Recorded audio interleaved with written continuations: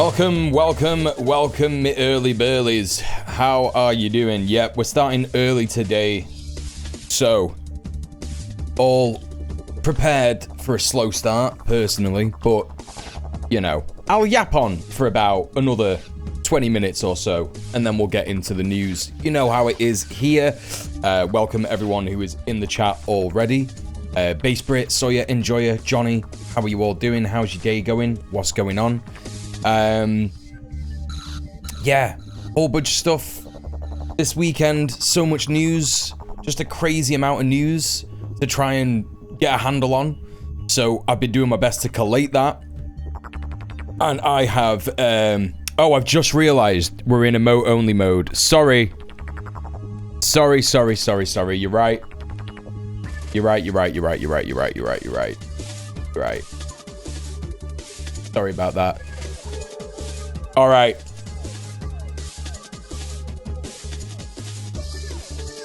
Feel free. You may speak, chatters. The only reason I did that is because obviously there's been some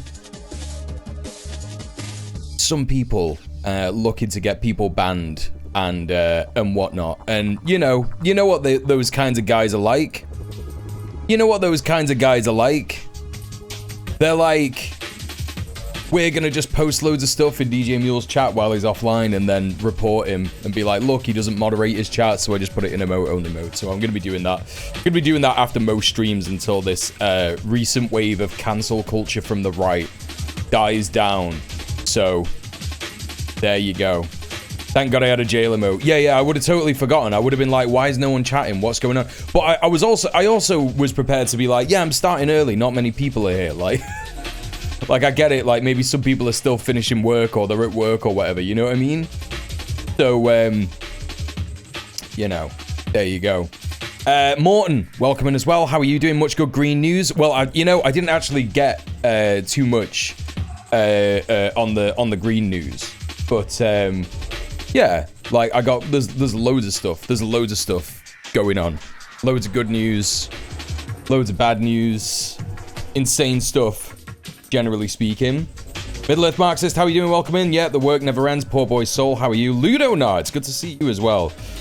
Morton says, I'll send you some. Yeah, I don't know if you're in the, whoa.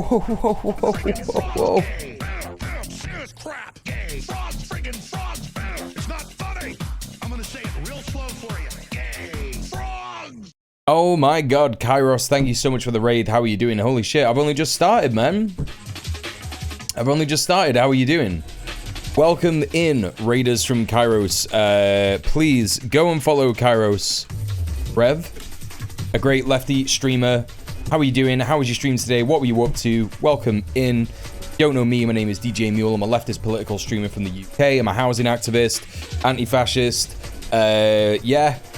All kinds of business, but mostly on the stream here we cover all kinds of news, geopolitics, US news, UK news from a anti-imperialist, communist, left-wing perspective, essentially.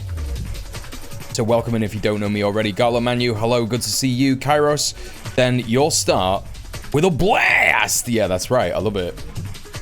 I love that emote. That's dope. Yeah, I hope you had a great stream. I wasn't really talking about anything in particular. I was just kind of rabbiting on with myself.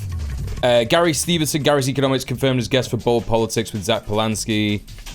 3 more Labour to Green Council defections today. Yo, no way.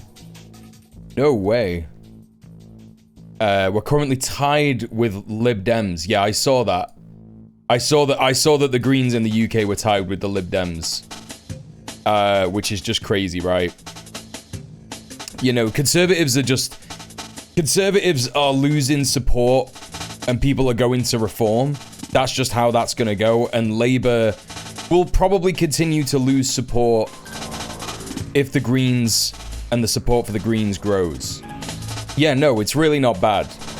To see the Greens get this much of a push, you know, the development since the last election is really what you need to be looking at here, to be honest. The Greens with getting 5.6 is obviously taking a bunch of that from Labour. I think a bunch of Labour voters will have gone to reform, and that's probably out of apathy. and the entirety of the Conservative vote will have gone to the Conservatives. You know what I mean? Labour are going to start violently punching left now. I think that that's already kind of started, but it's too late. And we're going to get into this.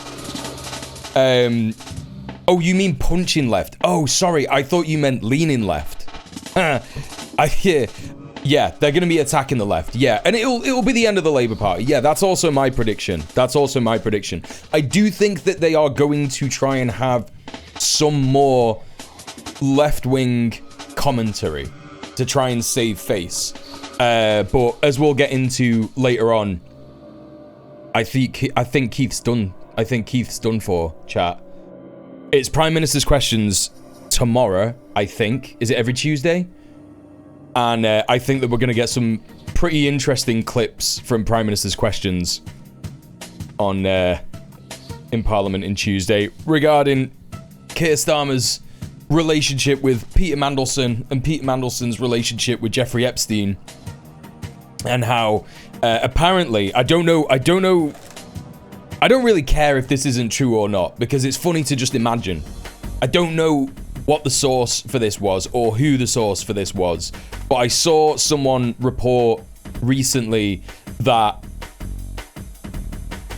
apparently Keir Starmer yelled at Morgan McSweeney this weekend, saying, "You're supposed to protect me!" Because they all knew that Mandelson was in bed with Epstein years ago, good friends with him, and they knew about his relationship. And it looks like they just made a calculated surgical move, now that the big boys are in the room, to just be like, yeah, he could be the ambassador to the US. You know? He could be the ambassador to the US. That's fine. It doesn't matter. I don't think anyone will find out. This is also interesting. Let's take a look at this. This is Chris Williams, so I don't know who this actually is. It'd be good if we could get like a source for this stuff, Morton. You know, kind of from the horse's mouth kind of stuff. But apparently, Farouk Chowdhury, Moin Quadri, and Victoria Hornby, Labour to Green Council defections today in Barking and Dagenham. So I wonder if we can get Labour councillors move to Green. See if there's any other. That was in July 2022. That was Equa. I know about Equa. He could bond with Trump over Epstein. Yeah, that's right. That's why they put him there. Chris Williams is the CEO of the Greens. Ah, I see. Okay, well, he would know. He would know them, wouldn't he? Yeah, that's fair enough. All right, well, I guess I'll follow him. CEO of the Greens, eh? Not very left, is it? Having a CEO? Get the Greens unionized. Yeah, so good stuff. Love that. Now, what's my weekend been saying? I hear you all asking desperately. You all want to know what my weekend was about. It was mostly just sitting in my pants playing Water Park Simulator and watching other lefty streams. Watching Marcus's stream, Struggle 4.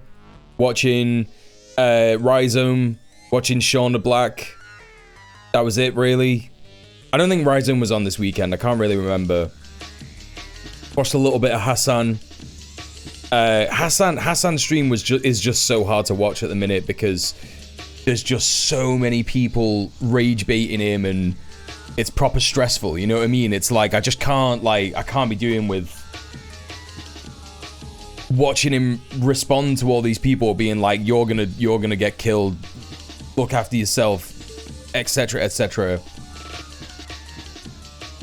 Rhizome was on yesterday. Gotcha. No, yeah, I wasn't watching streams last night after Red Planet. Obviously did Red Planet last night. What else was it now? What else? Went to see my partner. We had a nice takeout, Lebanese takeout. We had a big vegan tray of all kinds of goodies. It was tabbouleh, mutabal, What's the salad? I already said that, right? Tabbouleh? Yeah, tabbouleh, mutabah, hummus, some like secret Lebanese sauce that was proper nice. I don't even know what it was, but it kind of tasted like Thousand Island. I had some fried halloumi and some fried, I can't remember what they're called, mustawak or something. They're like cheese dumplings. God, they were good. Like halloumi and feta cheese dumplings. Holy shit, it was so good. So we did that and watched a bunch of stuff. We watched King of the Hill and we watched Smiling Friends. And just generally had like a great time. Hans' brother as well was there, as always. Legend. Had a great time with him. Hung out in the morning, drank some coffee. Came home, played more Water Park Simulator, did Red Planet. Red Planet was a good Red Planet show last night. Honestly, chat, I can't recommend my content enough.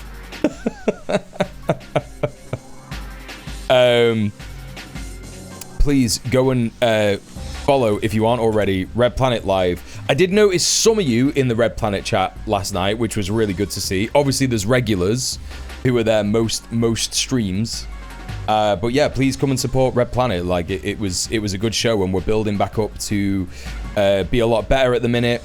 I think a lot of people are coming around to the way of thinking of, damn, a lot of these left-wing content creators just aren't really telling people what they should do or what they can do in the face of all this. And I'm hoping that that's going to bring some more people over to us. And then not necessarily to us. Like, you know, our mission is not to get bigger, just Red Planet. It's just, we just want people to go out there and organize in it. You know what I mean? So I hope that we can inspire some more people to do that. Grow an audience so that we can get a bigger message out there and tell people that that's what you got to do.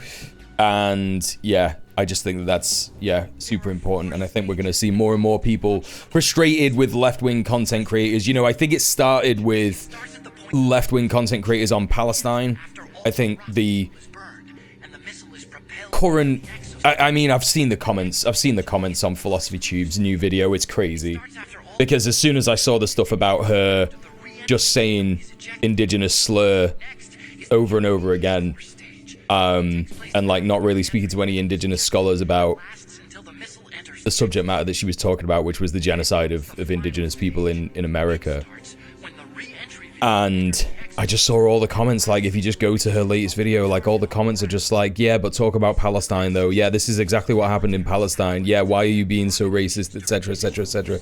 And I'm just like, I think people are pissed that their favorite creators aren't talking about this stuff, but I also think that people are pissed because their favorite creators aren't telling them what they can do about it. I think a lot of people are sat there in their gaffs, scared as fuck, going, oh my god, what is happening?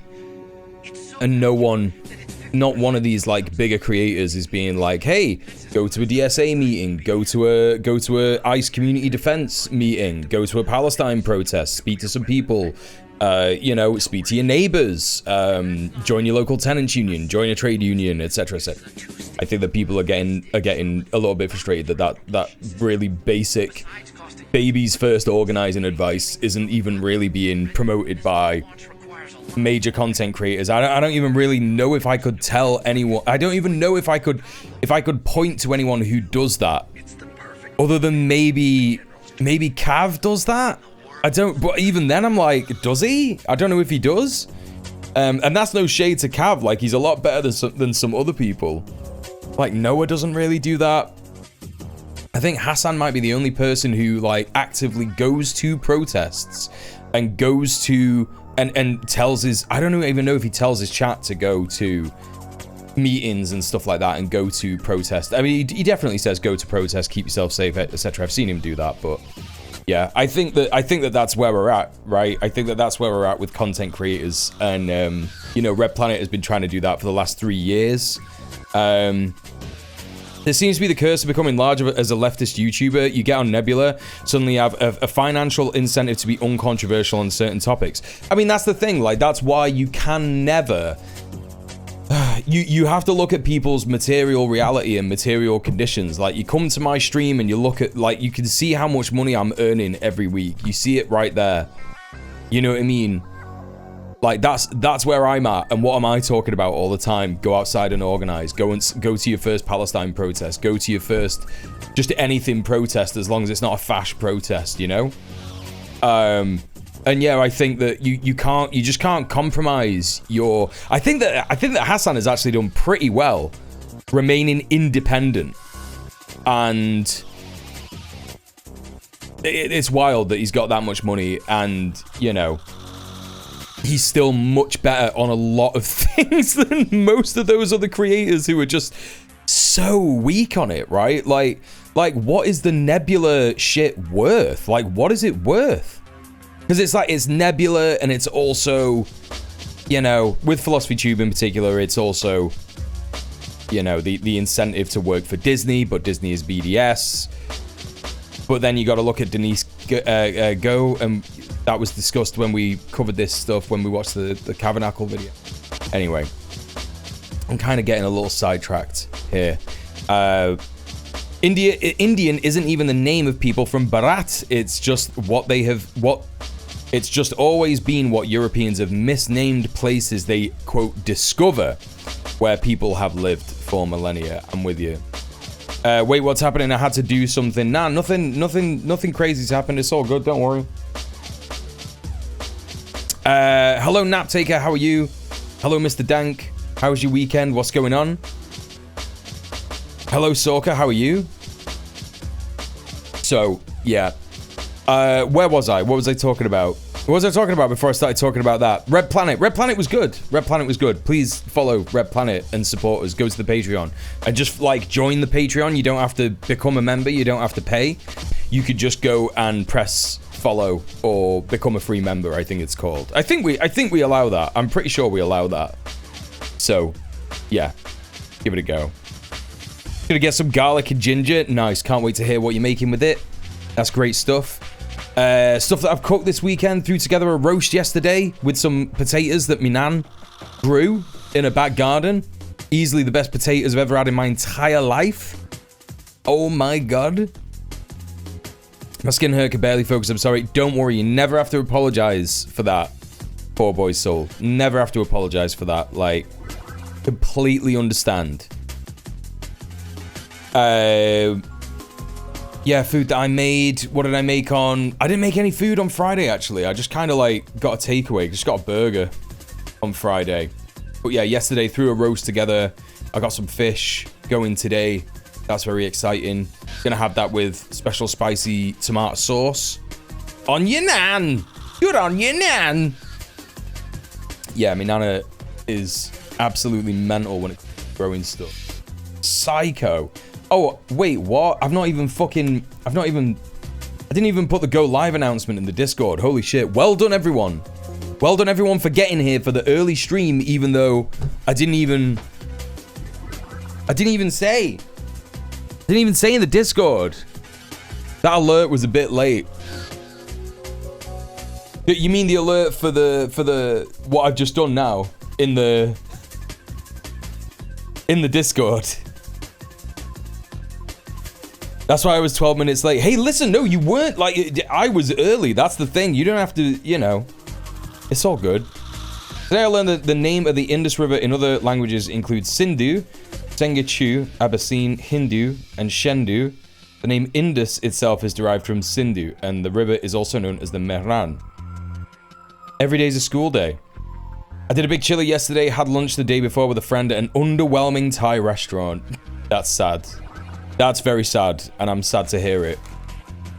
I got the Aldi knockoff Oreos today, chat. Fucking love this shit. I like crap.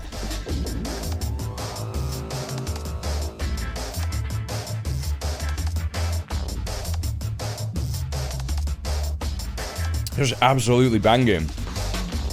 Hindu is an alteration of Sindhu. Right, gotcha.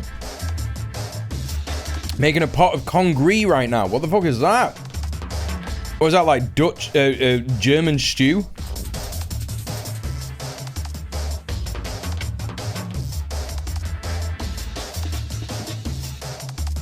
Okay. We got a lot of news to get through. So I'm going to try and get through it as fast as I can. All right? Hey, DJ, welcome in. Hello, Ninny, welcome in. Good to see you. Okay. I'm going to be trying to get through it as fast as I can because there's so much to get through. There is just... Oh, there is just so much to get through, honestly. It's absolutely fucking ridiculous. Right. Chat, we're starting with this. I'm going to take a punch from Mike Tyson. Whenever you're ready. Oh. Okay. Damn, that looked painful. Let's see that again. I'm going to take a punch from Mike Tyson. Whenever you're ready. Oh. Okay. Damn, that looked painful. Let's see it again. I'm going to take a punch from Mike Tyson. Whenever you're ready. Oh.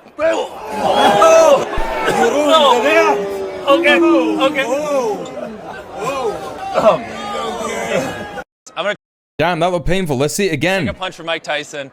Whenever you're ready. Oh. Okay.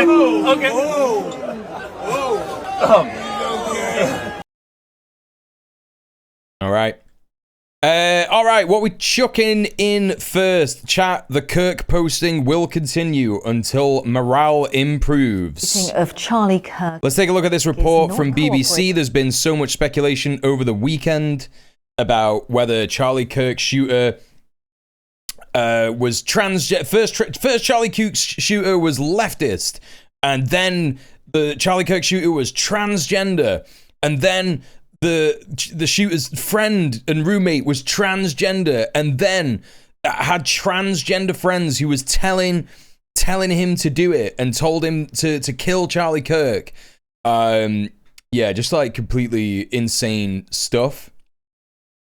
I think that one thing that we should all take as like a this is where we're at moment, like a watershed moment, where the US fascist administration is referring to trans people in the same way, describing trans people in the same way as cultural Bolshevism was being described by the Nazis. So Jews, essentially.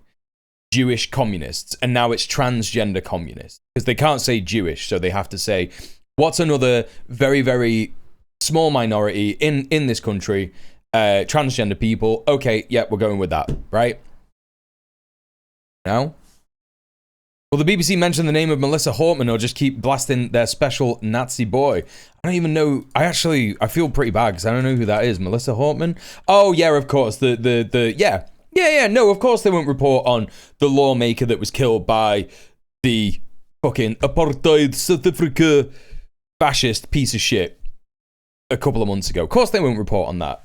I mean, they might have reported on it for like one day, and again, it was the same kind of stuff. It was like these evil communist transgenders shooting politicians all the time, and what are we going to do about it? As soon as people figured out that it was just some racist South African guy that owned a security company called Pretoria and all this business, they were just like, right, well, you know, mental health, yada yada yada. Anyway, it's a new news week, so let's crack on with that.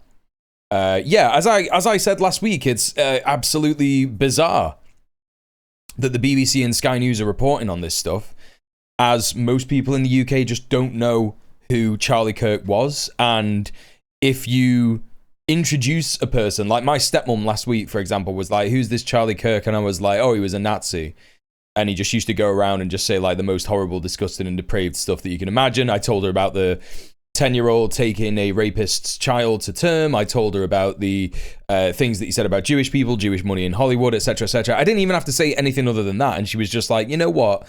If you've got nothing nice to say, don't say anything at all. Well, he won't be anymore, will he? He won't be. Oh! Now, the suspect in the deadly shooting of Charlie Kirk is not cooperating with authorities. That's according to Utah's Governor Spencer Cox. Over the weekend, Mr. Kirk's widow, Erica, gave a tearful address in which she Oh, this was fucking crazy. Chad, did you see the thing where she was showing off his embalmed body and like kissing his like gross dead embalmed hands and shit? Thanked first responders for their efforts. Hey, TTK. That her husband's voice will remain. Well, let's cross over to the United States to talk to Niall Stanage, who is the White House columnist for The Hill. And the death of Charlie Kirk continues to reverberate across the US. We're now hearing he's not cooperating with the investigation. What's the latest that we're hearing across the United States? Well, you mentioned Spencer Cox, the governor of Utah, who also said that the suspect in this case harbours leftist ideology, but then went on to add that the motivation precisely for the killing of Charlie Kirk is not clear. So that's where things stand in terms of the investigation. Of course, the suspect will be entitled to his day in court and to try to rebut any charges. More broadly, there has they forgot a button on it. What on his shirt? From President Trump and from others on the right to try to take punitive action against people who are perceived to be celebrating Kirk's demise online. Like, why aren't we calling this what it is? It's cancel culture. They're wanting to cancel people for free speech. Charlie was an advocate of free speech, except for when we weren't. We've decided to take from Charlie Kirk's death, Charlie Kirk, the free speech advocate. The free speech advocate who said it doesn't matter, you could just debate opinions. We're honouring him by cancelling, doxing, getting rid of everyone in the country who didn't like him. Because that's what free speech is all about, isn't it? That in itself that's what it is. Very controversial. That's what it is. Partly because of the United States free speech protections and partly because of the idea. Whoa, hang on a minute. Kirk's demise online. That in itself is very controversial, partly because of the United States free speech protections. I mean, at least they're saying it's controversial because most American people just think that. It is only the overwhelming amount of media class sycophant Trump fascist parrots that are saying, yeah, it's fine and good that this is happening and Charlie Kirk was a great guy. Obviously, the BBC is also complicit in that. Cancel your TV license today. The BBC is nothing but a genocidal manufacturing consent machine, atrocity propaganda, piece of shit, excuse of a news outlet. It is not impartial. It is completely far right. And it is pushing our country's opinions to the far right as well, and it needs to be ended. And the best way you can do that is by cancelling your TV license. If you don't have a TV, best way to do this is to just tell them that you don't have a TV. If you do have a TV, just tell them that you don't watch live recorded TV, and because that's kind of the whole reason that you need. So there you go. You can't be a Mormon and a leftist. It just doesn't work like that. The belief system is inherently conservative. I also think that that's the crazy thing that no one's really talking about. You've got a lot of people who are left-wing, and this is mostly happening online. Most people off the internet aren't really talking about it. I think that's really important to remember, chat. Most people who are just getting about their every day-to-day work life are just not talking about Charlie Kirk, unless they're in the USA and they've had their fucking job taken away from them because they made a stupid post, right? You know, if you just go out and just chill and just whatever, like there's so much speculation that happens online, and I think it's because people have an information addiction, right? People watch my stream to get the news, right? You watch my streams to get the news, to get a leftist political take on the news, and hang out with other leftists who are cool and, you know, share the same beliefs and stuff like that. And I think that when we have that information addiction and we are constantly speculating all the time, was this guy a leftist? Was this guy right-wing? Was this guy etc.? Was this guy yada, yada, yada? We can forget that these really polarizing ideas are just not really based in reality. Like, you know, even amongst all of us here in the chat, there are going to be some people who disagree with some ideas, who agree with some ideas, who disagree with other stuff, who agree with other stuff. And if you are just like a guy in Utah, like think about the Constitution of Utah, the people of Utah, what kind of people they are. It is overwhelming. It's like the whitest, isn't it the whitest state in the States or something? Is Utah the whitest state?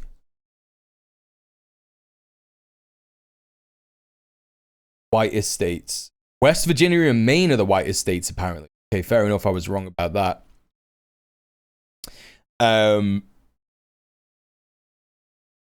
It's definitely up there if it's not. Well, I guess what I'm trying to say is that Utah is such a right-wing state in general, and it is obviously the Mormon capital of the world, isn't it? And so it just kind of makes sense that most regular people there are conservative by default. And I'm not saying that there's no leftists in Utah. There are leftists everywhere. And I think probably there are more apolitical people in Utah than any other kind. I think that's the case most places in the world, right? Most people just don't have the time to be able to absorb politics and look at politics and see what's going on. And if this guy spent a lot of time in his room, on his computer, getting involved in 4chan shit, playing video games, he could have ended up with just a really brain-poisoned attitude and irony-poisoned attitude towards the world. And also, there's probably an element of, if he is a Mormon right-winger and a gamer, they wanted Donald Trump, the next Donald Trump presidency, to be the one that makes their life better, but their life isn't better. Steve Bannon and Donald Trump capitalized on a lot of the extreme apathy and, worsening material conditions of young white people, young white men mostly, with Gamergate using that as a vehicle to elect Trump and all this kind of stuff. And those guys ultimately wanted to just feel better, right? They wanted to feel better, and they thought their guy getting in would make them feel better. But it didn't. And their life is getting worse, and things are getting more expensive. And they're like, hang on a minute. What do you mean? Like, the tariffs are going up. Why are you doing this tariff stuff? What's going on? Is Trump who he really is? Is Trump who he really says he is? What about the Epstein stuff? Yada, yada, yada. There's all these things that are going to happen, right? In this person's mind. And he might have seen Charlie Kirk as responsible for that because he's good friends with Trump. Who knows, right? Again, like, it could be far more nuanced and diverse than we could ever think of it possibly being. They're blaming his trans girlfriend, dumping him for radicalizing, and hate everything about everyone who gets to have their shitty opinion published in the mainstream. We just have to listen, like, when the mainstream media uses the word trans nowadays, we just have to think of it in the same way that the Nazis use the word Jews. We just have to think of it like that, because that's the way that they're talking about trans people. Transgender ideology is cultural Marxism, cultural Bolshevism. It's just that same shit, you know? And they often dual purpose it. They say transgender, communist, leftist ideals. It's the same stuff. Simultaneously, this elite power that is controlling the world somehow, and also very, very weak, and we should be able to do whatever we like with them, right?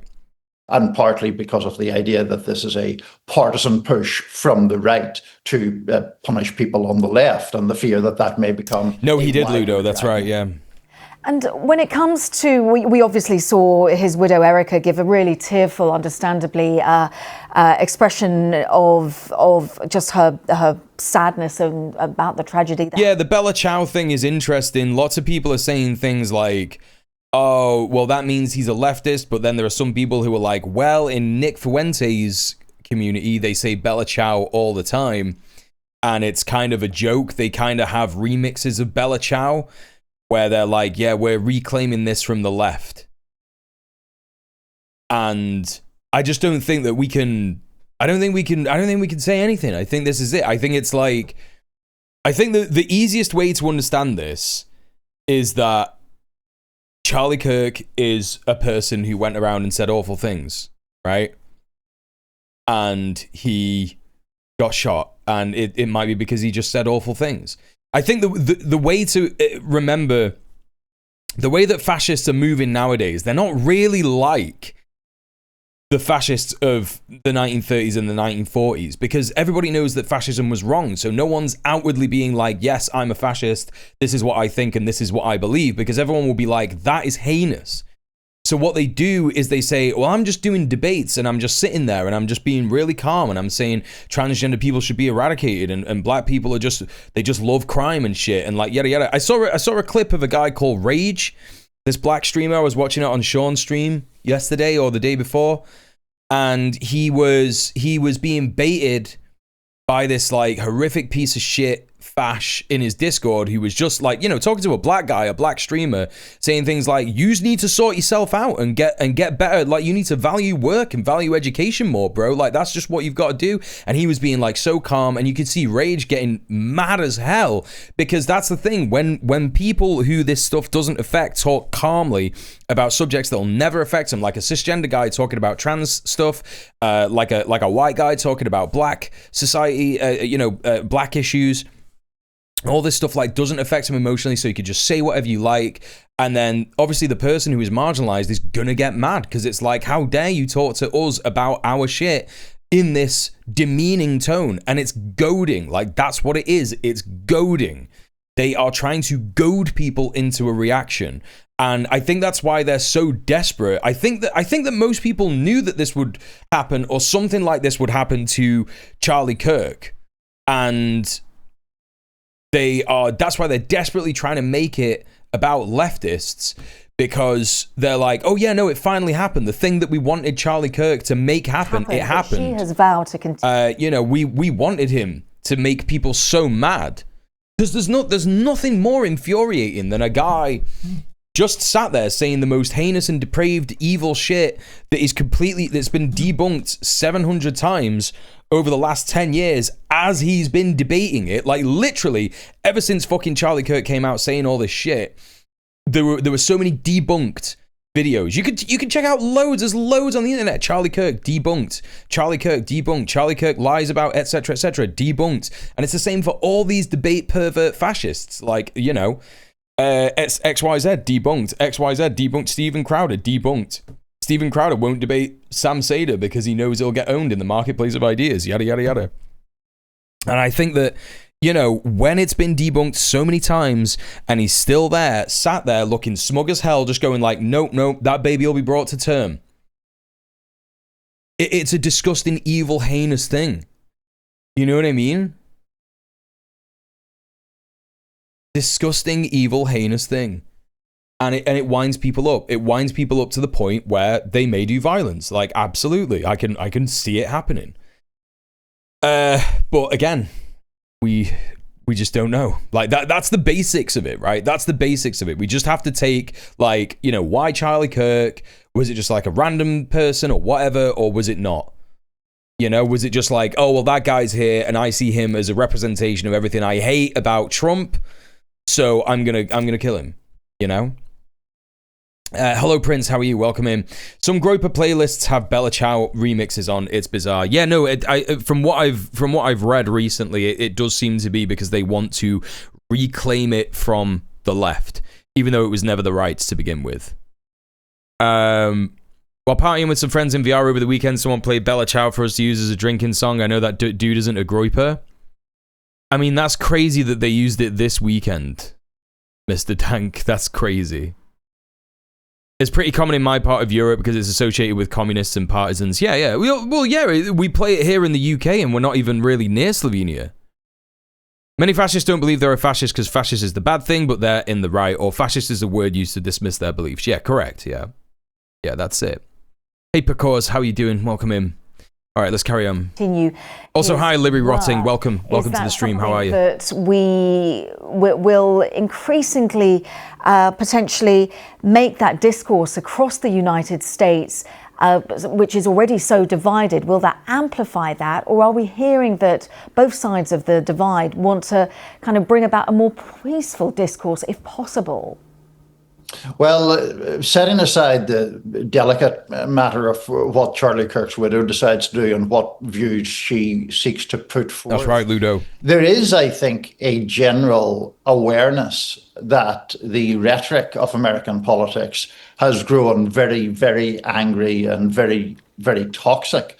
The question is what you do about it and how you do something about it. Hey, Doggo. How are you? upon those free speech protections. It's also worth noting that social media, Cassia, has received a lot of criticism, not so much just in the specifics of the Charlie Kirk killing, but in the idea that social media often takes advantage. Bella Chow is in Helldivers too. That's another thing that people have been saying, is that he was a big gamer, this guy. There was the up, down, or is it like up, right, down, down, down reference to Helldivers 2 on one of the bullets. Hi Soph, how are you doing? Soph, chat. I hear that Sophie's going to do a stream this week. And I think if you're not following her already, I think you should. And you should get ready for her to come back and blow us all away. One of her amazing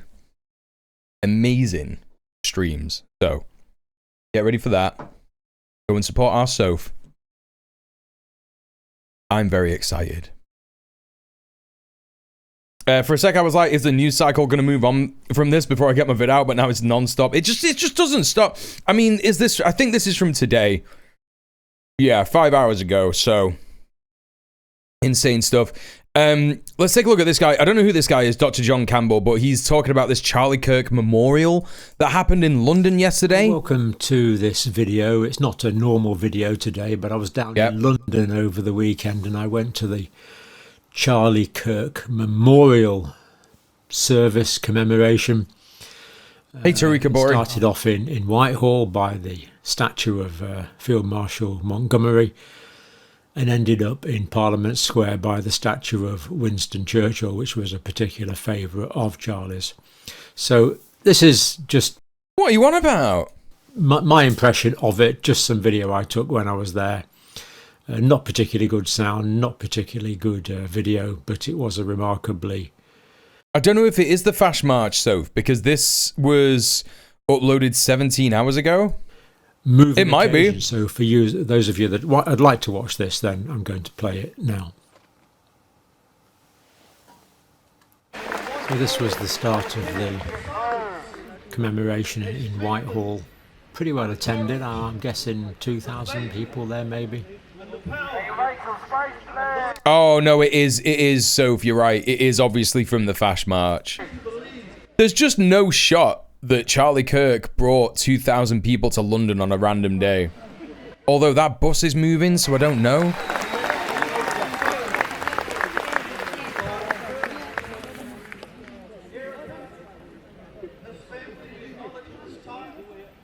Yeah, they want to distract you from Israel and us from Epstein. I think they want to distract everyone from everything. And I think they want to... Oh my God, there is nothing more embarrassing than British people wearing a fucking MAGA hat. Like, you cooks, you servile, like, literally love the empire, love that shit. It's just crazy, man. Oh my God, it is. Oh my God, it is a separate thing. It's not from the Fash March at all. It is it's an entirely separate thing.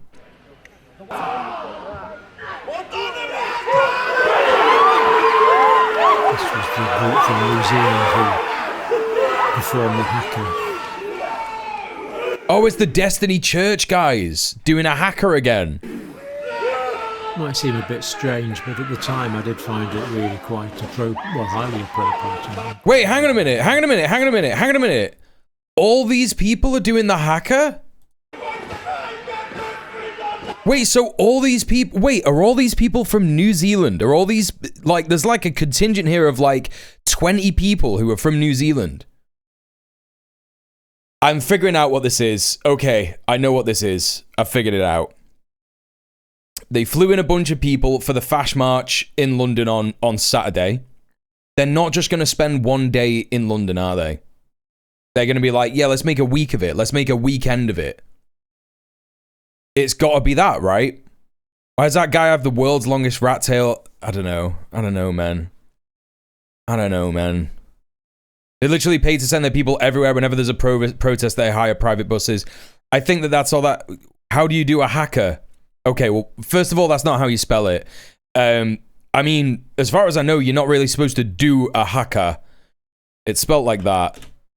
You're not really supposed to do a haka unless you're Maori. I don't know if that's true, but you just shouldn't like do one really if you don't know how to do it and you're Pakeha, which is white. But there's like a bunch of people here. Yeah, haka, like I put in the chat, yeah. There's like a bunch of people here who are from New Zealand, so it makes complete sense. I'm like looking at these people and I'm like, there's a guy with a MAGA hat on. Is that person British? Are they American? Did they fly Americans here? Right? Haka, and you don't unless you've received proper kapa haka instruction and know when, where, and how to do it properly. Right, exactly. There you go. Middle-earth Marxist there. You could do one if you're not Maori. The All Blacks do it. Well, I think that those white people doing it are related to what Middle-earth Marxists said. Yeah, they've been properly instructed, the All Blacks, yeah.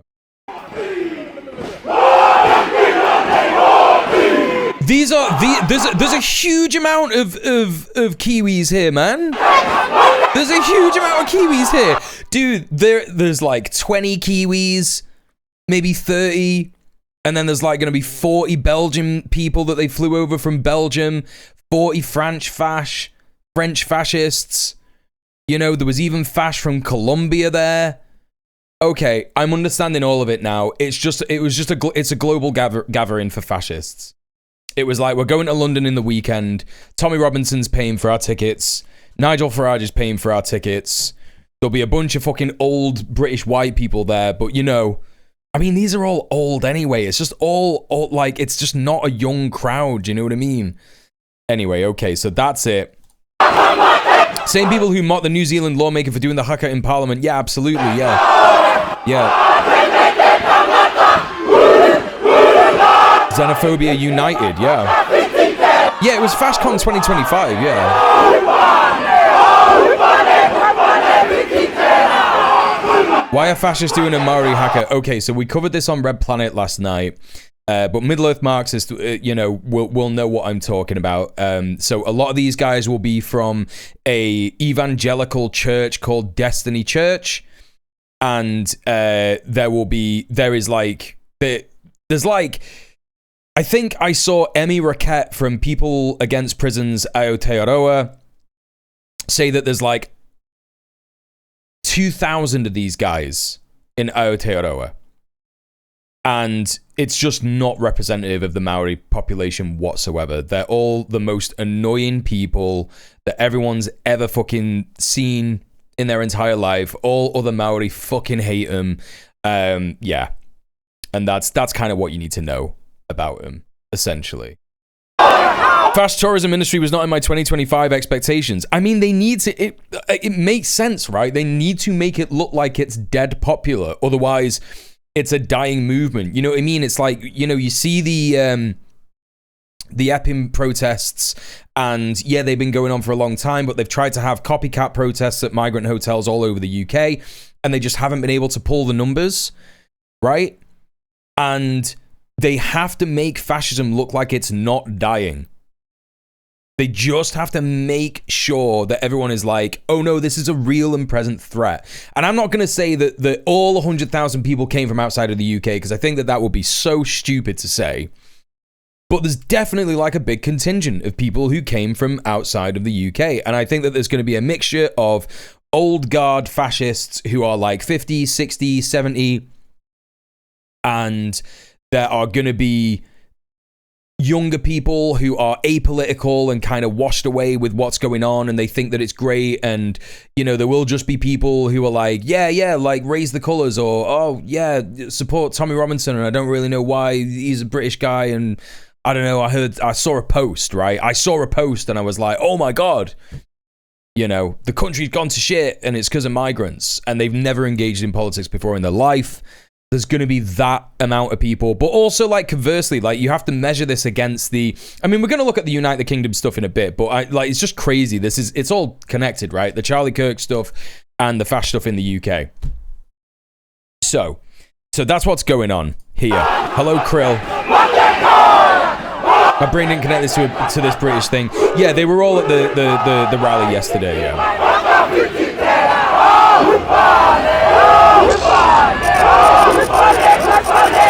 Oh, Krill with the... Whoa! Krill with the 50 squiddly diddlies. Holy shit. Thank you so much for supporting the stream. Thank you so much for subbing off Twitch. My God, we have hit the halfway dono goal for the sub goal and for the dono goal. Holy shit. Well done, everybody. Thank you so much for supporting the stream. Thank you so much for looking after me. I really appreciate you. Thank you for paying me bills and paying me rent. You know what I mean? Crazy shit. Thank you, thank you, thank you, thank you. What that means, chat, is that this Thursday after the stream, we are going to be watching a double bill of The Big Short, which is the serious, you know, film that we're going to have to pay attention to and be like, oh, yes, very interesting. Yes, leftist analysis, yes. But then after that, we're going to watch the classic anime Akira, which is also a pretty leftist film. But it's one that you can kind of look at and be like, fucking sick, this, mate. So that's what we're going to be doing in the Discord after Thursday's stream. So I'll remind you every day that we're going to be doing that, just so you don't forget. So come to the stream, get reminded, and then get in the Discord. If you're not in the Discord, please make sure you get into the Discord and follow the rules, follow the steps to get approved into the Discord, and then you'll be able to join us for the movie night. So there you go. Thank you so much. Really appreciate it. I don't know how long I've got until an ad. We got 9 minutes until the next ad. Chat, please consider supporting me. Please consider subbing off Twitch. Please consider subscribing on Twitch. Obviously, we have the rest of the subscriber goal to go. If we get to 80 subs this month, we will be doing a DJ stream. So that means next month there'll be a bonus stream and I'll be spinning some tunes, some jungle, drum and bass, dubstep. And if we get to the £400 for the dono goal, that means that we will be unlocking a gaming stream with me, Aslan, Murphy, and Goblin Hugger playing Peak together. I mean, hopefully that'll happen. We'll try and organize it at some point. It might happen next month. It might not. We'll have to figure it out. But yeah, that's what we got. So please consider subbing off Twitch via the Streamlabs link in the chat or subscribing on Twitch. There's still a discount in September. I think it's like a 25% discount or maybe 30% discount for subs. So please consider doing that. And also, if you can't afford to support me, don't worry about it. We don't shame anyone for anything like that in this community. Obviously, we're a class-conscious community, and we understand that everyone is in a different position. You can help me by going to the promo tweets. You could go to the promo tweet, you could go to the Blue Sky post, and you can repost or interact with those, and that'll boost it in the algorithm on Twitter, so more people will be aware of the stream, that it exists, and maybe come in and help me out. Or, you know, it means that more people will see it on Blue Sky, and that'll be the same as well. So, what else? You can also go to my YouTube channel, help me out on my new video. And also, you could go to the VODs channel and check out some VODs and help me on that as well. And that will be really good. It's good for you. It's good for you to do it. I promise. It will feel great. All right. Thank you so much, Krill. Really appreciate that. Thank you for the dono. Amazing stuff. Okay. Right. Let's crack on with this.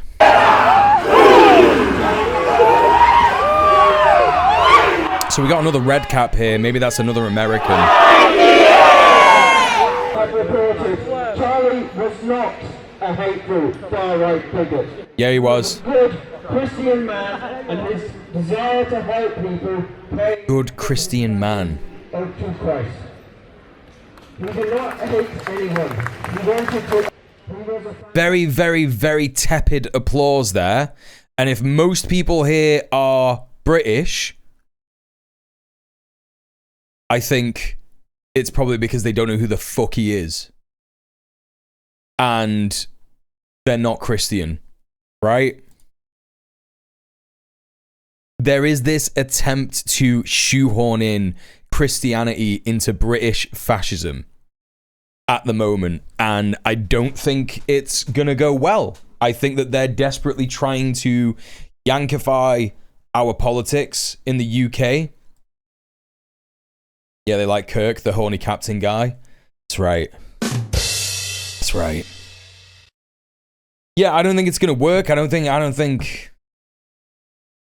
that British fascists are gonna be cool with religion because they are all so anti-religion. So I think that's why there was a very tepid applause there. I think most people just don't know who he is. I think that a lot of people here are just like, they probably watch the Sky News coverage and the BBC News coverage and they've gone, yeah, we should probably go to this. And then maybe a couple of people have been like, wait, why is the speaker saying that he's not a far-right bigot? Why are they making such a thing about him not being a far-right bigot? I don't get it. Why do they keep saying that? Why do they keep saying he definitely wasn't a Nazi? Oh, CEO of Turning Point UK there. Very good speeches.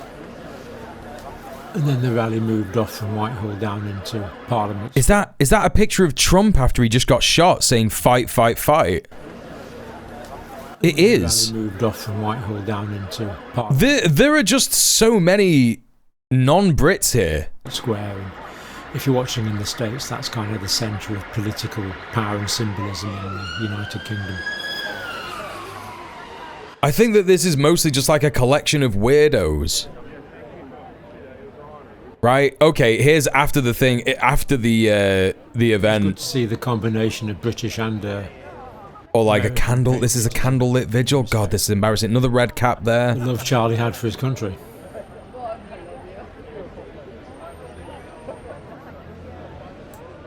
I'm not a Nazi t-shirt creating many questions answered by the shirt, right? Hey Zinixie, how are you? Yeah, you can do one as well. You do just so Cool. you know, yeah. Thank you. They say it because where they're at right now isn't far enough right for where they really like to be. Conversations with some... Wait, what do you mean? Really quite lovely people there. Quite a moving event altogether. I'm good, thanks. How many American expats are here? Yeah, a bunch, for sure. There's already, like, quite a large contingent of American expats in London anyway. And American tourists are often going to London because they're like, we get to see the Queen. Get to see the castles. This is the motherland. And I think really a lot of American conservatives do love the monarchy. And they think... they say that they're not far right because to them it's even further right. Oh, no. Yeah, of course. That's why they're saying it. Yeah. Yeah, they want to normalize Charlie Kirk and wash and launder his reputation, rehabilitate his image. The Queen no more. Oh yeah, she's dead, isn't she? She's dead. Recycling their Charlie Hebdo signs. Yeah, that's right. Je suis Charlie. Alright, anything interesting happen here? Does anything actually... My Savior God to thee. How great thou art. How great thou art. There's gotta be like a lot of churches here, man. Like a lot of weird fucking churches here. This just straight away, this whole vibe is like weird freak evangelical church. We gotta find out where these churches are coming from, chat, because it's just not normal for the UK whatsoever. You know what I mean? And take me home, for joy shall fill my heart. What even is this? Like, what even is this tune? It seems that most of the young people are affiliated with churches or some shit. This is the Winston Churchill statue in London.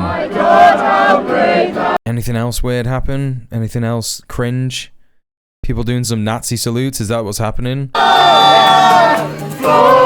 river, flow, flood the nations with grace and mercy. Send forth your word, Lord, and let there be light. These are like mad, weird church loser guys. It's so odd. Is that Nick Tenconi? Is that Nick Tenconi?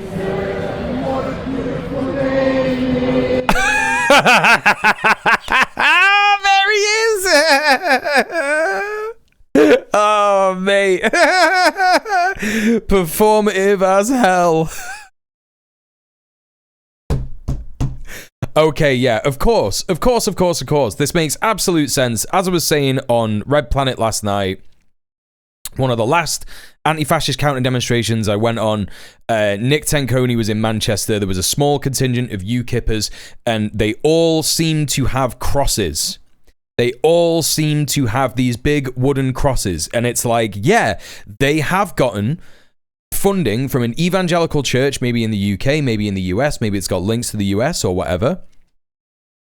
And they are like, yeah, you can have our money, but you have to use big crosses. You have to be more Christian. You have to have more of a Christian message. And that's why now Nick Tenconi, everywhere he's going, he's got a fucking a cross on. And I guess that's what their whole shtick is. And I guess this is a UKIP related event. Hi, Emmy. How are you doing? Welcome in. Good to see you. Hello, Beanie Gaby. Good to see you as well. And hello, Eric the Red. Welcome in. How great thou art. Couldn't sing to save their lives. Yeah, it's bad. It's bad stuff. Oh, this is so funny. He doesn't even like him. He's just like in his head, he's just like, I should look at this for a bit. I should look at this and seem morose for a bit. Oh, I've got to see him on that video again. Can I find it? Nick Tenconi, Charlie Kirk.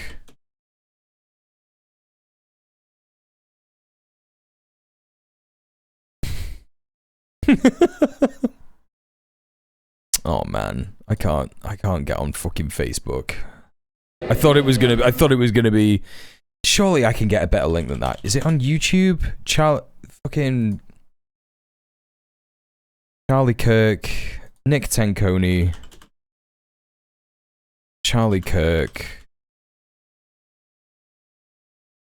Oh, where's Nick's video? We saw it on the stream on Thursday. It can't have just been on Twitter. Maybe it was. All right. Well, there's nothing really to learn from this video. Who is this freak who's made this video? I just came across this guy today. Yeah. I do think Charlie would have found it appropriate. He must have known his life was in danger. He did know his life was in danger. I don't know, man. He probably would have worn a bulletproof vest if he didn't know that. No greater love can a man have than this, than he would lay down his life for his friends. What do you mean? Who are you? Who are you, bro? 3 million subscribers?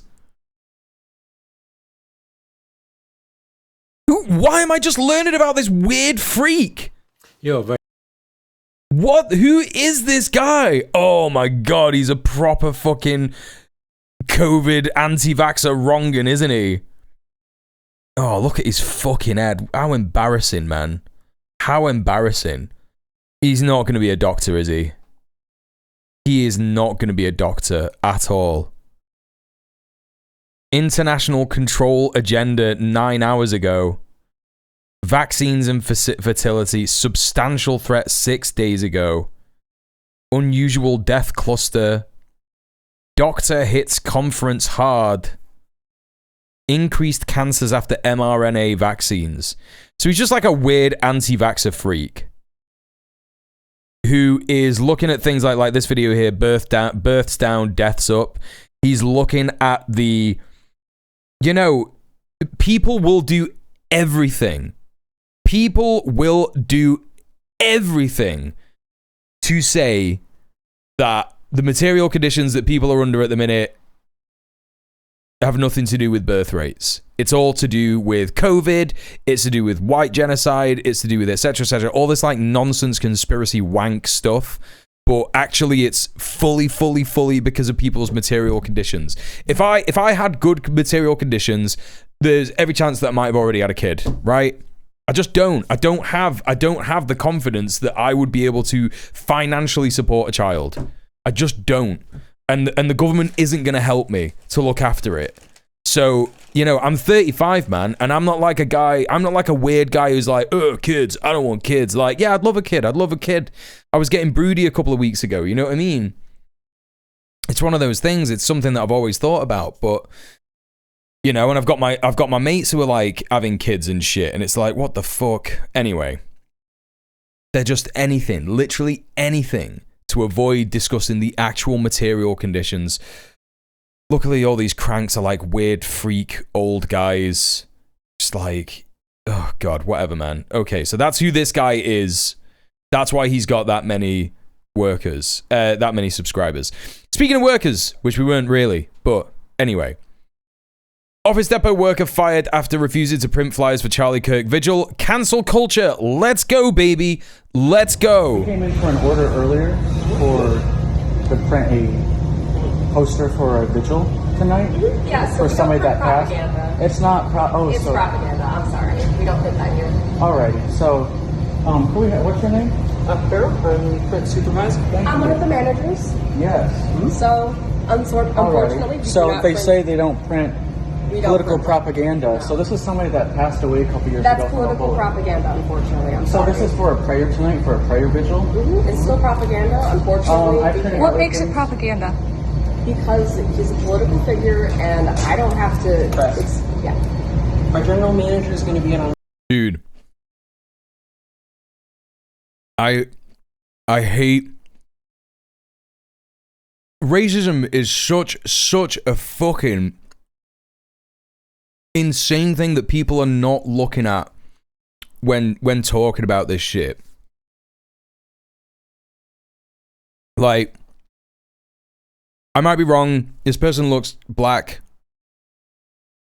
And, you know, there's a couple of, like, other racialized people in this job. Most working class people, you know, most marginalized people are working class, right? And I just think that this vibe of a white guy going into a fucking home, what is it, an Office Depot, this place? And saying to, like, I don't know, even if she's not black, like, saying to people in this Office Depot, like, yo, can you print this image of this Nazi who said things like the Jews control all the money in Hollywood, who said things like the Jews control the deep state, who said things like black people, like, yada yada. We all know the things he said, right? And these people, these working people in this shop are like, no, bro, we're not doing it. And so he's like, right, well, we're going to get you fired. Right, well, we're going to get you fired. Like, that's what's happening here. This guy's asking for this person's name and shit. Cool, cancel culture, let's go. I don't know who this is, Mike Zero, not a clue. Not a clue who this is, just a random person I found on YouTube. Tom Hanks just got banned over mocking Charlie Kirk. I don't know if this is true. Let's take a look. It's 9 minutes. Charlie Kirk said execution should be televised. Yeah. Also, hi, Zero Dover. Now, there is one certain thing coming out of what happened on September 10th to Charlie Kirk when he was assassinated by this terrible human being that I don't even want to name anymore. He doesn't deserve the recognition. But one thing about all of this... Why not, dude? Just say his name. ...is that we are seeing a lot of those in the media, a lot of those in the film industry, the music... That's crazy that you just want to, like, gloss over the killer now that you found out he's just, like, an apolitical, weird, irony-pilled white guy. That's crazy, dude. Industry, many celebrities out there coming out of the woodwork saying terrible things about Charlie Kirk, either mocking... What are they saying, dude? What are they saying? What are the terrible things that they're saying about politicizing what happened, your boy, or just outright turning it into a Trump rant and or tirade because of what happened to Charlie Kirk? And this is just the beginning. I feel. I think that things are going to begin to get even worse over time. But one thing that we know about right now has a lot. Yeah, politicizing it. They're politicizing it. Yeah. That's what they're doing. People are politicizing it. This is Mike Zero. Subscribe if you're new and like this video to see future updates. No, I won't. You can also follow me at Mike01. I thank you also very much Not gonna do that. kind support. Now, we already know that Tom Hanks started to politicize everything that happened to Charlie Kirk and really pinned it on President Trump, Trump supporters, MAGA, show us. That, all this nonsense that is so tiresome and exhausting. Hey, Apple Coming Chips. from all these celebrities like Tom Hanks that people, quite frankly, are just tired of and really just don't even want to support anymore. Now, we know that Tom Hanks, via SNL, via NBC, used that as a platform to mock Trump supporters months ago. I believe it was back in January of this year. Correct me if I'm wrong. And however, there's a lot of things going on right now. Tom Hanks is facing... Show us the thing! Show us what he said! there's no doubt about it that people after he... Dude, I don't want to hear you talk shit. I just want to see what Tom Hanks said. Kirk's death by pinning it on President Trump and Trump supporters. Bro, what is going on? What is happening here? Damn, I got spotted. This isn't you, Zero Dobar. And as a result of that, NBC executives recently made a very bold and strong move that was universally... Chat, what is happening here? Just show me the thing that he said, you fucking freak. About the Charlie Kirk situation and how he ultimately politicized bold of this guy to call anyone tiresome. Furious over the decision and the call coming from the up and up over at NBC, and also how Lorne Michaels was forced to make that call. Right, am I gonna see like a tweet, or am I gonna see like anything air on that pulled over by cops on the road making you called me out earlier. Yeah. Comments to the officer. Enjoy your lurk away. Decided to cancel this entire comedy bit. And another parody of Trump supporters that Hanks was supposed to do that was all Hanks, and how he pulled up an arm. Hanks, as it turns out, was geared to make 4... This is fucking absolutely barren and dead, chat. This is like insane. Like, is there anything else about like Tom Hanks, Charlie Kirk? Tom Hanks got back. It's just this guy. Trump goes after Tom Hanks in New Truth Social post. This is on MSNBC News.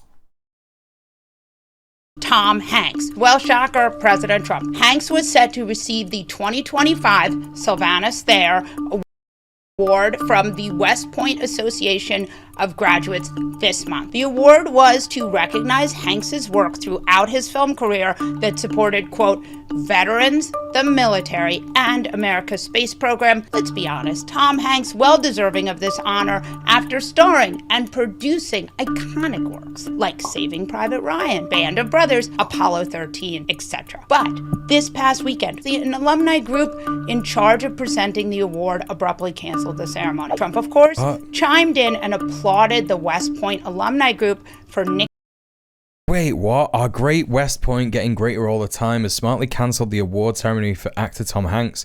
Important move. We don't need destructive woke recipients getting our cherished American awards. Hopefully the Academy Awards and other fake award shows will review their standards and practices in the name of fairness and justice. Watch their dead ratings surge. The ceremony saying, we don't need destructive woke recipients getting our cherished American awards. Here we go again with woke. What does that even mean? The word has become empty slang for anything and anyone that offends conservatives. So it's nothing to do with Charlie Kirk. That guy just made like one of the most absurd Charlie Kirk related clickbait nightmare videos of all time. Just waffling on about nothing. Thank you, Emmy. I will hydrate. All right, let's take a look at something else. All right, chat. You know what time it is. It's Rumble time. It's Rumble time. So let's get ready. Let's get ready for Benny. Let's get ready for Benny. Yeah. Get on Grindr when your wife goes away. Yeah. I'm all those femboys, bro. Yeah. Charlie Kirk has had a profound effect on a spiritual sense. I believe that we are living through a great awakening and a revival in this country, but also from a political sense, it has stiffened the spines of the feckless and weak Republican Party that is typically as frail as wet paper towels. We are starting to see who is he talking about? Law enforcement and in the political arena step up and say enough with the political violence, enough with political extremism. We must thank you, Morton. Appreciate that. Hello, Blue Vixen. The elements of our society that are celebrating this death, that are encouraging. Yeah, Benny's got a weak spine from the poundings he takes. Yeah, when his wife is away. Yeah, that's right. Yeah. And we now must understand what time it is. It's a beautiful thing. I've been speaking with the FBI quite regularly on this case. No, you haven't. They're telling me that we are going to see everything. The FBI assures me that we will. What do you mean? Wait. Is he talking about a quote that he's seen or something? The FBI sources assure me. No, he's saying that he's speaking to the FBI. Chat, what the fuck is happening, man? Are encouraging more Kash Patel just ringing up Benny Johnson to be like, hey, dude, just giving you an update. What are you talking about? What are you talking about, bro? His dad works at the FBI store. Given the Groypers are in the FBI now, he might be serious. He does look like someone who wants to be a Fed but isn't qualified. True. And we now his uncle in the FBI. What time it is. It's a beautiful thing. I've been speaking with the FBI quite regularly on this case. No, you haven't. They're telling me that what do you mean, bro? Everything. The FBI assures me that we will know everything about the dark internet history chats and affiliations of Kirk's left-wing political assassin. They're trying to call him right-wing, something we're going to talk about in just a second. The source then alluded. Oh, so this is yesterday. This is like fucking midnight UK time here. Yesterday, he's still posting, being like, "No, he's definitely left wing. He's definitely left wing." Krill, thank you so much for gifting a sub to Zenixi. Zenixi, enjoy your ad-free viewing. Enjoy your emotes. Thank you so much, Krill. Appreciate you. To delete or destroy evidence. Get ready. We know who they are. We have everything. We are focused. The radicalization element. The truth will not be hidden, buried, or classified. The public will know. So here's what we know. I mean, that could just be true, right? The FBI could just be like, Robinson is here's our line. Extremist left-winger. That he's a Reddit kid. That he's someone who lived with his I love this. I was rewatching the VOD from Wednesday when the day that this happened, the day that Kirk got shot, and we were looking at it in the chat. And the BBC was citing Donald Trump as a source as to whether Charlie Kirk had died in hospital or not. And I knew at that point, I knew that shit was about to go mental mode with the media. Because I was like, if the BBC is using Donald Trump as a source, he's definitely not in the hospital with him. Donald Trump has not flown to Utah in the space of like an hour to go and like sit with Charlie Kirk while he dies. That's not happened, right? It's just not happened. You know, maybe his wife phoned Donald Trump, maybe, but they're not saying that that's what's happened. No, it was insane that Trump being like he's dead was insane. Like that was crazy. You know? I'm just like, what is happening? What is happening, man? And now the line that all these fash are going with is sources tell me. Sources tell me. My source reports. My sources tell me. My sources in the FBI tell me. Individuals in the FBI have told me. Like, mental. Absolutely mental. Is there any reliable source for the roommate actually being trans? No, they're just saying it. They're just saying it. The only thing that has come out that people are using as an excuse to say that his roommate was trans or is trans is there was a picture of his roommate in like a hoodie and they have like a filter on, like a Catboy filter on. And it's like, you could be a cisgender Catboy, Catgirl. You could do that. That happens all the time. No, absolutely, Emmy. It's an absolutely terrifying time to be trans. And again, I'll say it again. I'll keep saying it since this was something that someone mentioned to me. I think I saw it on Twitter, actually, and it was a really good take. You just have to think now, whenever they use the word trans in the media or anything like that, they're using it in the same way that Hitler used the word Jews. They're just doing that. That's just what's happening, right? Hey, Husker, how are you doing? Welcome in. Can't wait for Trump to be like the late great Charlie Hebdo Manson, whatever the guy's name was. He brushed it off pretty quickly recently. Some neighbor was like, yeah, roommate walked weird and dressed in all black, so definitely a trans. Yeah, cool. Yeah, normal shit. Pic could be taken as a joke, literally a college student. Yeah, exactly. It's just insane bullshit. Transgender boyfriend, who is a male transitioning to female, that he scrawled political iconography on his bullets that was Antifa and also LGBT. Benny boy. Benny. What is it with Republican fascist queer guys? they're just so dumb. They say the dumbest shit. I know that Nick Fuentes is famously a homo-fascist, right? I know that Nick Fuentes is famously a homo-fascist, and some of the things that he says, like, he's the most, like, I guess, together of all of them. He has the line, and he sticks with it, and he's like, whatever, yeah, I do it for the memes. I fuck men for the memes kind of thing, right? And obviously, Benny Johnson is completely closeted, you know, but it's like Dave Rubin. Dave Rubin is so dumb. Like, the things he says are just, like, so dumb. And Benny Johnson, like, the way that he framed that then, it's just so stupid. He's like, yeah, LGBT messaging on the bullets and Antifa messaging on the bullets.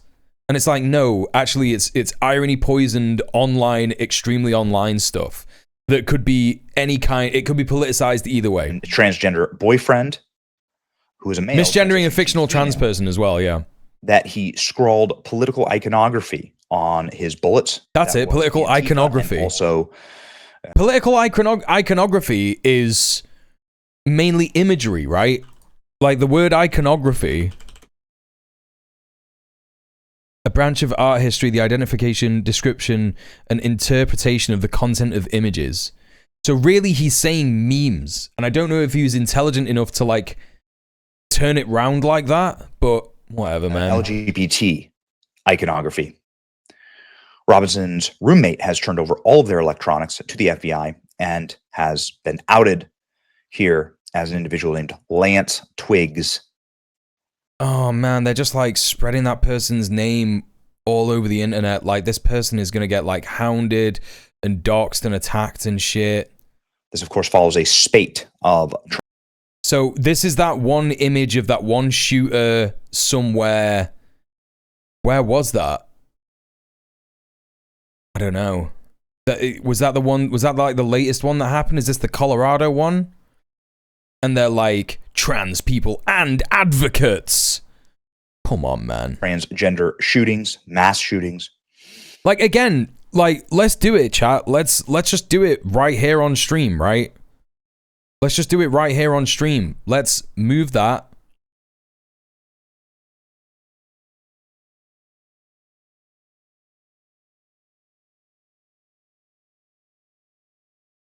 Right? If you just take that, I'm not going to write it because I feel like someone's going to clip chimp me or some shit, because people are doing all kinds of insane things at the minute, and especially considering I'm a pro-Palestinian streamer, I'm not going to write the word Jews, but like, if you just put like Jewish people there, like Charlie Kirk assassination, latest shooting committed by Jewish people and advocates, right? And the reason why it hits different, the reason why I'm trying to exemplify this is because we've been so... Krill, thank you so much for gifting a sub to Emmy Faye. 106 gifted subs. Thank you so much. Thank you. Enjoy your ad-free viewing. Emmy, we got some cool new emotes at the minute. Well, so enjoy those. Look, you know, the reason why I'm doing that is because I don't think because we're so desensitized to hearing the right talk about trans people. We're blasted with it all the time. It's like a shock doctrine, right? You're just hearing the word transgender all the time. Trans ideology, transgender, transgenderism, trans ideology. And it's like we're desensitized to it. We have to imagine, like, that is what they are doing. That is what they are trying to do to us. The desensitization is the point. Because the more and more you hear it, the more and more you're like, God, that's so fucking annoying. I don't want to hear about it anymore. And it makes you think about it less. But we absolutely need to be thinking about it more and more and more. Trans people are so fucking endangered right now, literally. Like, it is so fucking... They are trying to create a scapegoat in the same way that Jewish people were a scapegoat for, you know, Weimar Germany and shit like that, right? We just cannot allow it to happen. We cannot allow this shit to be normalized. It's like a hyper normalization of, you know, just in the news, like people discussing trans people without ever speaking to any trans people. There's literally been like no trans people on the news in the UK ever. It's crazy. The fucking BBC puts out like there was that 1 year where in 1 month they put out like fucking 4 articles a day on trans people. And they never spoke to one fucking trans person ever, right? We cannot allow it to happen. We just cannot allow it to be this fucking normal to just be like, trans people are shooting people and they're advocates. Like, dude played video games. In the 90s, it would have been like evil video games and their advocates are killing people. And obviously that's like a bit better, really. I would much prefer video games to be blamed than trans people, honestly. And I say that as a fucking gamer, right?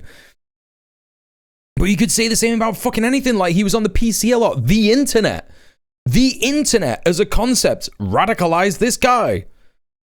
D&D scare, exactly. All this like nonsense. It's just nonsense shit. All been deadly and horrible. Anything except being like, yeah, nah, people's material conditions and mental health in the Imperial core is very bad and very shit, and we need to address that. And also, we need gun control. Like, you shouldn't just be able to walk into Walmart and buy a fucking gun. Committed by trans people and advocates.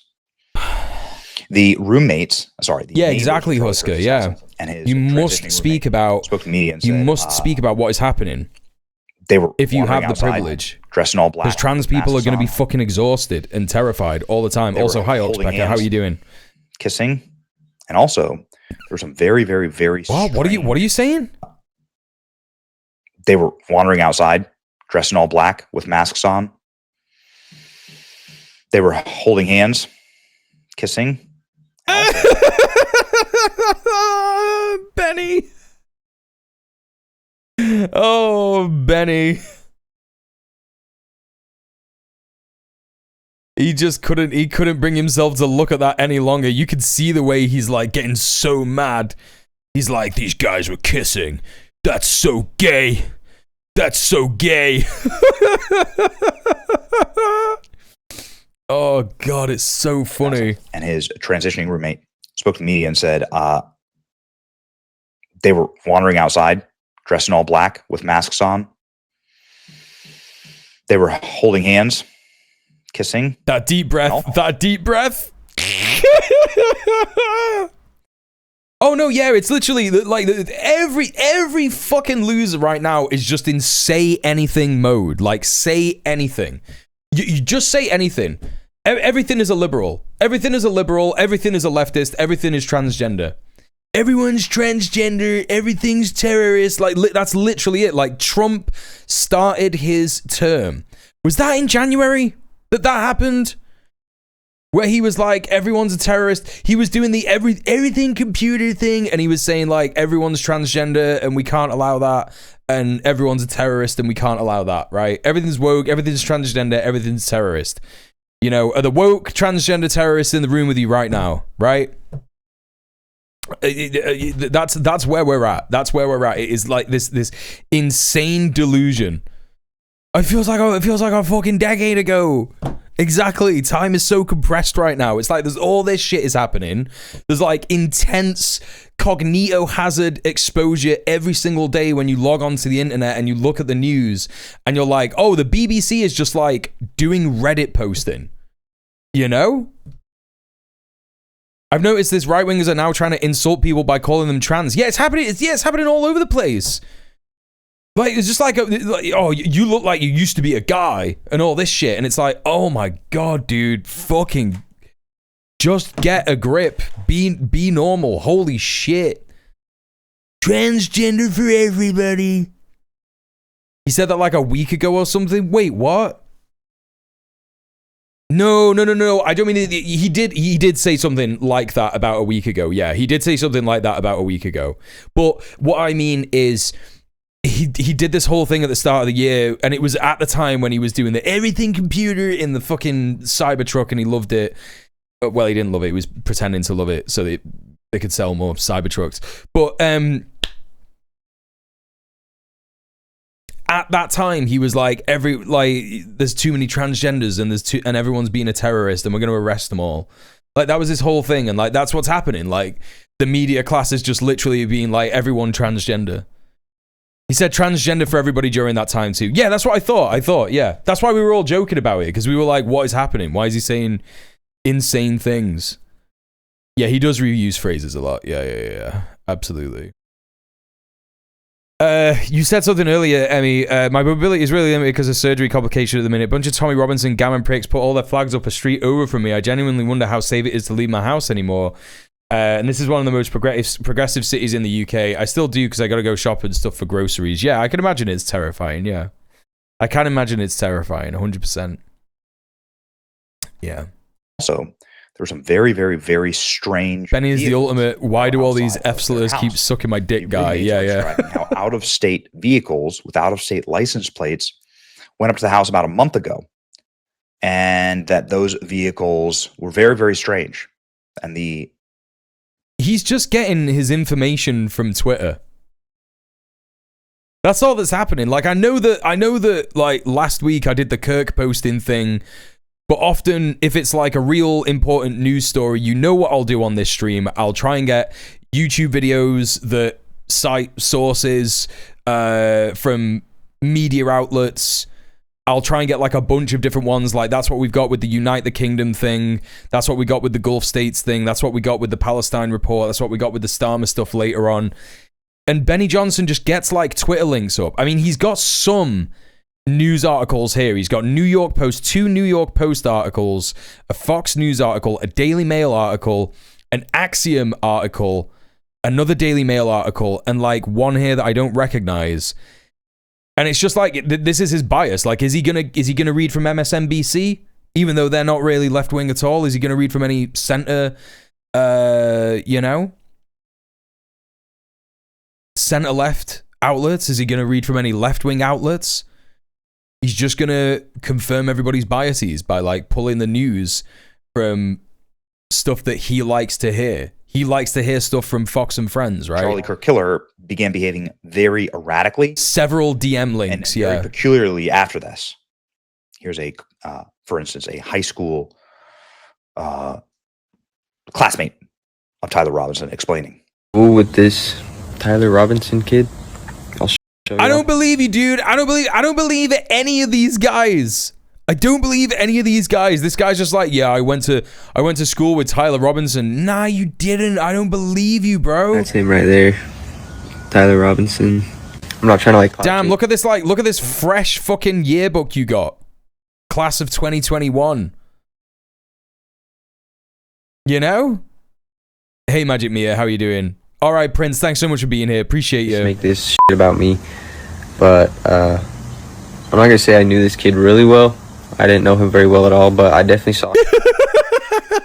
Yeah, but I definitely knew he was like a lefty transgender Reddit guy. For like 3 straight years in high school. And the best way I could describe him is just like a Reddit kid. I don't know, I feel like if you were in high school around that same time, and even probably now, like 2018, and then like, you know, those kinds of kids, but that's exactly what he was. I mean, all that does is confirm to us that he was an extremely online kid with deep irony poisoning. Maybe he did watch a bit of Nick Fuentes. Maybe he did watch a bit of Charlie Kirk. Maybe he watched Hassan. Maybe he watched fucking any of the people that we watch, right? We don't know. We just know, like people use the internet in different ways, right?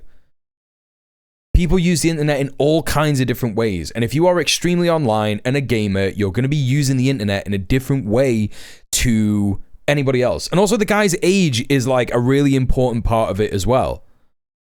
The guy's age, he was 22.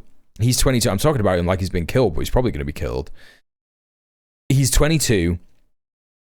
And at that age, you are extremely susceptible, especially if you're extremely online, especially if your material conditions are shit and you spend a lot of time gaming and just being on the internet. You are so susceptible to insane conspiracy, nightmare, nonsense, rot posting. And that was the case when I was 22. Right? Could have been an unhinged J-Reg fan. Right, exactly. That's what I mean. You just don't know. Like, that's my suspicion. He was into the Groiper shit. He got radicalized by it, but had no coherent political ideology to speak of. Just a disaffective, angry young man with easy access to guns. Yep. And I think that makes up most of the young Republican movement, to be honest. I don't think a lot of them really back most of the shit.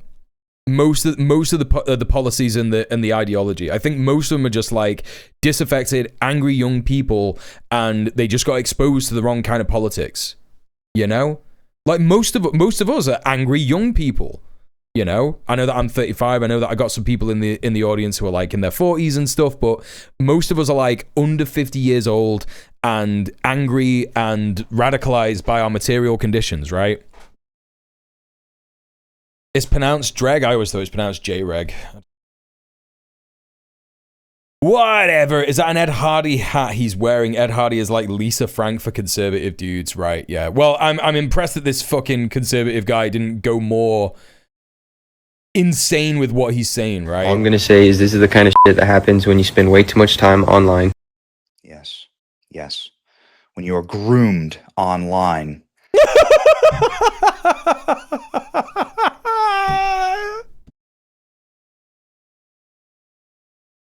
Benny hears from a guy like the closest that he could possibly get to Tyler Robinson. The closest guy that he can find who is like, yeah. This guy knew him. But even the guy says, I just kind of like, ran into him a couple of times over 3 years. He was just a Reddit kid. He was online too much. And, this is what happens if you spend too much time online. And then Benny's like, yes, you get groomed by the transgender leftist ideology. You fucking psycho, man. By a terrorist organization, which is what this is. This is political terrorism. This is a political assassination. What is the organization? A terrorist organization. What is the organization, Benny? Name the organization. It's backfiring, but we're more involved. New York Post reporting that neighbors saw several people driving cars with out-of-state license plates going in and out of the apartment of Tyler Robinson and his transgender partner, Lance Twiggs, 2 weeks before the Charlie Kirk assassination. They could be ICE. What do you mean? Do you know what's happening in the country right now?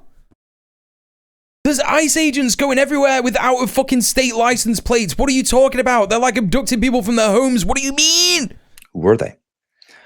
What other groups may there be involved here?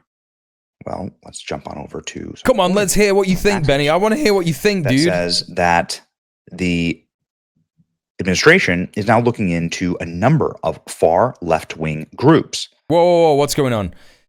Multiple trans people in the area posted on September the 9th that something big will be happening to Charlie Kirk tomorrow. Okay, so End Wokeness, the account that's run by like a guy in India or some shit, just say, again, just like sources say, multiple trans people in the area posted on September 9th, something big will be happening to Charlie Kirk tomorrow. Just like nonsense. Source, just whatever, man. Whatever, I made it the fuck up. And Elon Musk just being like, terrorist cell. Terrorist cell. I got groomed by the trans ideology online, and now I think they should be allowed to take the bus home without being violently accosted. Yeah, same. It's crazy how that happens, right? It's crazy how that happens. Located in Utah that targeted Charlie Kirk. Breaking, the FBI and state agencies have launched investigations into multiple leftist groups in Utah for possible advanced knowledge of Charlie Kirk's assassination per Axios.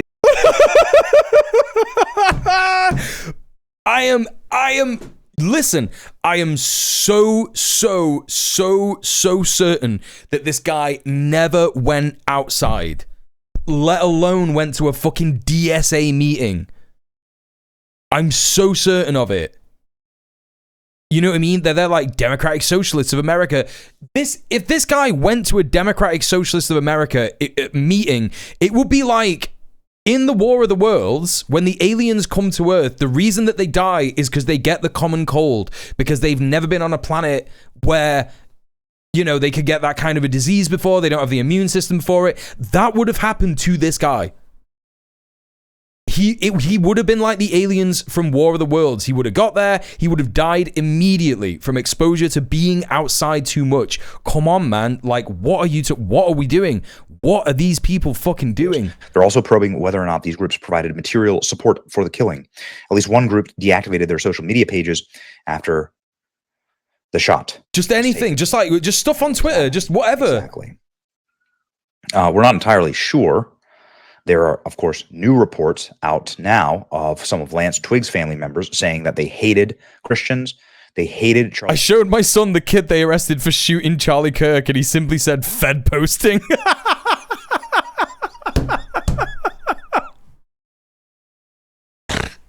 That's funny as hell, dude. Welcome in, monkey. Kirk, they hated conservative values. That Lance Twiggs was filled with hate. And leftist ideology ruled their lives. Family member. Oh, that's funny as hell. Boyfriend of Charlie Kirk's assassin had hostility towards anybody supporting conservative or Christian values. So, here's one of the groups that has caused quite a bit of attention online. Interesting to see Salt Lake City's Antifa affiliate. It's interesting to see Salt Lake City's local Antifa affiliate and militant arm of the Utah transgender SLC Armed Queers nuke their Instagram account.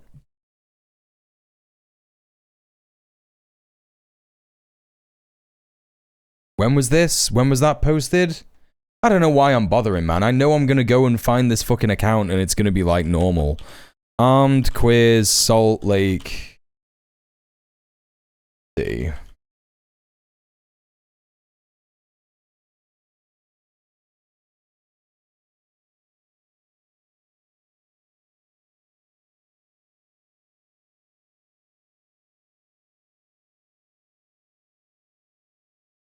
Armed Queers SLC. That's what it's called.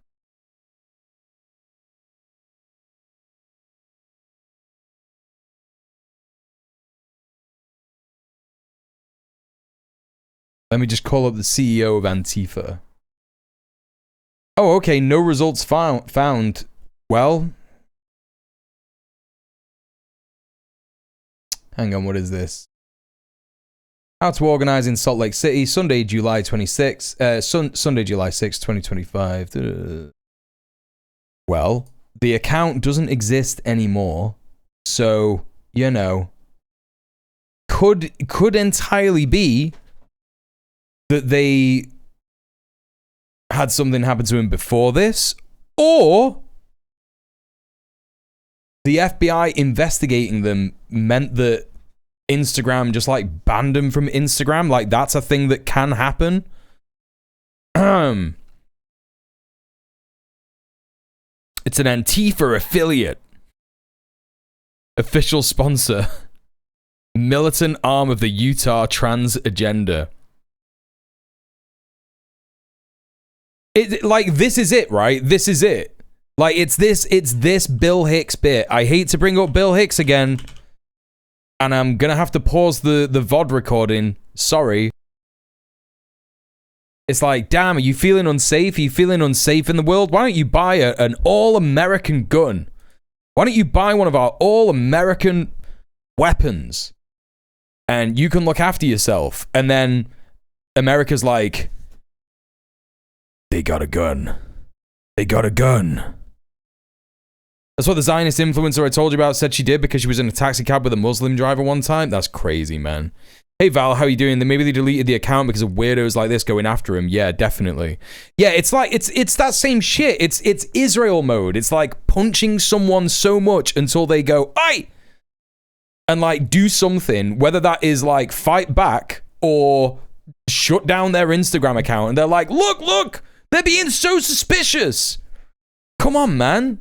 Look, they're terrorists, look! Militant arm of the Utah trans agenda, SLC Armed Queers. Militant arm of the Utah trans agenda. Again, like, define what that is. What is the Utah trans agenda? Who is doing it? Who is funding it? Give us the fucking evidence. Show us the data. Show it me. Show it me. Fucking show it. Come on. And they're just like, nah, yeah, this guy that I saw, this one guy that I spoke to, he's my source. Here that they also have engraved bullets. Just like the engraved bullets that struck Charlie. What, Benny? What? What? Nah, dude, come on. Come on, dude. Come on. Militant arm of the Utah trans agenda, SLC Armed Queers nuke their Instagram account. You'll notice here that they also have engraved bullets. That's just a logo, bro. They did that on Photoshop. What do you mean? What are you trying to say?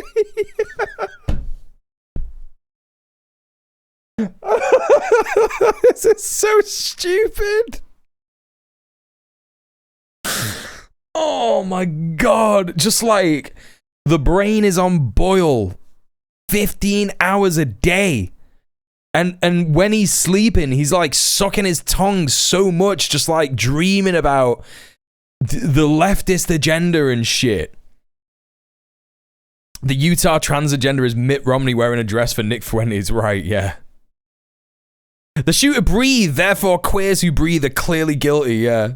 Hey, low-key human, how are you? Amount of mental gymnastics, he could bend over backwards and kiss his own ass. He'd fucking love that shit, honestly. I know when I was de-radicalizing from the right and gravitating to the left, I felt more aggressively alarmed by the alt-right and MAGA than I did at any point later on, because I still had right-wingers in my YouTube feed and they didn't take my frontal lobe cringe every time I heard him speak yet, but they didn't make my frontal lobe cringe every time I heard him speak yet, but because of that, I could hear some of the way these people made a sales pitch for nationalism, fundamentalism, and techno-feudalism in a gradual inception-like manner. Yeah, I mean, that's it, right? That's it. It's just that they're just, you know, servile pricks for capitalism and neoliberalism. Just like the engraved bullets that struck Charlie. Remember, there was LGBT messaging on. Can we be honest? Bullets. It's a shitty logo. What do you mean? You think that that's AI? Get out of town. What are you talking about? Chances of... Do you have any idea how easy it is to make this? You get an A in Photoshop, and then you get a Q, and you put like a drop shadow on it, and then you get 3 stars, make them small. No, there's no way this is AI. It's an okay logo. What do you mean, Apple chips? That struck Charlie. Remember, there was LGBT message. I believe that there is an armed quiz. If what you're saying is you think that like a right winger made this up, like I'm gonna be real. I believe that there's an armed quiz Salt Lake City. I believe Salt Lake City is the place that you should be armed as a queer in America. I believe that that is absolutely an organization that needs to exist. 1000%. What is the LGBT messaging? Notice his bulge? Yeah, that's what he's referring to, yeah. Oh, notice his bulge. 1000%. There is definitely and was definitely an armed queers Salt Lake City group, without a shadow of a doubt. Yeah, it's more of a furry meme. Yeah, it is. On those engraved bullets. There was also furry messaging, transgender messaging. So, okay, so he admits it's the furry messaging. Can you distinguish between the two, Benny? And anti-fascist messaging on those bullets. Okay. There's also a pretty stunning and horrifying series of posts from transgender activists who seem to have, at the very least, some type of foreknowledge about the Charlie Kirk assassination. You guys have something very big coming soon. Be sure to check out the news. Meet Skylar Webster. Skylar is a radical far-left trans terrorist who had advanced knowledge of Charlie Kirk's assassination. 5 days before the shooting, he posted, "You guys, I have something big coming soon. Just be sure to check the news. You'll know when you see it." Then right after the shooting, followed up and quote tweeted a post saying, "That's that. Another chud bites the dust." My source, blue check wanker on Twitter. Just say anything. Hey, Rebel Phoenix, how are you? Just say anything, right? Just say anything. What's my source? I just said it. I just said it because I wanted to. What do you mean, bro? You'll know when you see it. There's a lot of these. We effing did it. Right? Oh, come on, man. That is so stupid. We fucking did it. And this person has changed their name to say Saw Tyler June 30th. They're taking the piss out of you, dude. Come on. These are some transgender accounts. I've been monitoring the FBI. How do you know? Reviewing the reams of GPS data. And the big thing might have been a new streaming avatar, yeah. Ladies and gentlemen, the killer made sick jokes online just hours after the shooting. He was on Discord talking and exchanging and getting clapped on the back by his buddies. They have Where you at? My doppelganger is trying to get me in trouble. The screenshots of it. Yet Discord denies that he ever used the service. That doesn't really sound like he's celebrating it, dude. They need a criminal subpoena immediately and right now.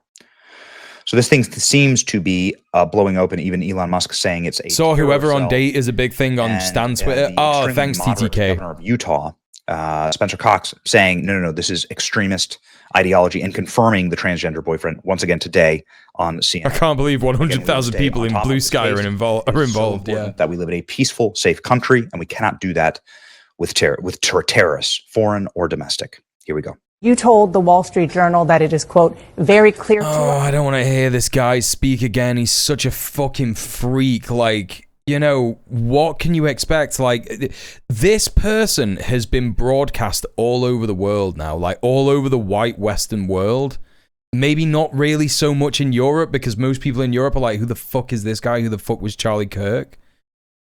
And this guy has just said like the most insane things. He's a Republican Mormon governor of Utah. Like, can we be so for real? Can we please be so fucking serious right now about the fact that this guy and his insane rambling, where he literally was like, I was praying for 30 straight hours that this wouldn't be one of us. And it hadn't even been 30 hours. Just chatting rubbish. Multiple COVID infection, brain poisoning, insane Mormon nightmare governor. Right? Like, come on, man. The investigators that this was a person who was deeply indoctrinated with leftist ideology. Go on then. Elaborate on that and elaborate. Be more specific? Elaborate. Well, sure. So that information comes from the people around him, from his family members and yeah, this one guy that was like, look, his family members are all like Trump fucking freaks, right? They're all like conservatives and MAGA. That's been confirmed. Like, they've all said, yeah, no, we love Donald Trump. Yeah. I could believe maybe in some reality that they've said that because they're terrified of being executed or deported by ICE. Right? I don't know. Like, I can see that a tiny bit. I can see like a little bit of reality where maybe that's true. But on top of that, you've got what? I don't know, man. This fucking like right-wing family who are desperate. They're like, no, this guy was not a conservative. He wasn't a conservative. He was really, really left-wing. It's really, really sad, but like, that's who he is, and yada, yada. Like, he didn't speak to his family. Like, he just didn't. There's that one post. Let me see if I can find it. Boba Evans posted it. There's that one picture of the Facebook thing.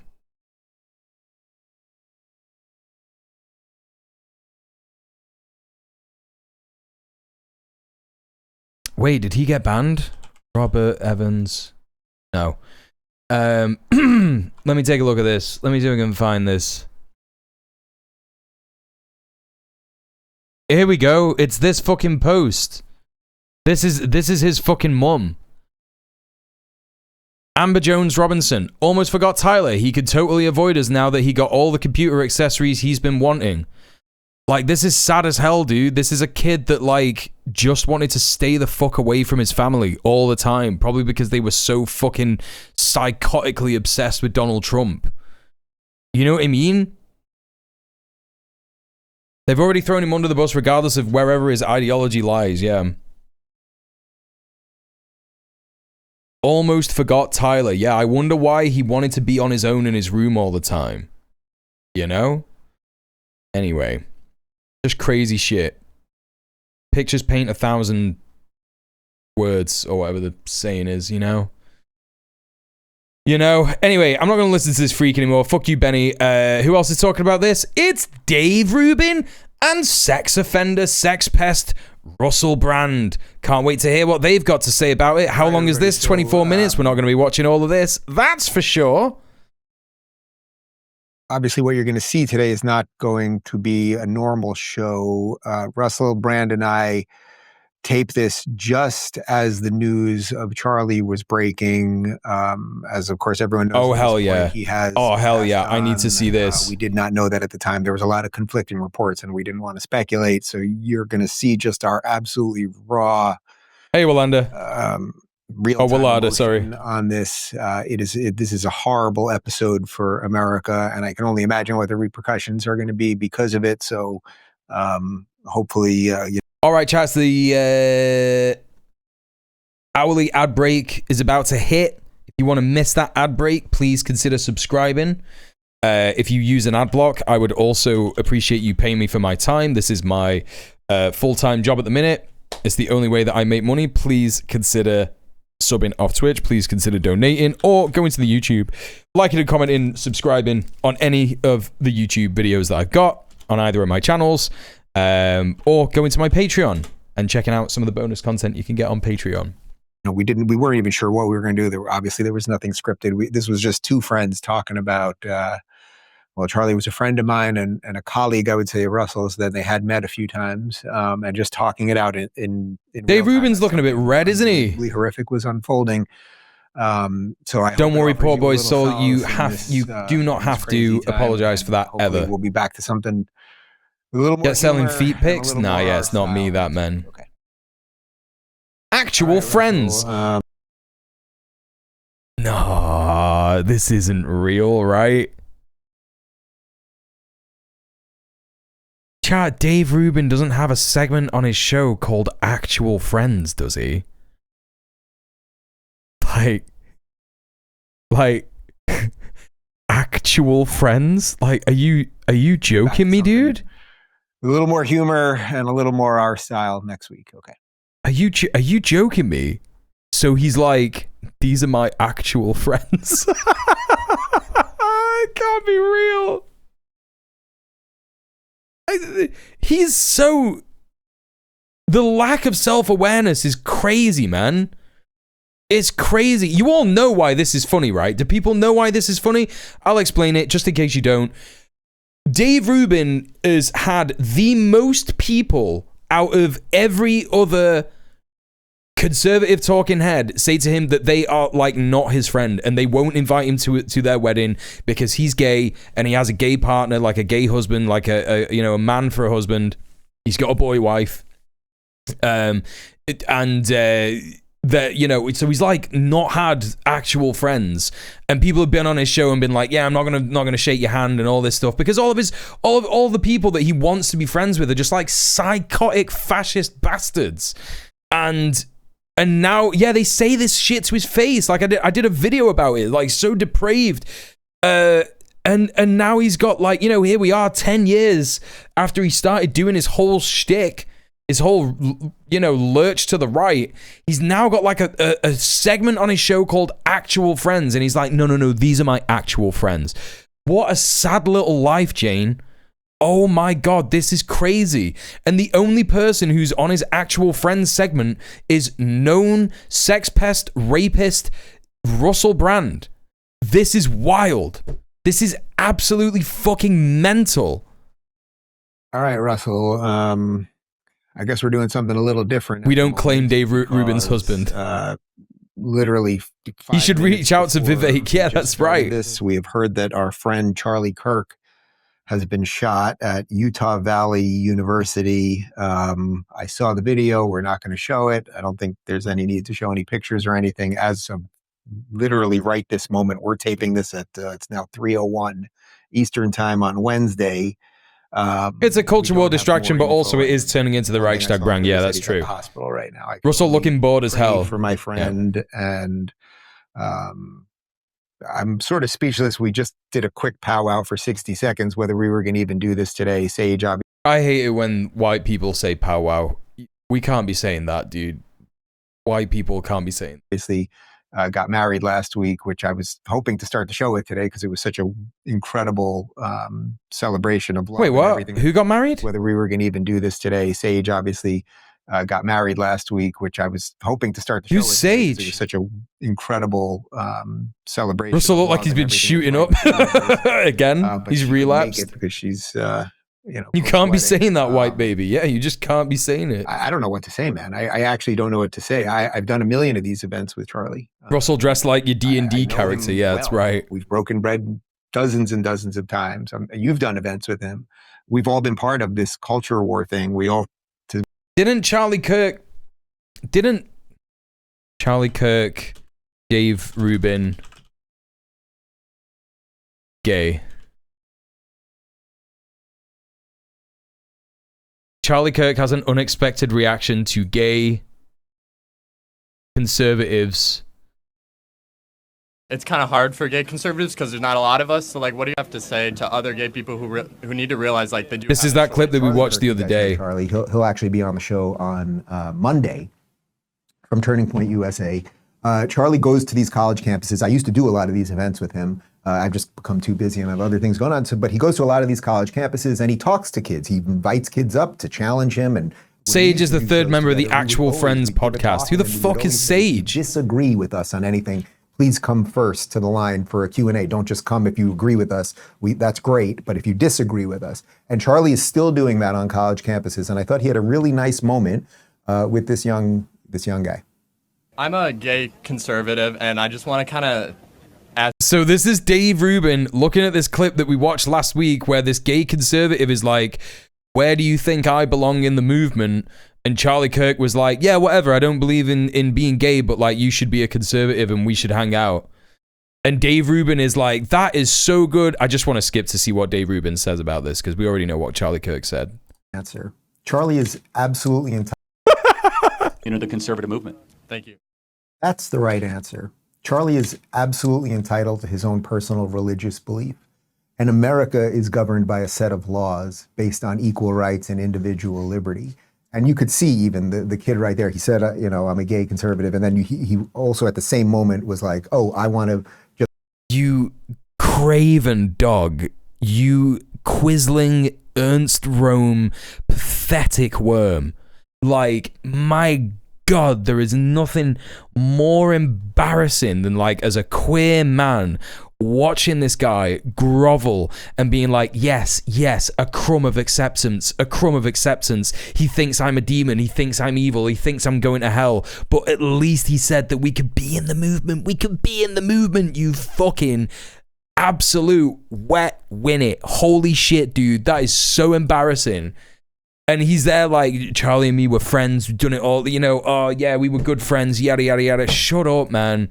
Shut the fuck up. We're trying to make things a little bit better every now and again. And now I don't know if my friend is alive as we're doing this. This does not feel real. Well, this is when we work in this space, we operate on the assumption that a lot of it's rhetoric. If you think about like the subjects that we sometimes choose, we know that we're using hot button subjects, hot takes, the turnover. You do 5 shows a week, I do 4 shows a week. We do a lot of shows. Charlie makes like loads of content, and there's no question that Charlie Kirk is a provocateur. But Charlie is also someone that I use as an example of whether you agree with him or not, you have to recognize that he's authentic and dedicated. He's not. So we've got Russell Brand here being like, Charlie Kirk has provocative opinions, but he is at least authentic, right? He's saying out loud, yeah, this guy's a fascist, and that's probably why he got shot.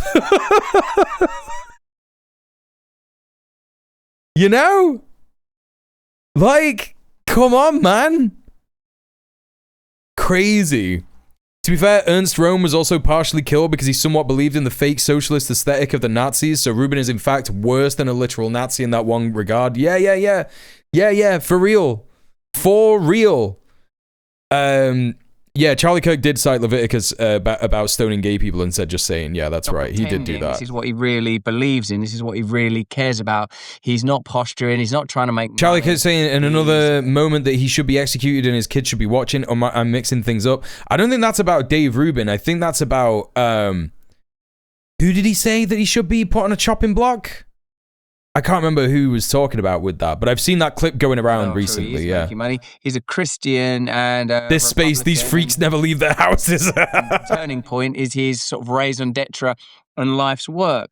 And I think that when something like this happens, and it's literally happened in the last couple of minutes, even if you're seeing this 24 or 48 hours later, what's worth remembering is that we're in such a contentious time that the kind of rhetoric and vitriol that we all, to some degree, engage in online, which becomes to a degree performative.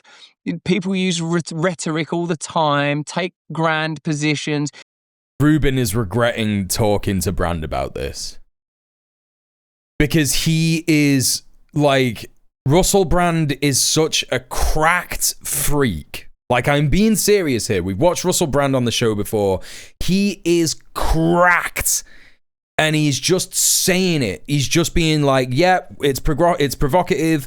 Also, sometimes the things we say are performative. He's just saying all the truth. And Dave Rubin's like, I don't even know if Dave Rubin's clocked really what he's saying yet. I think that Dave Rubin is like, am I looking concerned enough for this guy that thought I should go to hell? Am I looking concerned enough for this guy who was definitely never my real friend? I think that that's what Dave's thinking, but maybe in like a couple of minutes he's gonna be like, yeah. Let's move on from Russell Brand speaking. His producer isn't going to be in his ear or anything because he doesn't have any earpiece in or anything like that. I don't know, man. Crazy. Hello, Red Rust. Welcome to the stream. Hello, Emmy. How are you? I'm embarrassed I was sucking in by him when he made the truths. Listen, a lot of people enjoyed Russell Brand's takes on the news when he first started out because he had a vaguely like anti-authoritarian leftist vibe. But of course, he's a petty bourgeois reactionary freak. So he immediately lurched to the left when he got so much support for that. And of course, his recent allegations about sexual assault, which are obviously completely true and like, you know, completely believable. It makes sense that he lurched even further to the right because that's where those kinds of people are accepted, right? Use casually words like that person. And yeah, he looks creepier and more fucked up every time he's about. Prove me wrong stance. He's a kind of a person who enjoys combative discourse. But the assumption, of course, is that that is within reason and certainly... This is great, man. This is fucking great. I'm so glad I watched this.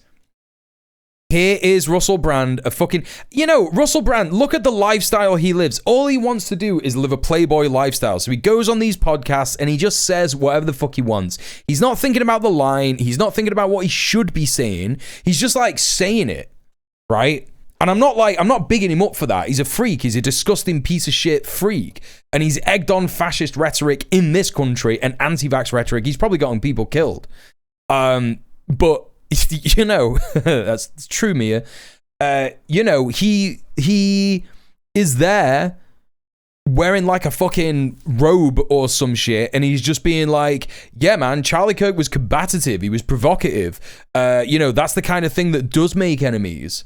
So he's admitting it all the while, everywhere, all around the world, like maybe 2 or 3 hours after this, people were saying he was such a nice guy. He was only ever respectful. He only ever did nice things. He just like sat down and spoke with people amicably. And Russell Brand is like, nah, he goaded people into violence. Like he literally was trying to get people to punch him.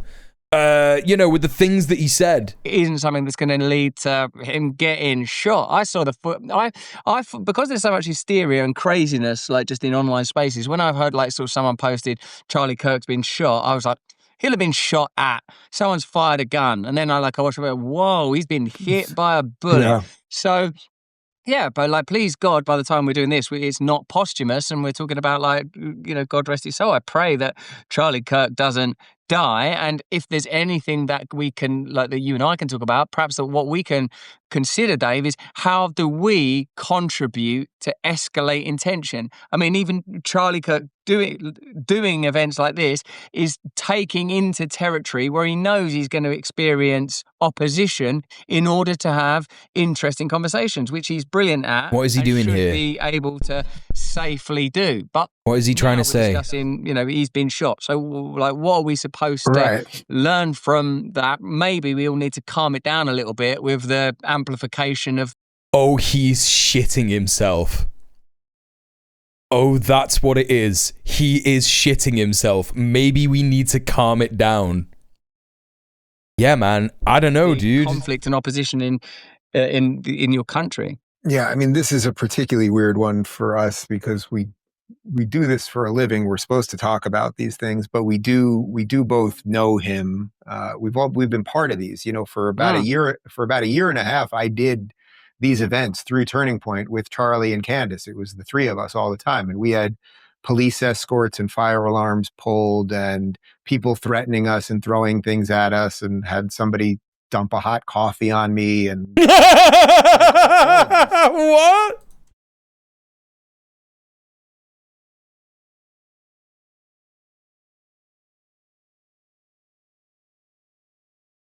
Chat, someone give me that clip. I gotta see it, dude. If there's a clip of that, I need to see it. I'm sure you've been through a lot of these things too. It's a little hard to do the self-analysis just as this is breaking. You and Just I loud enough, chat? Actually, in this space, are pretty good at not raising tensions all the time. We do fall into stuff. Oh, the left does this or this, that. Like, we all get caught in that. As someone that talks for a living, you have to use shorthand every now and again. But I think, and you sort of said this. I mean, the broader point, and again, all we can do right now is pray. Like, what else is there that you could possibly do than pray for Charlie? I mean, I saw the video. Yeah, that's right. Monkey sputum. The neck, or it does. Hey, Duke of Blonde. But beyond that, he's talking to Russell Brand because they're actual friends. It seems to me. Well, it's the name of the show, Actual Friends. This is Actual Friends. Basically, whatever the hell you want to say without being killed, without being threatened. And this is the crux of what we've come up against for so long. Like 10 years ago, when I was amongst a small group of people that were talking about why safe spaces didn't make sense and why trigger warnings didn't make sense. Like, you have to think about the way that he is positing this. He's positing that this kind of speech can get you killed. And it's like, why do you think that is, dude? Well, like, why do you think that your speech is so provocative that it will get you killed? I cannot think of, like, one communist who genuinely believes that their ideas should get them killed, but are, they will still be, afraid that they will get taken out, because that's something that has consistently happened under capitalism all the time. Like, communist leaders and communist thought leaders get targeted and attacked all the time. And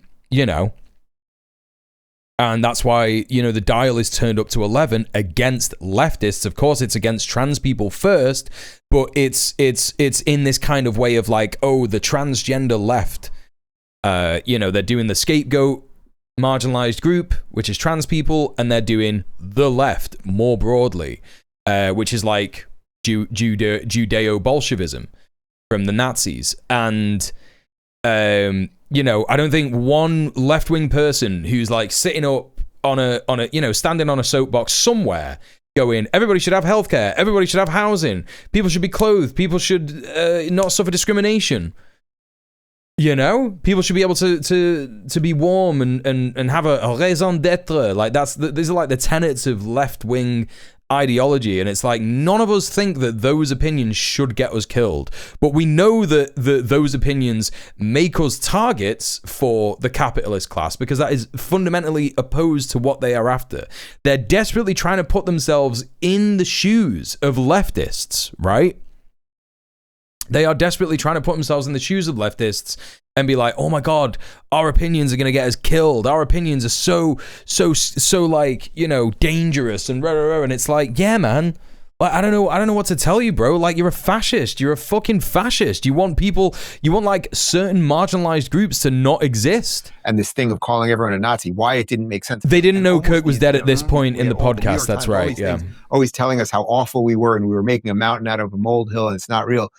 But my fear with all of that was, well, what is going to happen when you take a generation, 10 years, and it's really more than that. You take an entire generation or 2 or 3 generations of young people, and then they're so afraid of ideas, and you tell them the earth is going to end in 12 years, and you tell them that the country is fundamentally racist. Like, you do all of these things, then you add the gender. What is he saying? Then you add just all of the craziness of social media and doom scrolling.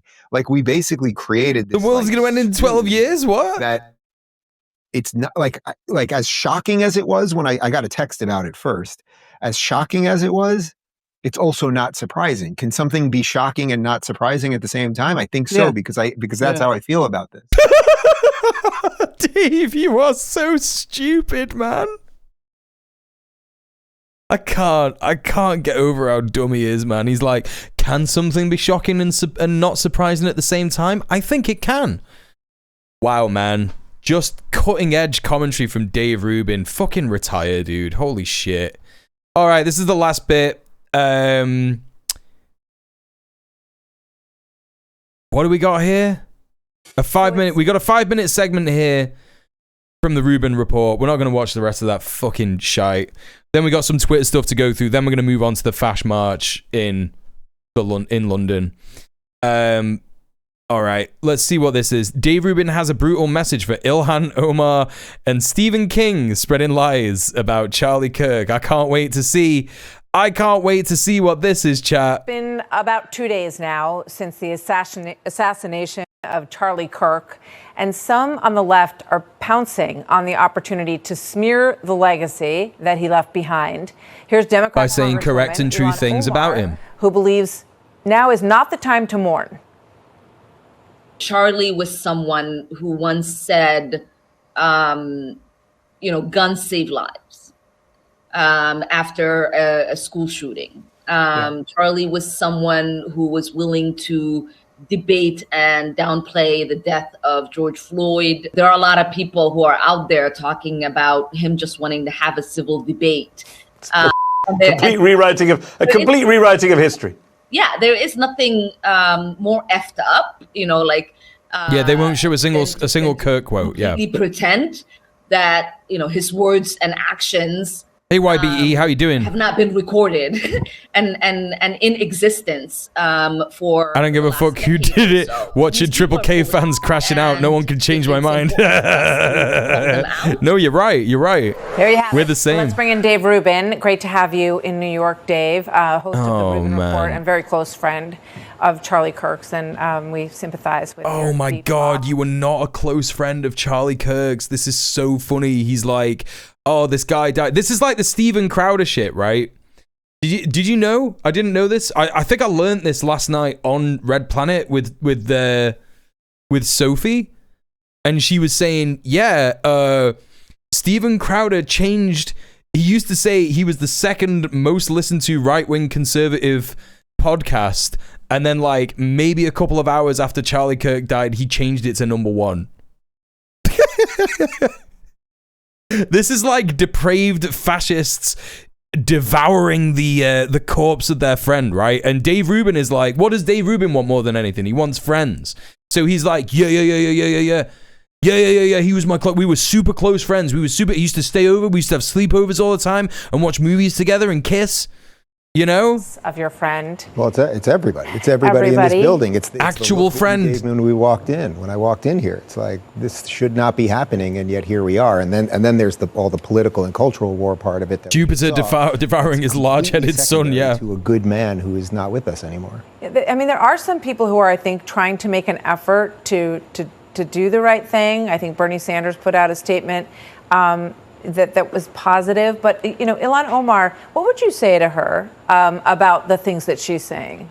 Well, first, I would say broadly about Charlie, when it comes to people like Ilhan, there was no one, person in America at a high-profile level who was doing a better job of reaching across the aisle than him. That is what his ethos was. What are you talking about? His job was to radicalize young, apolitical college students. That was his only purpose, and that's why you're all so fucking mad that he died.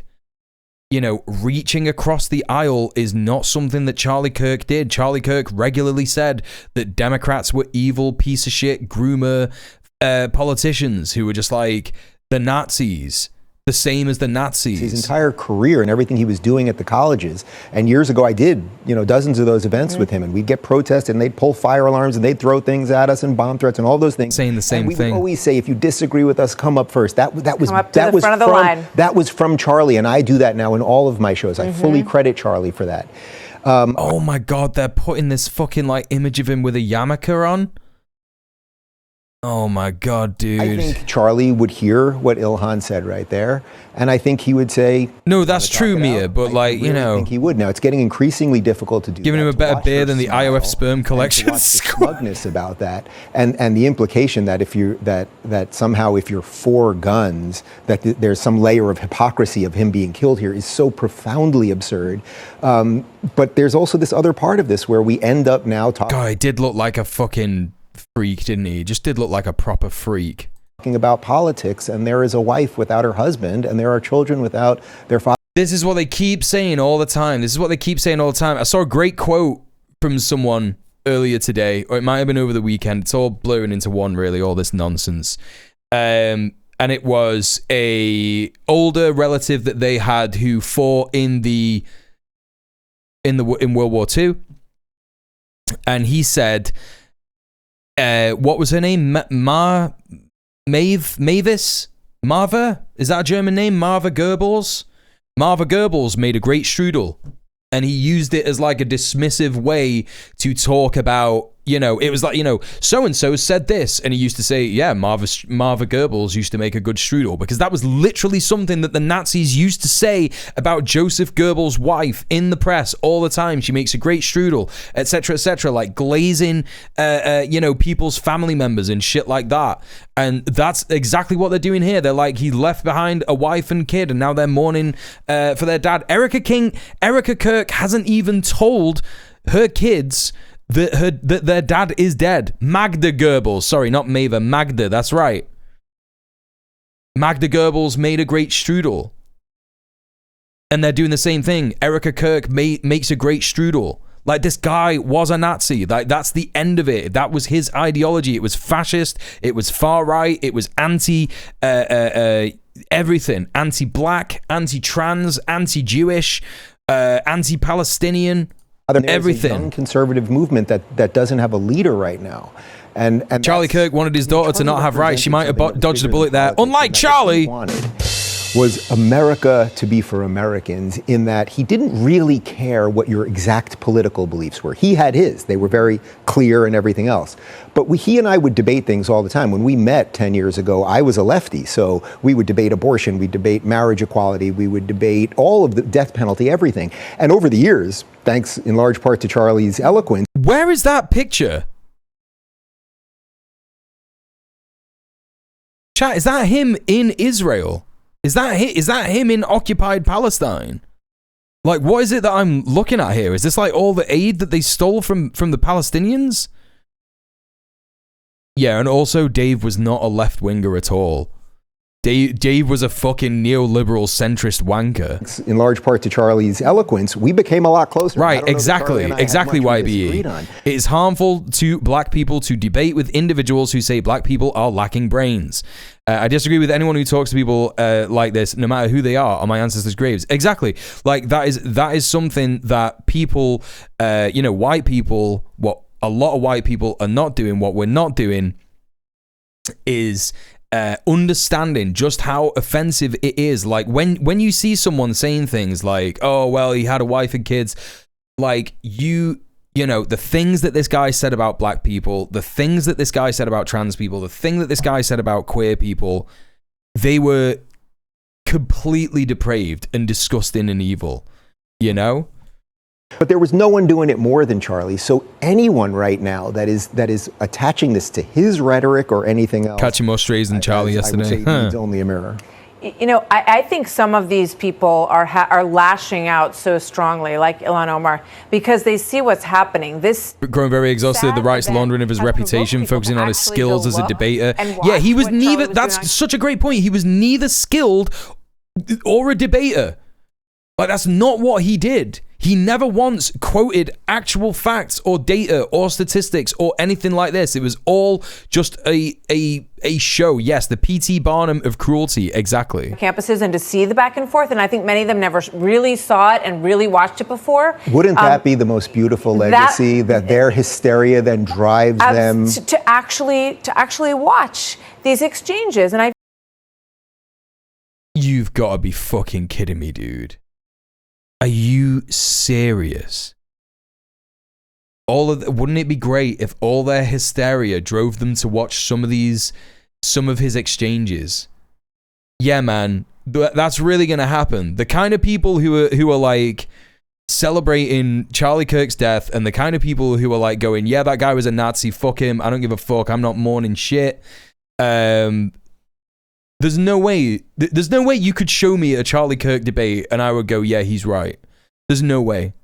There's simply no way. Like, what are you talking about? I've watched many of his so-called debates. Like, that's literally been what I've done for the last fucking, I don't know, 5 years on this website. Watch people like him talk shit. The most evil and disgusting, depraved, dehumanizing opinions known to man. And I've been like, damn, this guy sucks. This guy's a piece of shit. Hey, Tejan, how are you? Welcome in. I can't imagine anything better than my dead best friend's YouTube channel getting more views. Dave Rubin, 2025. Just such a crazy thing to say. Let's move on, chat. All right, I'm fucking dying. Yeah, this is crazy, chat. Have you all seen the girly relationship that you know what I mean? I'm 35. I don't know. I'm an elder millennial. You know what I'm trying to say? They were girlies together. Candace Owens and Charlie Kirk. This is her Insta story.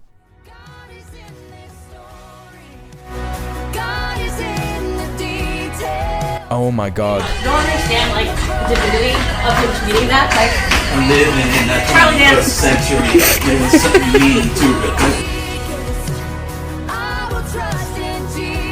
and we can make him about to have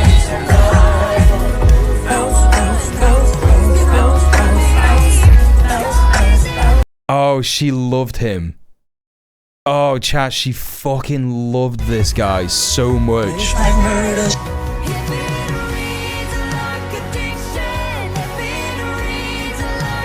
Yeah, no, the same guy that said black women were too stupid to have jobs. It's crazy. She loved him so much. What is happening? Oh, this fucking picture, dude. No. No way. Look at his face. Dude, he was her twink, I know.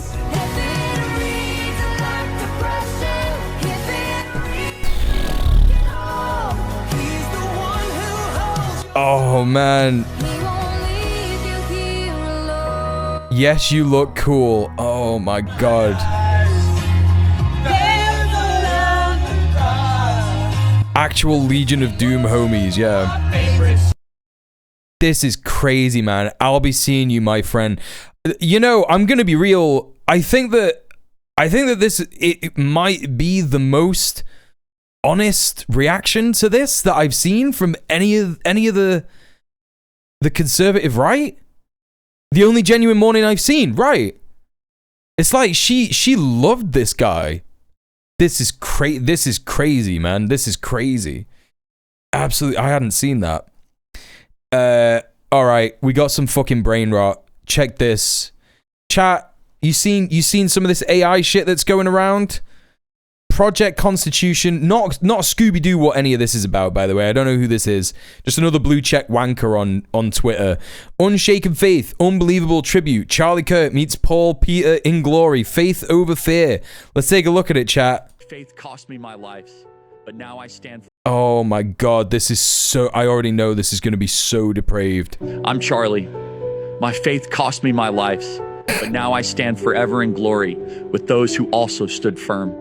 So at this time, I'd like to introduce you to some of my brothers and new friends. My name is Paul, and I was beheaded for the gospel of Jesus Christ. Paul! Paul, one of the disciples! My name is Andrew, and I was crucified for following the cross of Christ. My name is Stephen, and I was stoned for proclaiming Christ as Lord. My name is Peter, and I was crucified for my faith in Jesus. My brothers and sisters, root yourself in a Bible-believing church, pray for your enemies, For our battle is spiritual. It's time to awaken your faith. Rise up, speak truth without fear, and overwhelm the world with Jesus.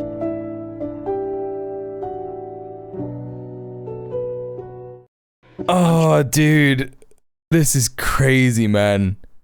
This is fucking crazy. No, this doesn't even look like him. We're gonna see loads of it, because this is the thing. Like, he was bad to see, right?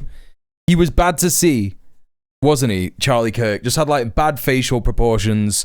You know, that kind of a vibe going on. You know what I mean? Obviously, more acceptable to take the piss out of him because he was an evil piece of shit Nazi fuck. But you know, that's just the reality of it, right? And I've already seen not just this one, but like a couple of other AI images where they just make him look more normal. And I think it might have been Rhizome that was talking about this. I can't remember. Do you know what? I'm not going to drop any streamers in it. I don't think it was Rhizome. I heard someone say, I'm gonna do what the right are doing on Twitter all the time. I heard someone say that they're making a statue. They're gonna put a statue of Charlie Kirk in the Capitol, right?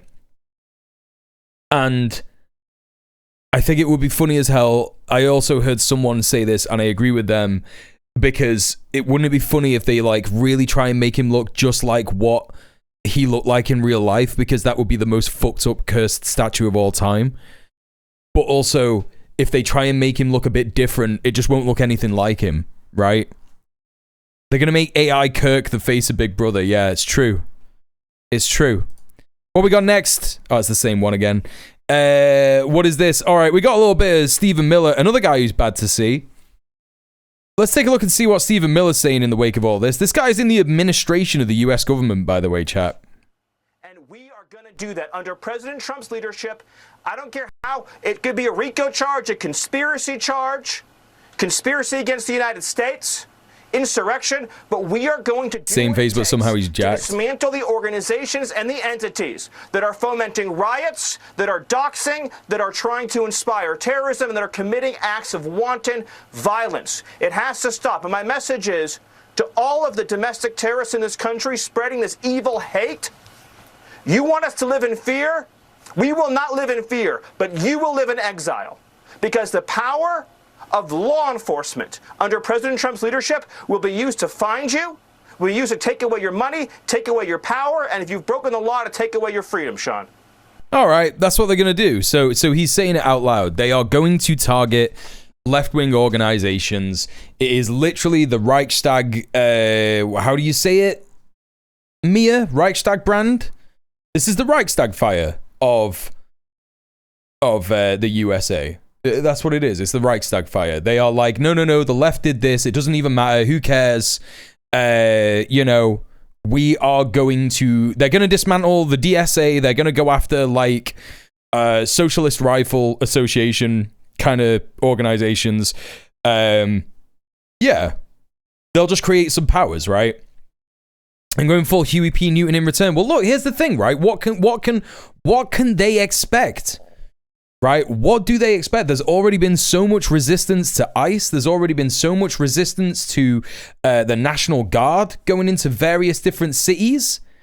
And they are going to essentially just inspire more militant response from the people that they are oppressing. Like, that is just what's going to happen. Me and Sophie were talking about it. I think it was on the phone a couple of weeks ago. No, it must have been a couple of months ago, because we were both saying, like, they're doing too much too fast for their plan to work, right?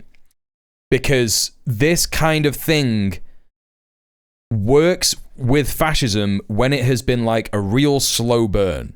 Like a real slow burn of things like this like slow manufacture of consent, execute, have it happen again, you know, again and again and again. But they're like rushing through it. They're trying to speed run. They're doing like the Hitler speed run, right? They're like, right, military presence in various different democratic cities. This is all in Trump's first year. First year. They're also too lazy to actually put in the necessary work. And also, like, I don't know. It just feels like it's, you know, it's not gonna be Hitler did the Hitler speed run. No, of course. But, you know... Oh, you mean that Hitler did things fast as well? I mean, I guess that's true, and that's why he failed. Yeah. I don't know. I think that it's like when... Obviously, we have the benefit of a bunch of people being more informed than people were in the 1930s, and there already being organizations that are doing little bits and pieces. Yeah, I think that that's what it is, right? I think that that's what it is. They're trying to get it all done before their aging cult leader keels over, perhaps. I think that Trump might be doing it due to health fears, because he clearly had a stroke this week, and he had clearly had a TIA or some kind of related thing. He's on blood thinners, we know that much because of his hand. And most people seem to be saying, yeah, a man of his age, with his kind of diet, with his kind of high pressure job, absolutely makes sense that he would have like a TIA or multiple mini strokes, and maybe even like a full on stroke. That's probably likely. You know, he had the big droopy mouth and droopy eyes this weekend. Do you know what I mean? I think that that's what it is, right? I think that he's probably terrified of dying. He's been talking about heaven and shit like that, you know? Mule, you're a true leftist. Many fakers out there. You're a true ally to black people, and I appreciate. Thanks, YB. I appreciate that. Like, look, I'm always trying to like do my best to educate my community on whiteness, and like whiteness. You know, dismantling whiteness doesn't just end at doing anti-racism.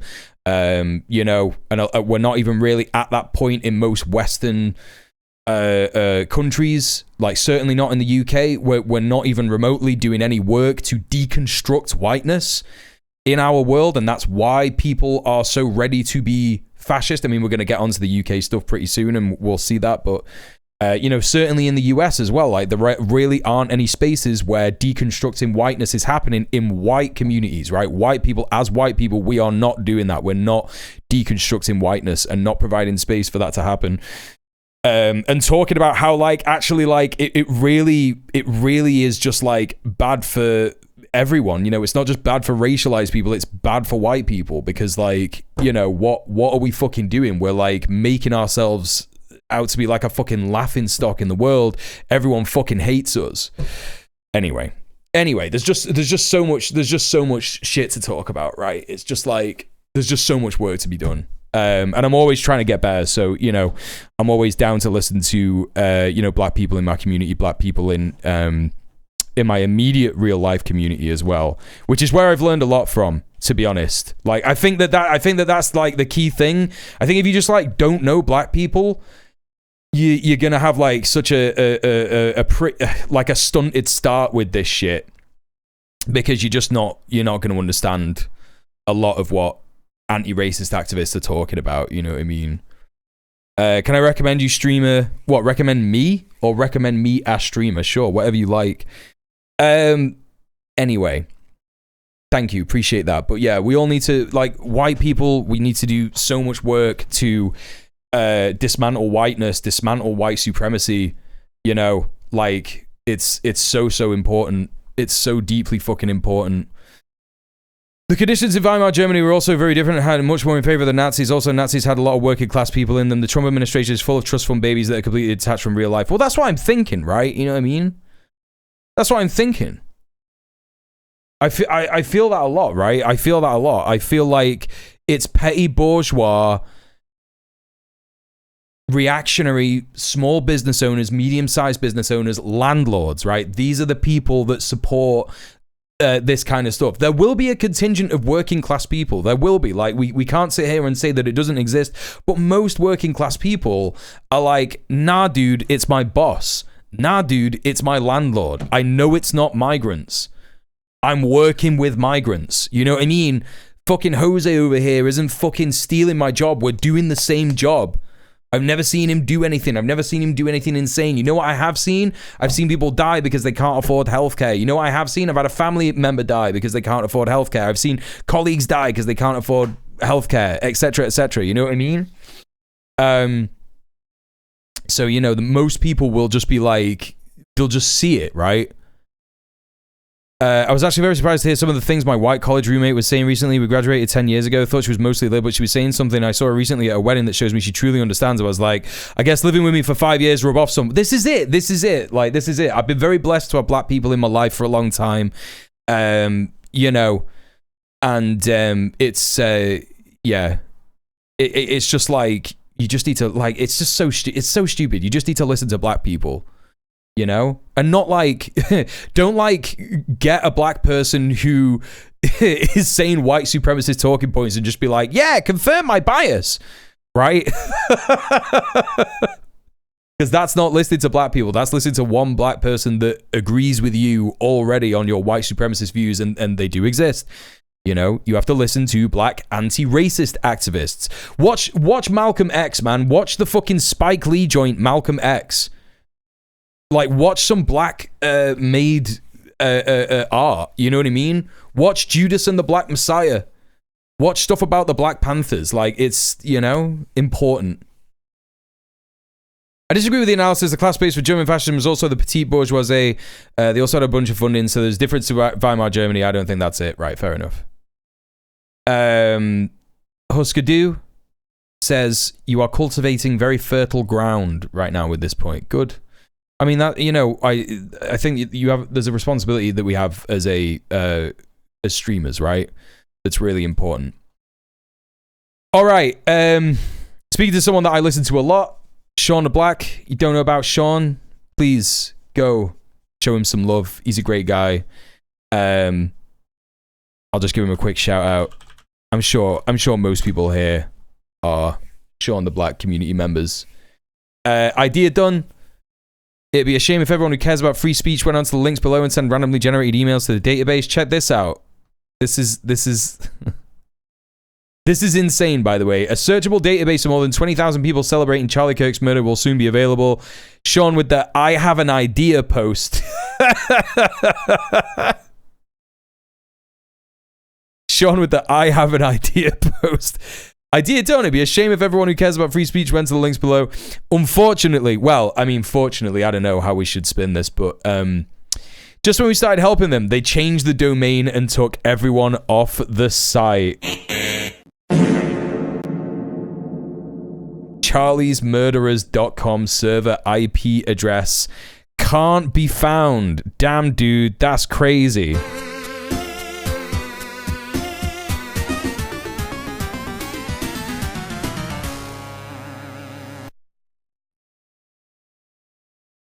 Well, there you go. All right. What else we got here? Now, you know why I've saved this clip, chat. You know the main reason that I've saved this clip. Yeah, it's my boy. It's good old RFK Jr. Yeah, I just love listening to this guy speak. I just love listening to him speak, chat. There's just something about his voice. It just really, like, it gets me going. You know what I mean? It just gets me going. I met Charlie for the first time in July of 2001. I went on his podcast, and... No, he didn't. No, he didn't. What do you mean? 2001 podcast didn't exist, bro. What do you mean? I think we approached each other with a lot of trepidation at that time, but by the end of the podcast, we were soulmates, we were spiritual brothers, and we were friends. And over the next couple of years, our friendship blossomed. He ended up being the primary architect of my unification with President Trump, which I... What do you mean, unification? What are you talking about? Oh, that applause is crazy. Like, what is happening? Fuck me! What the fuck is happening? Which I did my endorsement at his rally, at the Turning Point rally in Scottsdale. And he was the one who put the sparklers on the stage when I shook it. He made a big show of it, but... Just say anything. Just literally say anything, right? You know what I mean? Yeah, Charlie would have been 8 years old in 1993, in 2001. He was born in 1993. So, I've been thinking about this, right? I've been thinking about this, and I'm like, what mistake did he mean?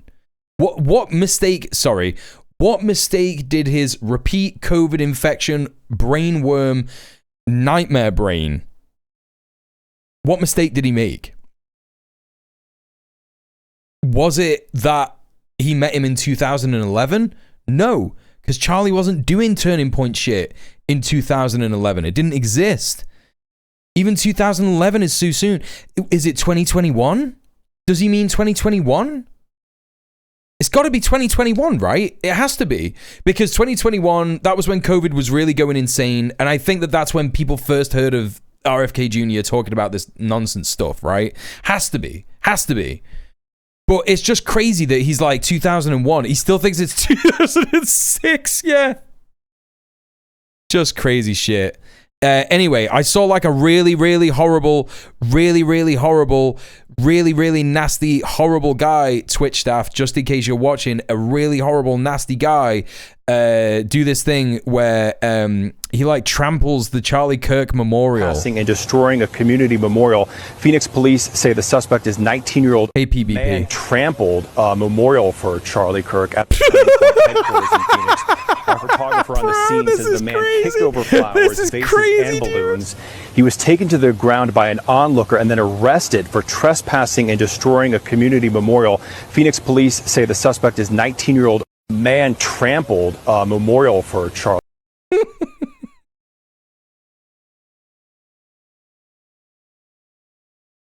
Oh, I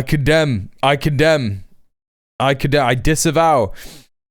Some personal news. Karen Attiah. I've been fired from the Washington Post in the aftermath of the Charlie Kirk shooting. Thread incoming. Let's take a quick look at this. Yeah, he just took a wrong turn. So this is Karen Attiah's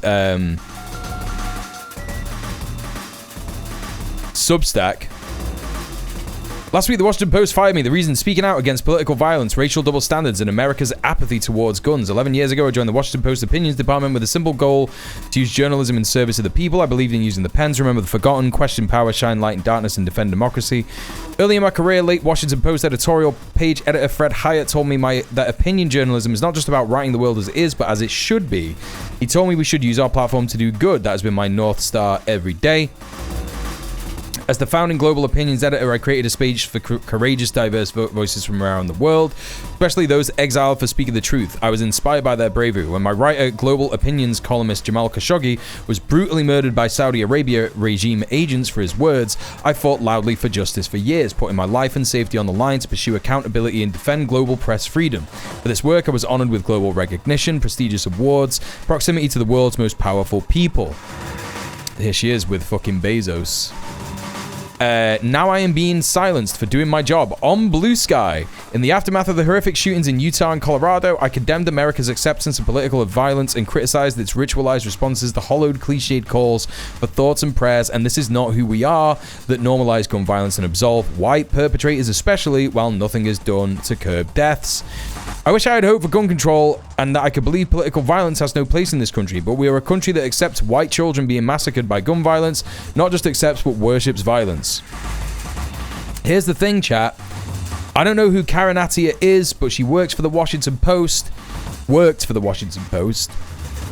She's obviously a center-left, liberal kind of person, and, you know, has maybe some kind of scruples, some kind of opinions that are good that we could probably align with in what we believe in broadly as a community. But even she said this extremely milquetoast tweet here, actually focusing on white people, focusing on white kids, right? And this is what she's got done for. You know what I mean? We'll do nothing to curb the availability of guns used to carry out said violence. The denial and empty rhetoric is learned helplessness, because the truth is America is sick. There's no cure. In America, especially white America, is not going to do what it needs to get rid of the guns in their country. I mean, this is pointing the finger back, right? which is kind of good. It will be thoughts and prayers. Violence has no place. Out of a performance of goodness, it's not out of the resolve to convince their communities to disarm. My most widely shared thread was not even about activist Charlie Kirk, who was horribly murdered, but about the political assassinations of Minnesota lawmaker Melissa Hortman, her husband, and her dog. I pointed to the familiar pattern of America shrugging off gun deaths, giving compassion for white men who commit and espouse political violence. The cycle has been documented for years. Yeah. Remember, 2 Democratic legislators were shot in Minnesota just this year. Blue Sky has been pretty harmful around this stuff. A lot of censorship. Yeah. I believe it. Lots of social media platforms are being like that, right? Absolutely. And here she is talking about real things. My only direct reference to Kirk was one post, his own words on record. Quote, black women do not have the brain processing power to be taken seriously. You have to go and steal a white person's slot. End quote, Charlie Kirk. This is what he said. You know? And of course, that is how he needs to be remembered. And of course, a black woman saying this on Blue Sky, not allowed. Even if she's a liberal, even if she's a neoliberal, just like, you know, slightly left of center, maybe not even fully left. You know? And they still got her. They still here. The post accused my measured Blue Sky posts of being unacceptable, gross misconduct. Listen, I don't know what the employment law shit is like in the USA. I imagine it's gotten worse and probably gonna get even worse under Trump. But I swear to God, man, sacking someone for gross misconduct for social media posts is insane. Like, if this happened in this country, that would be a tribunal open and shut case in favor of the claimant. That's crazy. That's fucking crazy, man. This is fucking crazy. At will in most states. Let's not forget who owns the Washington Post. Yeah, that's right. It's Bezos, right? Uh-huh. You could be fired here because your boss stubbed his toe and it was in a bad mood. Yeah, that's true. We'll be in Canada too. Yeah, it's crazy. If they're running on gross misconduct, that's crazy, man. That's crazy. All right, this is the last bit. This is related to the Stephen Miller stuff. Let's take a listen to what the Commander-in-Chief has to say. Have to be careful. When we attack people, we have to be careful. You mentioned Charlie Kirk, sir.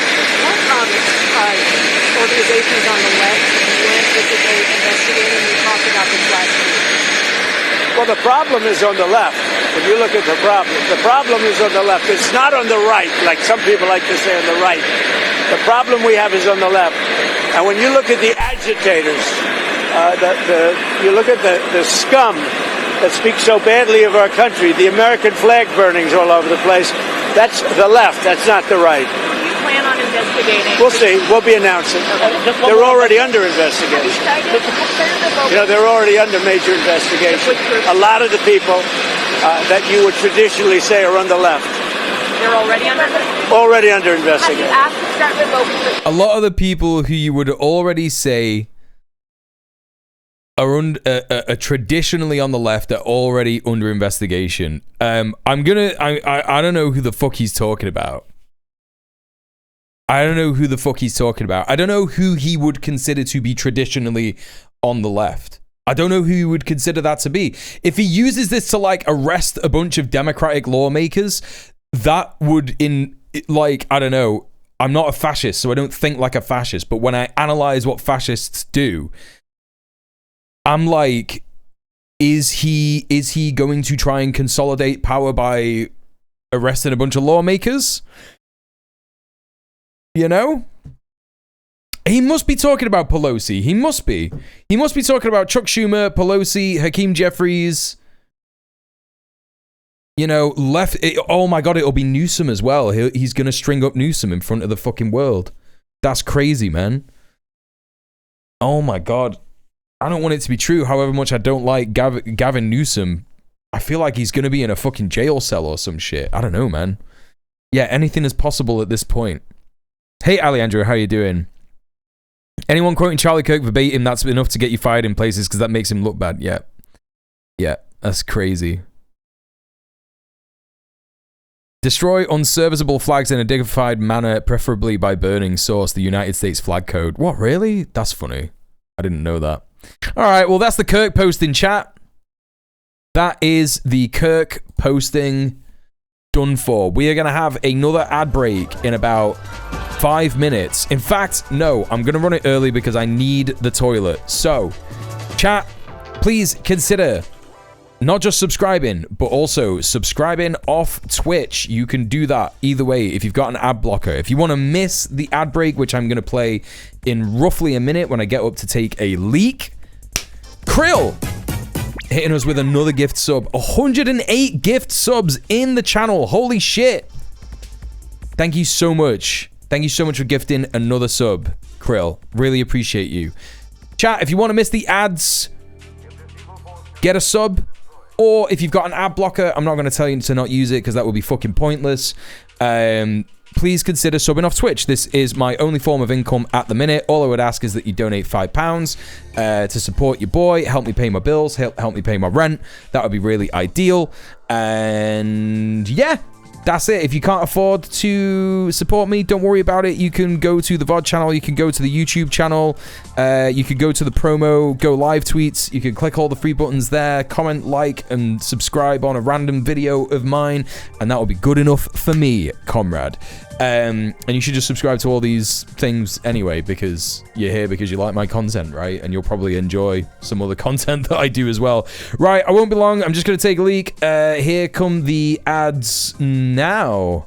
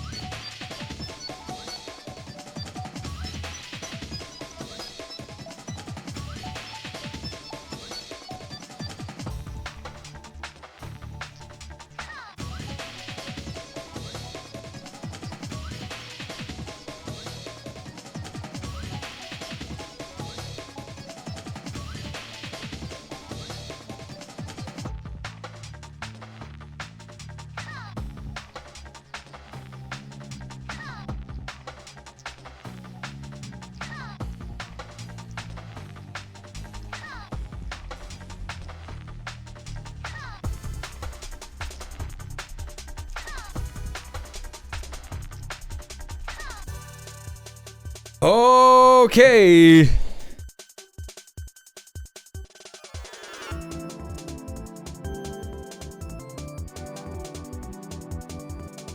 Monday to Wednesday off work. Hell yeah. Let's go. Good to hear it. Order some dinner for people you're actively trying to support or something. Small action, but directly benefits in a way you could do as individuals. Opposite of BDS type stuff. That's what I encourage people to do. I do myself as well. You can do this often. You got to eat. You got to consume. Might as well help others this way. Direct transfers shown as highly effective in studies. There you go. There you go. Correct.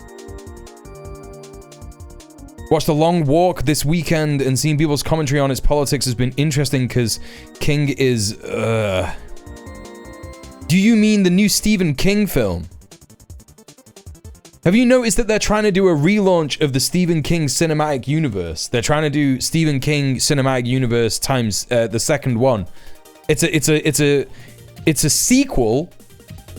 It's a shameful IP sequel. But the IP is the Stephen King cinematic universe that already existed that was very good and didn't need any other new stuff. You know, very mediocre. Very mediocre. I've been reading If It Bleeds by Stephen King. And his politics in that are very funny. I've been speaking about that quite regularly, actually, Tajan. And I watched Life of Chuck with Han in the cinema a couple of weeks ago. He does write in a shared universe, that's correct. But I'm talking about what the studios are doing.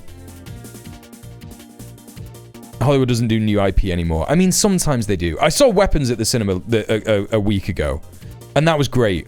Weapons was so good. I'm going to be doing my latest movie review on Weapons and Life of Chuck. There's going to be 2 movie reviews coming for you patrons out there who are subbed at £5 and above. So now is a great time to join the Patreon. There's already some bonus content on there as well. I would consider seeing other King films, but they simply aren't it! Oh! Nice. There's not a protest every day. You do, however, eat every day and you consume every day. You can also meet people this way, just regular folk in your communities. A lot of immigrants in Atlanta, for example. Just got 2 phone numbers of people this weekend by just going out about my day. One is an elder woman from Jamaica who turns out needs help getting to her appointments. I'm her ride now. That is a great example of community organizing. That it doesn't really have an organization attached to it. That's really, really good. That's really good advice. Like, you know, a whole thing that you could do is organize a block party or a street party for your street. All you got to do is print some leaflets, get a time and a date set, just like a table or something. Just kind of like estimate how many people are in your street. You know, make some food. Help other people make some food. Just get like a sound system. Rent a PA off someone. You know, I know it sounds like a lot to organize, but even if it's crap, people will just come to like hang out. You know what I mean? People will just come to hang out. I wish I could go outside. I'm so fucking jealous. Well, there's like another thing as well. Like if you do this in your street, you might learn of some people who like can't go outside because of various disabilities, and then you as a community figure out how you can include people in those events. You know what I mean? When I can walk normally again, I'm going to invest my time in more organizing. I'm pretty far out from when I did that. Yeah. Took this to heart recently. A lovely bloke opened a cafe because he was fed up with doing Chinese takeaway work, decided to make his own authentic lunch place. Spreading the word locally has been so nice. People come back and say how good it is and share the support. Yeah. It's good stuff. The first stage is getting to know your neighbors, chat. Like, that's the first stage, honestly. Your neighbors are the closest people that you have, and even though there are walls separating us, they are literally just over there. And we, as human beings, were never supposed to be this separated from people in our direct community. We would often live in communal houses together and shit like that. That's like a thing that has happened for decades. You know? The rich did it. The rich did it when the enclosures of the commons happened. The rich all lived in a big castle together. They all lived in a big fucking gaff together. You know, these country houses like Downton Abbey and that shit. And the peasants all lived in these little, small, divided up fucking terraced houses. You know? They started to divide us up and fucking keep us from each other and shit like that. Anyway, you know what I'm trying to say. Alright, it's the Unite the Kingdom. It's the Unite the Kingdom rally.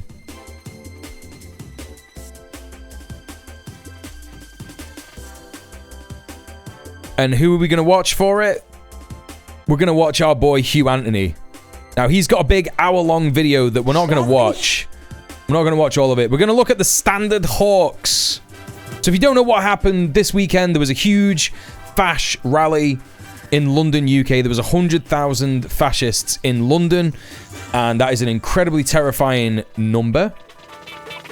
It's not something that we've seen before, but it has echoes of the BNP rally in Manchester that was about a month or so ago, maybe a bit more than a month ago, and they brought 1,000 fascists to Manchester, and it was a little bit like, that's weird. We never had numbers this big before whenever fascists come to Manchester, so what's changed? And when we looked at the footage, we saw, oh yeah, look, all these people are not from Manchester. They bust everybody in. Right? So, let's check this out. Let's see what's going down. Let's see what GB News is saying about it. So if you don't know GB News, this is the far-right commentariat of the UK, the petty bourgeois, reactionary, piece of shit, sycophant fascist class of media. Huge protest in London today, and I mean huge. It was organised by Tommy Robinson. The police are saying that more than 110,000 people attended the Unite the Kingdom march, according to the reports. And hey Ash, how's it going? Yes, serious cash being made available to the Fash right now. I think there were many, many more people there than the police are saying, frankly, and I think you do too. See how they're doing this? Now, this is exactly what Tommy Robinson did. Tommy Robinson said that there were 3 million people there. My mate's son went to the London for the Fash rally and now he's barred from his dad's house. Oh, this shit just tears people apart, man. It just tears people apart. It tears families apart. Fascism fucking sucks, man. Alright, Mia. See you soon. Take it easy. Police math means that there must only be 40 or 50,000, yeah. Hey, Nellis, how you doing? Yeah, Tommy. Well, Tommy is out of prison and also avoiding prison. Because, you know, he's a fucking white fascist. If it's 3 million, that 1 in 10 households is sending... that means that 1 in 10 households is sending somebody. Yeah, no, it's completely impossible. Well, look, you know, we're gonna do our own little bit of research on this today on the stream. We're gonna have a look at things from the fascists' side. And what I mean by that is we're gonna be watching a little bit of Hugh Anthony's coverage of it. He's a Fash streamer from the outskirts of Manchester. He does the stuff in Manchester quite often. And we're going to have a look and see exactly what the makeup of the crowd was. Because that's what we did when the Fash came to Manchester. And we were like, oh, they've bussed all these guys in. They've bussed all these people in. So I reckon it was probably somewhere around 100,000 Fash. It might have been 40,000. I don't know. Who knows? I'm not a good judge of numbers in a crowd. I've never been good at that. You know what I mean? But we could probably expect, if the police are reporting 110,000, maybe it was 100,000, maybe it was 90,000, maybe it was 80,000. It could even be less. I don't know. However, let's take a look at some of the footage from it. A counter-protest was organised by... Had one mate who might have gone, and my uncle's brother was defo there. 5,000 people. But to discuss... You see, this is the thing. It's like, if you have... Oh my God, look at that fucking iron cross brolly that someone's got. That's so embarrassing. Holy shit, man. I'm pleased to welcome a friend of mine, Alan Miller, from the Together Declaration, who was down at the protest all day today. Welcome, Alan. And oh my God, what is happening? What is happening? They just got like a guy that they know, and his wife and mum or some shit. I want to hear from you, looking very patriotic there. It's just tell me to start. How many flags can you get on yourself for a news interview, chat? Well, Renee, it's great to be here. It was a remarkable experience. It was like a festival. I'm actually here with Tracy and Deborah now. The celebrities are continuing. But you know what? It was a place full of the British public. Many people have been smeared. They've been called far right. They've been called Nazis. They've been called racist. But this was the great... Yeah, that's because you're all promoting Nazi, fascist, and racist views. That's why that's happening. Public out in force.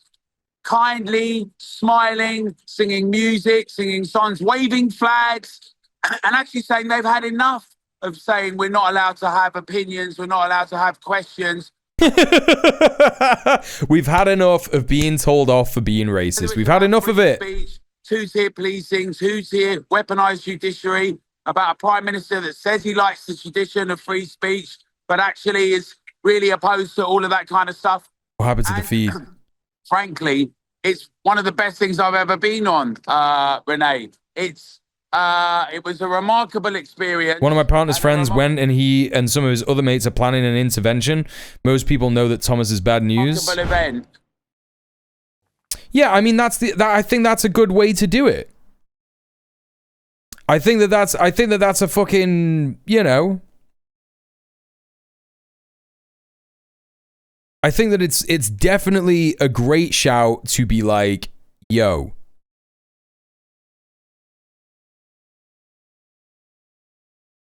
If you know someone who went to this thing, it is time to sit them down and go, what are you playing at? And just talk to them and just say, what do you think that was about? And if they say things like, oh, well, it's just about like how shit the country is, then you could say, no, they've had you over. They've pulled the wool over your eyes. You know? They've pulled the wool over your eyes. It's nothing to do with how bad the country is. Because they're not talking about anything that is making the country bad. What is making the country bad is capitalism, right? It's all that stuff. Do you know what I mean? It's like reading Shakespeare to a dog mule. No, it isn't. No, it isn't. No, I reject that shit because I know working class people who are apolitical, who are, you know, completely suckered in by this shit. And I've spoken to them and they get it as long as you explain it to them in words that they understand, depending on their intelligence level. It doesn't even matter if they're working class or not. It's just what their intelligence level is. Like, you know, you're not going to be able to start using words like commentariat or seizing the means of production or petty bourgeois or anything like that. You're not going to be able to like say anything like that, right? You just have to say like, these people do not represent a solution. You know what I mean? They don't represent a solution. They're scapegoating migrants. Migrants are some of the most oppressed people in the fucking world. You know, and as soon as they start talking about like, oh, but it's just illegal, all these illegals coming in. And you can easily just say, every asylum seeker is illegal. They made it, the Tory government made it so that every single person coming to this country seeking asylum has to come here illegally. There are no safe legal routes. That is the facts. So do you want every migrant to just be deported? Is that what you want? And then you need to find out if they're a racist. If they're a racist, that's when you cut it off. You go, right, well, you're a fucking racist. And they go, no, I'm not. No, I'm not. Just end it there. You know what I mean? Just fucking end it there. That's where you cut the conversation off. You have to figure out, you know what I mean? You have to figure out exactly where they're at with it. Where are they at with it? Are they just apolitical and stupid? Because if that's the case, you could just say to them, they are having you over. They've got you over a barrel. They've got you over a fucking barrel. They're using you. You're a rube to them. They don't give a fuck about you. They're not your new family. They're not your new mates. You know? Just point to like the footage of a guy saying that he wants Keir Starmer to be shot. It's like, that's the kind of people that you're knocking around with, bro. You know? Not useful to use classist arguments against easily defeated fascism. Monkey sputum's not like that, Tejan. With all respect, Tejan, you know, I know that you've been lurking in like a few streams and stuff. Monkey sputum's like a new chatter here. I don't think he was being classist with that. I think he was just pointing to the fact that they had a mouthful of teeth between the three of them, and I think that's completely fine to say that about racists. And I'm not going to police that kind of a comment. But I think Monkey Sputum is probably fucking mad as hell that you said that he was classist, because I don't believe for a second that he is. Have you had a random call? Oh, here we go already, 1 minute in. What's it gonna be, chat? Strange number, maybe trying to sell you something or even scam you. If so, your info could be out there. That's because of data brokers, shady companies that scrape the internet for your personal... Chat, I'm only watching this because the last one of these that we watched was so cursed. It was actually the funniest thing that I'd ever seen in my life. ...details and sell them to marketers or even scammers. These days, scammers can even use AI to mimic your friends' voices and trick you into sending money. It's not just annoying. Data brokers... It's exclusively targeted towards the daytime television crowd. I thought this was a sketch at first. No, it's fucking brilliant. Exclusively targeted to, like, fucking daytime TV, boomer, landlord, petty bourgeois, fucking idiot, vulnerable people with like viewers, right? Or sketchy offers. But there is a solution. Incogni, the sponsor of this video.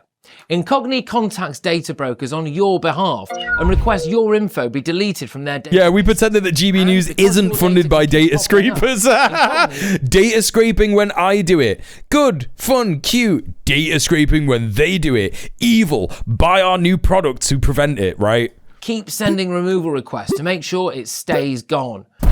They've just launched a new unlimited plan with custom removals. If you find your info on a weird website, just send them the link and their privacy team will work to get it taken down. Getting started is easy. Hit the link in the description, create your account and let Incogni handle the rest.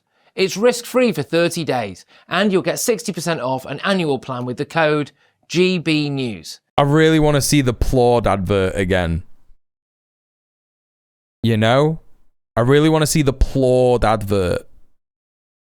When the crowd are claiming this is working people to support their fascism, I'm very conscious about things which are part of poverty. Yeah, but like, you're saying that like when people have bad teeth, that's part of poverty. That's not necessarily true. You know? I don't know everyone and I may have misread people. I just think it's not, you know, we don't need to tread on eggshells around that shit, I don't think. Giving Incogni all your info, it's risk-free. Yeah, we'll sell all your data. Don't worry about it, dude. It's all good. Take back control of your data with Incogni. All right. I think we have to just while we get Alan back. Well, he got the point out, didn't he? He got the point out that someone like of his stature. And obviously, I met Alan as well. I know Alan, and he's, as you said, been to so many rallies, so many protests. And GB News short on money if they're now doing ad reads. I mean, they're going to be wanting to make as much money as possible, right? That's what it's all about, isn't it? When you see someone like that, it goes, "I've never seen anything like it." You know, it tells you something, doesn't it? I've got a question. Yeah, but we have seen something like it though, haven't we? Because 500,000 people showed up to the biggest pro-Palestine march of all time in the UK in literally November last year, right? Do you actually think... Or was it 500,000? Was it 700,000? I think that the reports were like 600 to 700,000. That this rally, and indeed rallies like it, will lead to any sort of tangible policy change from this government? No, I don't think they'll lead to policy change, but I think what it will do is it show other people out there that their voice isn't just a siloed one. It's not biased, which was what British people on the right have been told for the last 15 years. Hey, PM Triox. You are alone. Your opinions are fringe. The anti-Iraq war in 03 was 3 million, yeah. 110,000 figures. Okay. Got Nonsense. I think we've got Alan back, which is... It might have been a million. So, Alan, are you there? We got a little interruption. It's what happens when you go live. Listen, some people are saying it was 1.5 million. Oh, so this guy's a streamer. This guy's a streamer. People, not like the BBC say a few thousand people, but actually it was remarkable. I mean, Elon Musk came on the Zoom, but you know what was so remarkable? We're in Whitehall, and you've got a situation where a 13-year-old girl who was banned from speaking and wearing the British outfit for culture reads out a story about being British. We had Sammy Woodhouse. Oh my God, they got Flag Girl. They got Flag Girl to speak. That's crazy, dude. You're grooming kids into your fascist ideology. What is happening, man? Talking about her experiences. We had Sarah White, the mother of 3 that was arrested for... The wife and son acting like they're posing for a photo. I don't know if that's his son, dude. I think that's his mum. Never seen so many flags. Not in the Jubilee. I think that's like his wife and his mum. 77 Silver Jubilee, right? Not in the Olympics. I've never been on an experience like this. This was a remarkable event. And it's got to be said, lots of people have said things about Tommy Robinson, but I think he made sure that people understood this was a place to come and have your voices heard calmly and robustly and resolutely. It worked mainly very well with the police. There were 1 or 2 incidents, and it's got to be said that well done to the Met Police for not saying that it had to stop, because apparently Westminster Council tried to make that happen just 48 hours ago. There was a moment where some people got frustrated and the police said you couldn't come through. But I've got to say, if you have 1 million people on the street and there are 9 arrests... It wasn't 1 million people. Like you could have 9 arrests at a local bar. And I think... There weren't 9 arrests. There were 25 arrests. The thing is, that the British public, this is a turning point. Like... Also, important to remember, 500 people got arrested for holding a sign in Parliament Square 2 weeks ago. 500 people got arrested for holding a sign saying, "I oppose genocide." A fucking piece of shit, psycho-fascist, violent gathering of far-right people had only 25 people arrested. Third 1234 says that's a beautiful horizon. Damn, dude, get better standards. Charlie Kirk, like with Graham Linehan, we're seeing. Oh, that's funny as hell, dude. Standing up and saying, Charlie Kirk and Graham Linehan in the same sentence. That's crazy, dude. We want to be able to talk about the things that matter to us. We want our girls to be safe. The brilliant women in pink. What are the things that matter to you, dude? What are the things that matter to you? Yeah, get rid of anyone we don't like. Get rid of get rid of them how? I don't know, man. Set the hotels on fire. That's what all these fuckers are saying. All across Britain have led the way. This couldn't have happened without them. Those brave mothers and sisters. And together, we're just really proud to be able to go around, be part of it, talk to the public, and say to these technocrats, listen to the public. Right? We're fed up with being called names and having two-tier policing and being censored and smeared.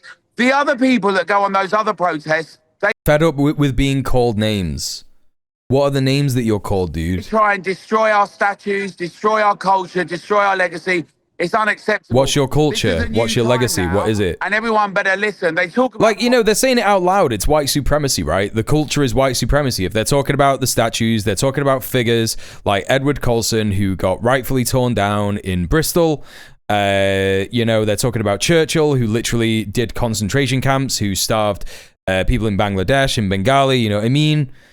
It's all that, right? Third 1234 says, I'm hearing the political positions in the UK, Labour and Conservatives are in shambles. What are you talking about, man? Like, what do you mean you're hearing political positions in the UK? But this is a massive, massive turning point.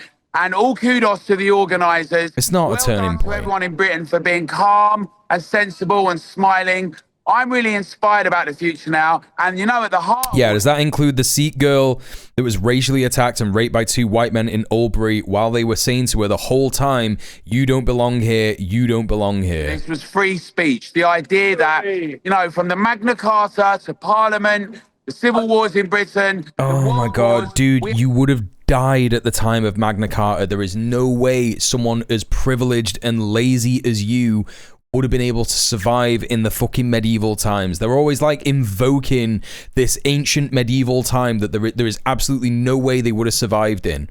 They would have been begging for vaccines. They would have been like, it would be so good if we could have something that prevented, you know, my kids from getting all these diseases. It would be so good if we could have these things that would, like, you know, stop, like, women from dying when they give birth.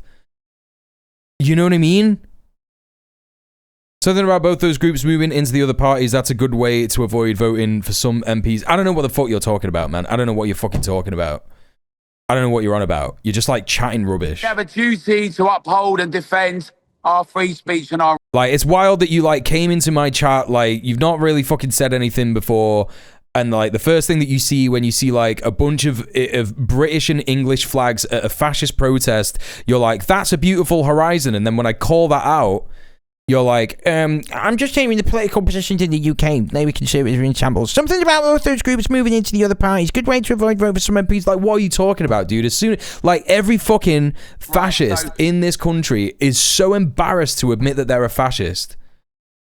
Do you know what I mean? This is news from the US. We don't get UK news. Answer my fucking question. Why did you say it was a beautiful horizon? Answer my question. Why did you say that?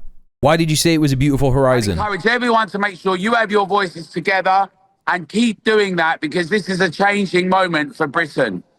Alan, I echo those sentiments. And you did just say there that you this is a moment where this government has to actually listen to the people. How hopeful are you that this Labor government will look at this and actually respond with tangible changes on areas like mass migration and associated policy areas? Yeah, I mean, basically, what we've seen is a complete transformation. Listen, this... Because the picture was great. You see a clear sky and then on the ground nonsense. I don't fucking believe you, dude. I don't fucking believe you. Morning, The Guardian... I think that you saw a bunch of flags and you were like, that looks great. Let's test the water in this chat and see what they think. And then I responded in a normal way. And then you were like, oh no! Oh no! I think that's what it was. I think that's what happened, and I think you're a fucking coward. Came out with a newspaper front page headline saying time up for Keir. I mean, they're obviously talking about all sorts of things like the appointments, but it's time up for Keir. Two-tier Keir is being called two-tier. Okay, unironically, that's a great word for him. Unironically, that is a great word for him. Two-tier Keir is true, isn't it? Because only 25 violent fascists were arrested. Meanwhile, 500 non-violent people holding signs arrested in Parliament Square. He is two-tier Keir, but again, they're desperate to be in the shoes of leftists. They are desperate to be in the shoes of leftists. And internationally. They're like so desperate to be oppressed in any single way. Going to go along with, everyone knows this. If you go on a protest about ULEZ or LTNs, they say you're far right, you're a racist. The great British public are compassionate. I thought it was 800. I don't think that's true. I think that they arrested and released a bunch of people. One is lots of undocumented migrants coming to hotels. They're Every migrant is undocumented. concerned about incidents. They want to know who's in their country, like you'd want to know who's in your home. They want nobody, none of this applies to like any other person, right? We want to know who's in our country, right? Well, who do you fucking live with down the road, right? Who's on your road? Do you know the people who live next door to you, man? Do you know everything about them? Do you know all their history? Do you know shit like that? to be able to talk about these things openly and calmly. We're fed up with being smeared, being censored, having the I think this guy is a popular far-right streamer. judiciary weaponized post-Southport and having a situation where a woman who deletes a post gets longer than people who rape or attack people. It's change time for Britain now, and we should all stand together for Yeah, just say anything, man. Just say anything you want. Kirk and in support of our great legacy. Yeah, so yeah, what do they think should be done with Prince Andrew? Right, exactly. Here. I'm just curious, to counter sort of the allegations of it being sort of far right and sort of ethno-nationalistic, I'm just curious as to your sort of view of the march. Did you see much diversity there, and do you think those kind of optics are important? Here we fucking go, chat. Here we fucking go. Yeah, look, I come from a background 30 years ago where I actually was involved in standing and actually fighting against racism when racism was a thing. No, you weren't. These motherfuckers just say anything. I was involved 30 years ago fighting against racism. When it was a thing. Right, so he thinks that racism just doesn't exist anymore. Okay, dude, all right. We've now got is a thing that's dominated by DEI, the idea, and Yeah, racism doesn't exist anymore. Anyway, racist point. The racism we've really got is against white working people in Britain. Yeah, cool, man. Like that yeah, how? It was not allowed to wear British outfit. We've got a situation where we've got mad ideologues that are saying you can fly loads of flags that like deny sex-based rights that the Supreme Court's upheld. Oh yeah, okay, yeah, trans stuff. Okay. From other nations, even like terrorist flags, you can fly all them. But when you terrorist flags, flags from Palestine, that's what they're talking about. Somehow you're far right or racist. I never saw any organized. Yeah, I mean, like, the flags that you fly uphold the idea of white supremacy in our country. And that's why you're branded as far right. Like, that's just the end of it. That's the end of the discussion. What does he mean, British outfits? He's talking about, if I just type in flag girl, it will probably just come up. Oh, no, it won't. It'll just come up with, like, hot flag girls from, like, rallies and shit. Okay, UK flag girl. Yeah, okay, there you go. Schoolgirl, but wait, 2 days ago? Oh, because she spoke at the fucking thingy. Right, yeah, okay. Girl in Union Jack couldn't give British speech. So this was from 15th of July. I reported on this when this happened on the stream. A school has offered unreserved apologies to a pupil prevented from making a speech at a school about being British while wearing a Union Jack dress, right? So, 12-year-old who attends Bilton School in Rugby wore the outfit for Culture Celebration Day on Friday. Her father, Stuart Field, said, "My daughter felt like there was an issue. She felt like it was something she shouldn't have done. That's what is wrong about this whole situation." A spokesperson for the school said, "We deeply regret the distress this has caused and offer our sincere and unreserved apologies." Yada, yada, yada, yada, yada, yada, yada. Where is the important bit about this?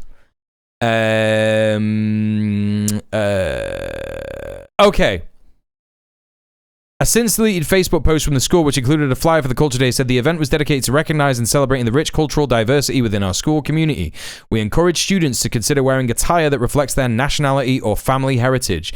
Any outfits that were worn had to be appropriate for a school setting, the post added, and had to hold cultural significance. Basically, the bit that they missed out on this is that all flans were banned. Like, you were not allowed to just wear a flag. Like, that was the whole thing. You know?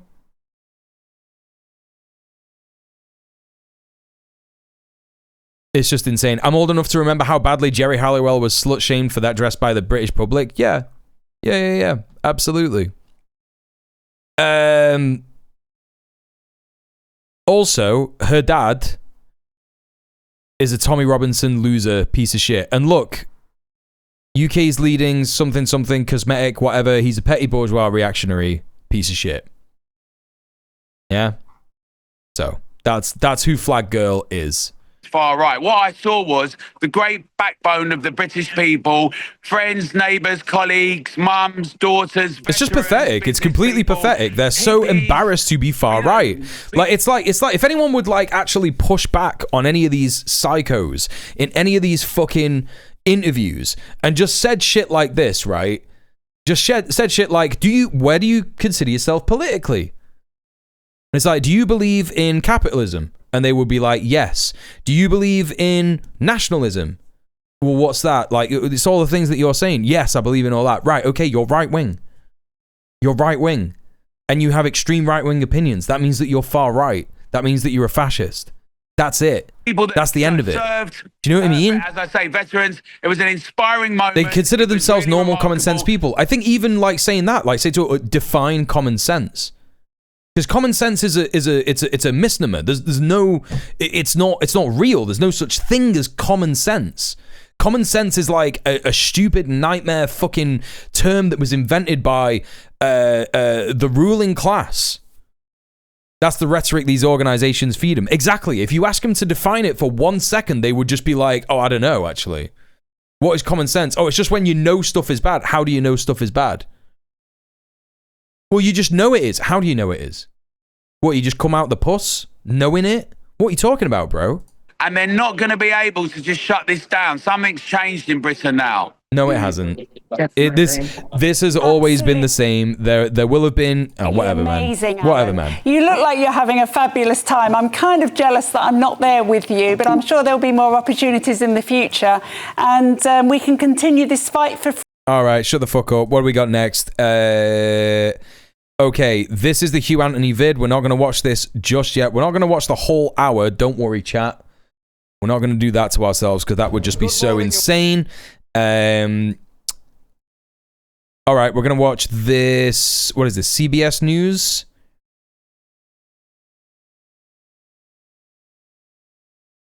Solidarity in a frame of mind for a successful process. Common sense. That's your definition of common sense. Solidarity in a frame of mind for a successful process. That's what you're saying common sense is. Come in for a cup of coffee. We'll tell you where we're from. Because he's going right here. Yeah.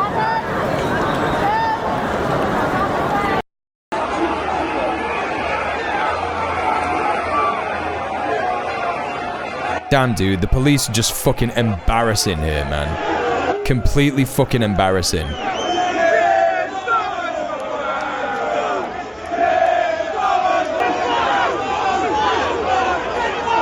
Oh, this fucking white guy with dreads.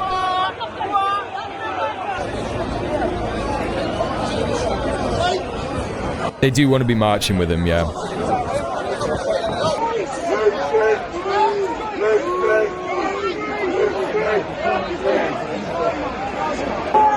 That guy tried to get a chant going and he couldn't. Yeah, there's that common sense, man. There's that common sense. Like, every anti-fascist knows that when you start the chant, whose streets, you all go, our streets. Whose streets, our streets. This guy, like, there is no political cohesion here. There is no political cohesion here whatsoever. Not like there is a multitude of different groups who have been brought together by some big money, and they don't know what's happening. Like a lot of people are going to be thinking this represents different things, right? There's going to be some people who are like hardline Nazis who are like, yeah, this is it. This is the time. If we just get enough people to where Keir Starmer is and then get someone to replace him, that's it. It's game over, right? It's game over. We're in charge now. And then there's going to be people who are going to be like, oh, I am here because I think that it's fine to put up flags around our country, right? And then there's going to be other people who are here who are like, yeah, I'm just like scared about migrants. There's going to be other people there who are like, you know, but the majority are going to be like far right. The majority are going to be fascists. The most fascist football club in the UK, Millwall. Millwall or Rangers.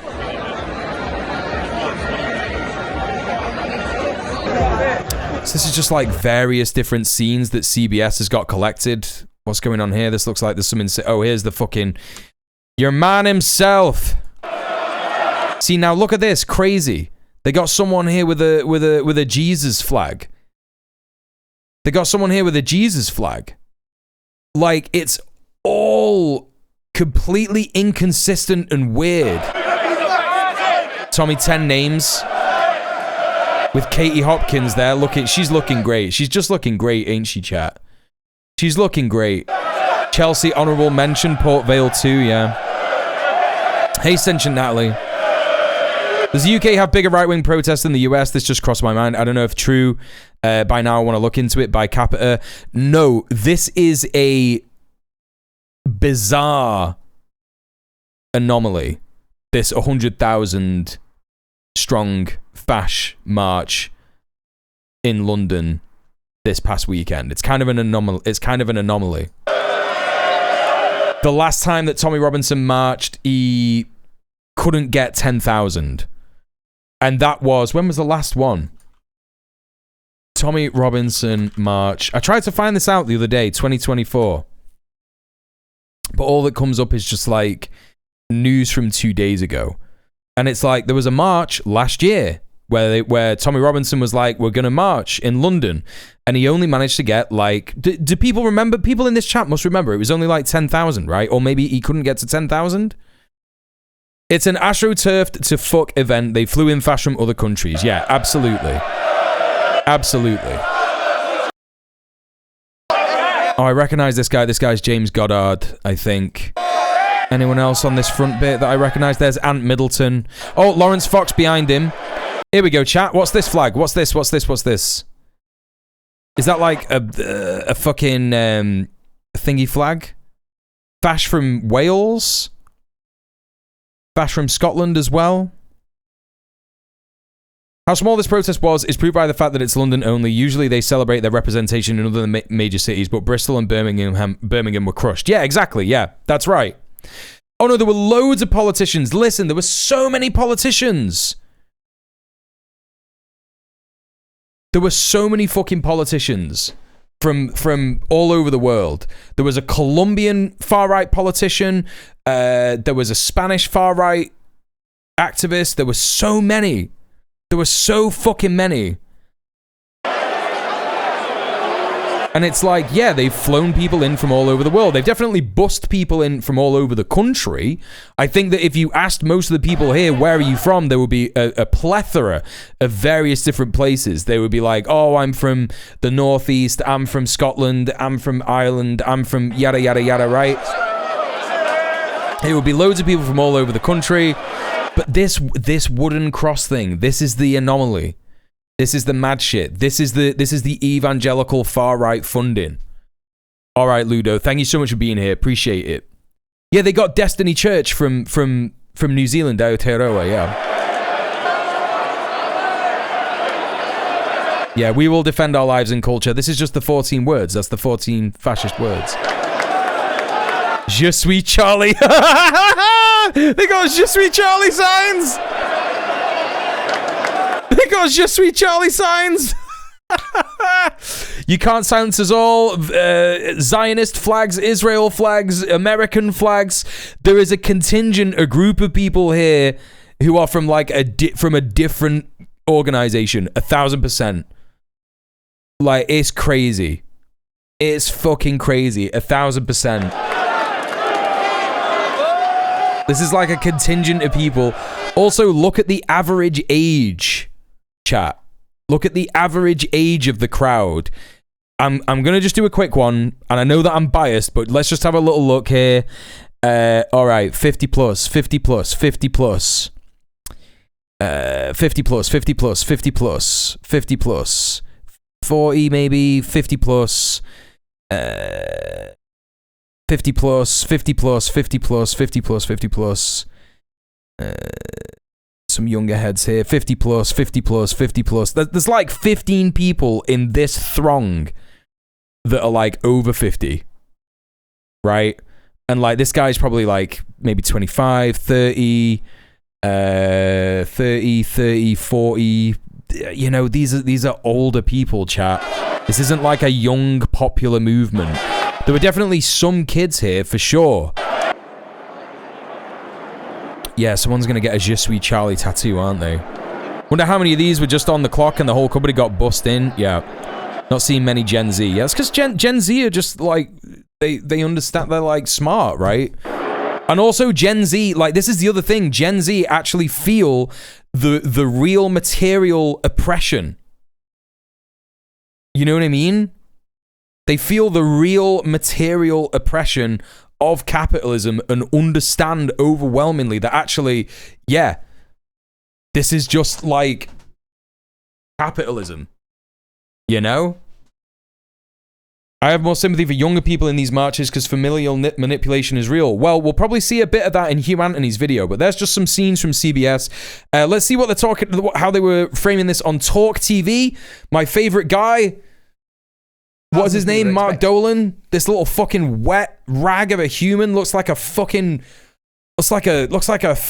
baby with hair. To descend on central London today for rival demonstrations. Tommy Robinson's Unite the Kingdom March will move from Stamford Street to Whitehall, featuring speeches from Jordan Peterson and Katie Hopkins. With Jordan Peterson did not appear. The assassination of Charlie Kirk in the US certain to be discussed. Man off balls of steel, I know, yeah. Meanwhile, a counter march, stand up to racism. Hey, buddy Bebop, how you doing? Fascism will also take place very close by. So I fear that trouble will happen. But why are people taking to the streets? Why are they? I fear that trouble will happen. So angry. And let's have a look at Tommy Robinson in particular. What do we know about this guy? What is his nature? What is his motivation? Who is Tommy Robinson? Is he a fearless patriot, giving a voice to millions of people, or a dangerous thug that seeks only division? Let's get the views of one of my favourite. Okay, I might owe you an apology, third 1, 2, 3, 4, because you have rhizome emotes. I am sorry that I got so focused on what you said about the horizon earlier. Writers and broadcasters, Charlie Bentley Astor. Hello, Charlie. He is a skeet rag. Oh, that was very kind.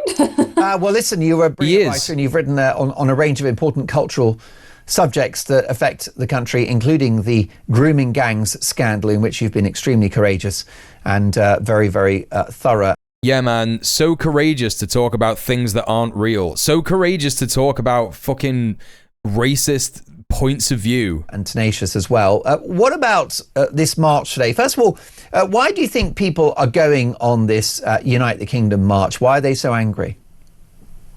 I think it's because of all the grooming gangs, Mark. That's what she's going to say.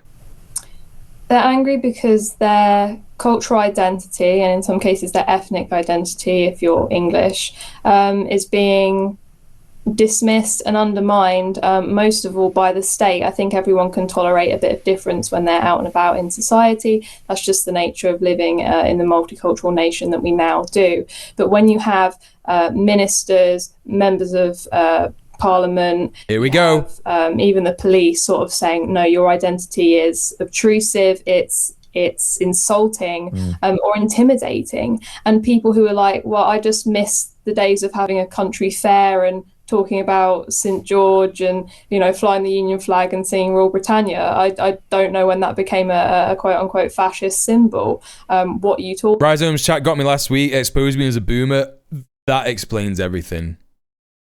That explains fucking everything. Okay, I got you. About? I'm just here to demonstrate my pride in my history. And of course, Britain has... Yeah, who's stopping you having an affair? What are you talking about? Like any country. What is she on about? But we have lots to be proud of. And Claire Bentley Astor. Have they removed the hyphen in this hyphenated surname?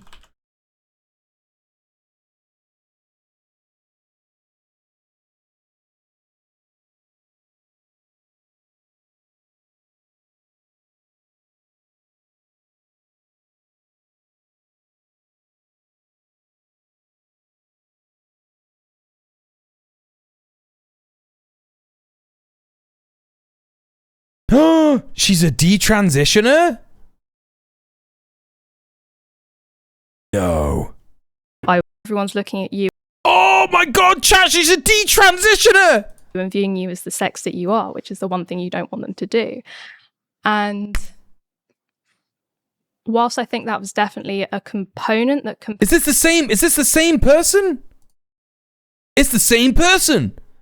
She's a detransitioner! What the fuck? What the fuck? Yes, Al, how are you doing? Yes, lad. What the fuck is going on, dude? What is happening? Oh my god. I'm like, who is this person? And the first thing that comes up is like detransitioner. And people rightly want to come out and celebrate who they are as... Damn, that's crazy that a detransitioner is also racist and writing racist articles in the fucking Guardian. Like, what are you talking about? Not in the Guardian, I don't know, wherever the fuck she does this. Anyone from any other country does. Is it possible to characterize today's march as... Hyphens are generally posh. Like, if you have like a double-barreled surname, like Bentley Astor, it generally means that you're middle class. The right cause. It's a proper middle class thing to have. And the wrong figurehead of that cause. Not necessarily all the time, but it just is middle class. Well, it's difficult to say because Tommy Robinson isn't the devil that a lot of people construe him as. Okay, you're a fascist. This presenter looks like a sketch show character. Yeah, he looks like a fucking wet rag. You know what I mean? He looks like a baby with hair. That's what I was saying before. There was definitely a... Yeah, Tommy Robinson's real surname is Yaxley Lennon. Literally, Yaxley Lennon. Stephen Yaxley Lemon. Whatever, Lemon, Waxy Lemon. Kind of association with him. Yeah, he's not the devil people think he is. He's worse. He's called a bit is certainly become unwarranted. There's always a very eclectic group of people at these marches. I've been to some. People there united by their country and using that banner of nationhood to undermine any other differences that we have. And so you'll see a very eclectic group of people there today. And Tommy Robinson is very pleased about that. He's always...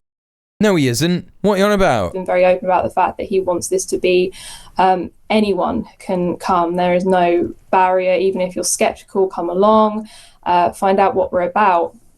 But of course, Tommy does have a checkered past. He has had run-ins with the police. He's been... It's a checkered present, you fucking plank. It is a checkered present. He assaulted a guy in a fucking airport literally a month ago, mate. Literally a month ago. What are you talking about? Checkered past. They're always like, yeah, he's got a bit of a checkered past, but he's a great guy, really. If you get him on the wrong day, he will just chin you, bro. What do you mean? Very open about that he was a very hot-headed young man.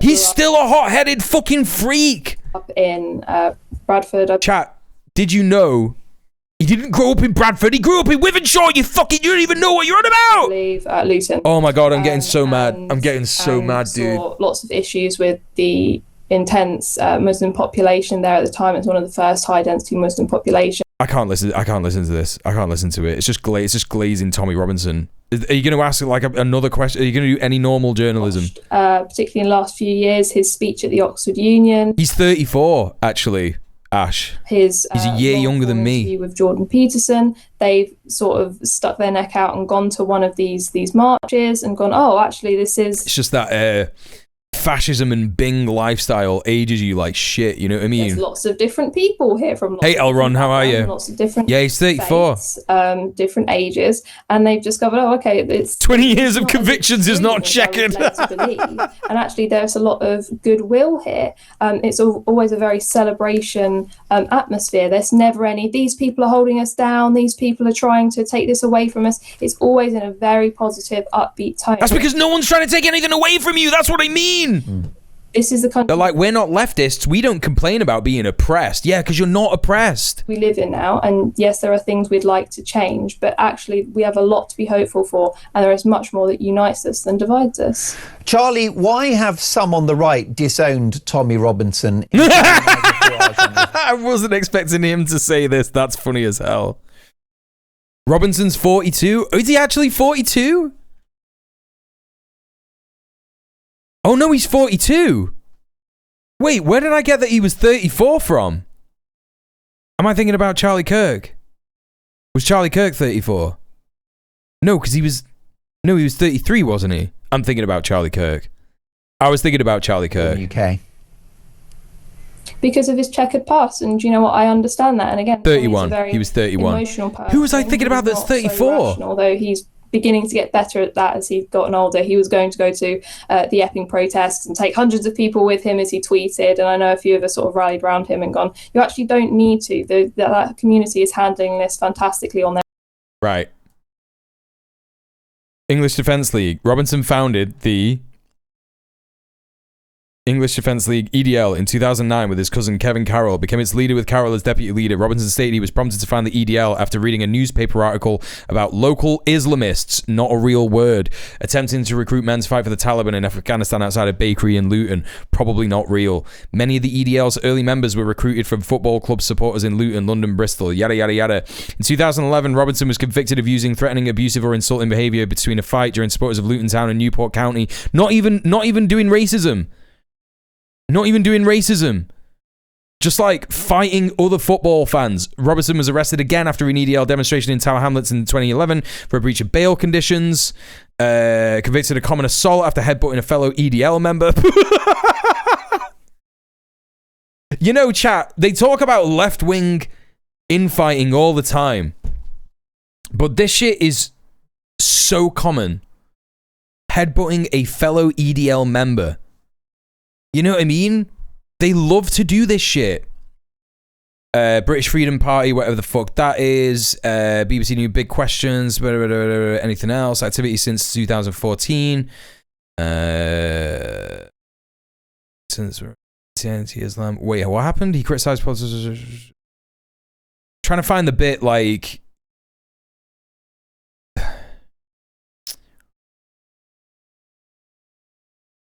Robertson was a correspondent for Rebel News, a Canadian far-right website. In May 2017, look, Rebel News, like these are all the people who are big think tank, far-right websites, far-right fucking oil-funded, capitalist-funded, piece of shit websites that are like giving loads of money to Fash in the UK, right?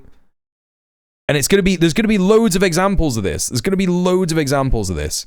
Robertson attended court in support of Mark Meechan, a Scottish YouTuber who had been charged for a hate crime after posting footage online of a dog performing Nazi salutes in response to the phrases "gas the Jews" and "Sieg Heil." You know about that, Count Dankula? You know about that cunt? Just fucking mental. In November 2018, he was appointed as grooming gang advisor to UKIP. Insane. It's just like complete, like whenever you read this stuff, it's like, this is insane. On February 2019, Robertson held a rally outside Media City UK in BBC Salford. Great Manchester offices participated. The BBC's investigative current affair panorama presenters John Sweeney. It's just like mental stuff. Wait, what? In January 2020, Robertson was given the Sappho Award. Is he a lesbian? International Free Press Award by the Danish Free Press Society at Christiansborg Palace in Copenhagen. What do you mean, bro? Communication with Finsbury Park mosque attack. It was revealed in court that the perpetrator of the 2017 Finsbury Park mosque terrorist attack had subscribed to email updates from Tommy Robinson's website and read his tweets in the lead up to the attack. Yep. He incited a guy to like murder a bunch of people at a mosque. United Kingdom riots. Here we go. After leaving the UK for Cyprus in July 2024, Robinson was accused of spreading misinformation about the perpetrator of a mass stabbing of children in Southport. False claims that the perpetrator was a Muslim asylum seeker led to violent far-right riots across the UK. Rioters in Southport were heard chanting Robinson's name and "Who the fuck is Allah?" It's not a checkered past. Like, he's done all this shit recently. You know what I mean? There is a concerted effort at the moment in the UK media class to wash and rehabilitate the image of known fascists, known Nazis. You know what I mean? Leftist infighting is mostly just white guys want to forgive their still racist friends because they say the right things about landlords or whatever, but still do racism. Yeah, absolutely. There needs to be more leftist infighting. Right, exactly, yeah. That shit's important. However, you know, when you've got like fascists like punching each other in the face, it's fucking funny as hell, man. Okay, I don't want to listen to this shit anymore. What do we got next? All right, we got 8 minutes. This is a little less of a report here from Good Morning Britain. So we've got our good mate here, Richard Madley. We all love him, don't we? All the Americans like, what the fuck is this guy? What are you talking about? 150,000 people took to the streets of London over the weekend for that. Again, glazing the numbers. 150,000. Far-right convict Tommy Robinson. The protest, which was initially billed as a demonstration in support of free speech, saw Elon Musk address crowds. Elon Musk! To advocate a change of government, as well as calling on supporters to, in his words, fight back or die. Hey, Link Retro, how you doing? Issues. In a moment, we'll be speaking to Baroness Shasta here, who has written a letter to the Home Secretary calling on the government to publicly condemn all racially and religiously motivated violence and abuse, introduce a change your government. Can we say coup or not? Encompassing hate crime act and increase funding for services that help Muslims report safety concerns. And she joins us now alongside Matthew Collins from Hope Not Hate, a former senior member of the National Front. Yeah, so this guy's a crazy individual. He works for an organization called Hope Not Hate. He used to be in the National Front, that was a, you know, far-right fascist UK organization. He was de-radicalized, I believe, by people from Hope Not Hate, and now he is a poster child for people who want to de-radicalize. You know, it changed this guy's life. Like, before it, he was such a hateful piece of shit. He had, you know, no fucking friends, no fucking, you know, just like a shit life, just like constantly just being like hateful, you know, getting mad at like things that aren't real and shit. And this like just changed this guy's life. You know what I mean? You've got a sort of sheepish smile on your face, Matthew. What made you change your ways? Basically, having to listen to grifters like those two you just had on screen, telling me how terrible other people are and how better my life would be if we could get rid of all these immigrants. Look, I was in the A&E last week for 9.5 hours. If Stephen Lennon, because that's his real name, came in and said to me, do you want to go on a protest about the NHS to demand more hospitals and more doctors, I'd have gone on it. Instead, he's got 150,000 people out demanding more flags and to deport people. We need more people. We need more doctors. We don't need more flags and racists. What about the definition of the protest? 150,000 people of all sorts, turned up as a far-right demonstration. Would you accept that that is a reasonable... Come on, man. Madley, you need to shut the fuck up. I swear to God, Richard Madley and these fucking loser... morning television nightmare piece of shit or like news outlets are just doing so much stuff. They're just doing so much work to be like, nah, it's not really far right, is it? They just love flags. I love flags. I'm not far right. I also hate Muslims. I'm not far right. Carapace to describe it. Yeah. You know what I mean? Like, all of these people are embarrassed that all of their opinions, all of the policies that they support are fascist. Like, that's what it is. They are pathetic. They will never admit that that's what it is because they know it's wrong. I think there's going to be a diverse number of people there. I think there will be far-right elements. This is the second time that we've heard this tonight, right? There's a diverse amount of people here. There's definitely some black people there. Count them, bro. Count them. How many black people you see in this image? Literally zero. Literally zero. What are you talking about? But I think there will be also ordinary citizens, working class citizens, who I think... No worries, Tejan, thank you. ...by successive governments who have not been listened to. But they need more money in their pockets. They need to be taken out of poverty. They need to be given jobs. Unfortunately, there are people who are very good at delivering rhetoric, who are getting them to focus on the wrong issues, such as immigration. Now, immigration is an issue. That's diverse range of fucking neckbeards, exactly. Yeah, so many women and children. Literally, still not seen one black person. Still not seen one person who just isn't white. Toxic.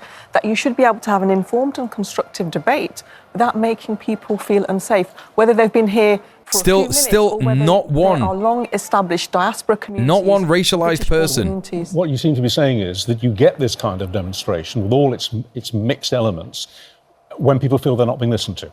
Is that what you're saying? Yeah, I do think people need to feel listened to, but they don't need flags to do that. We can have debate. British have a different... Oh, fuck off with debates, man. Holy fucking shit. To be honest, Katie Hopkins was looking kind of orange. way of doing things. Unfortunately, we have Americans interfering in our democracy.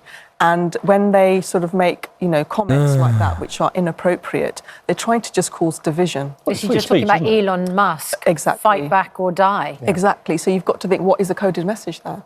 It is deeply, deeply worrying. I was speaking to a group of women last week from Yorkshire who came to see me in Parliament. They said they've never felt so intimidated before.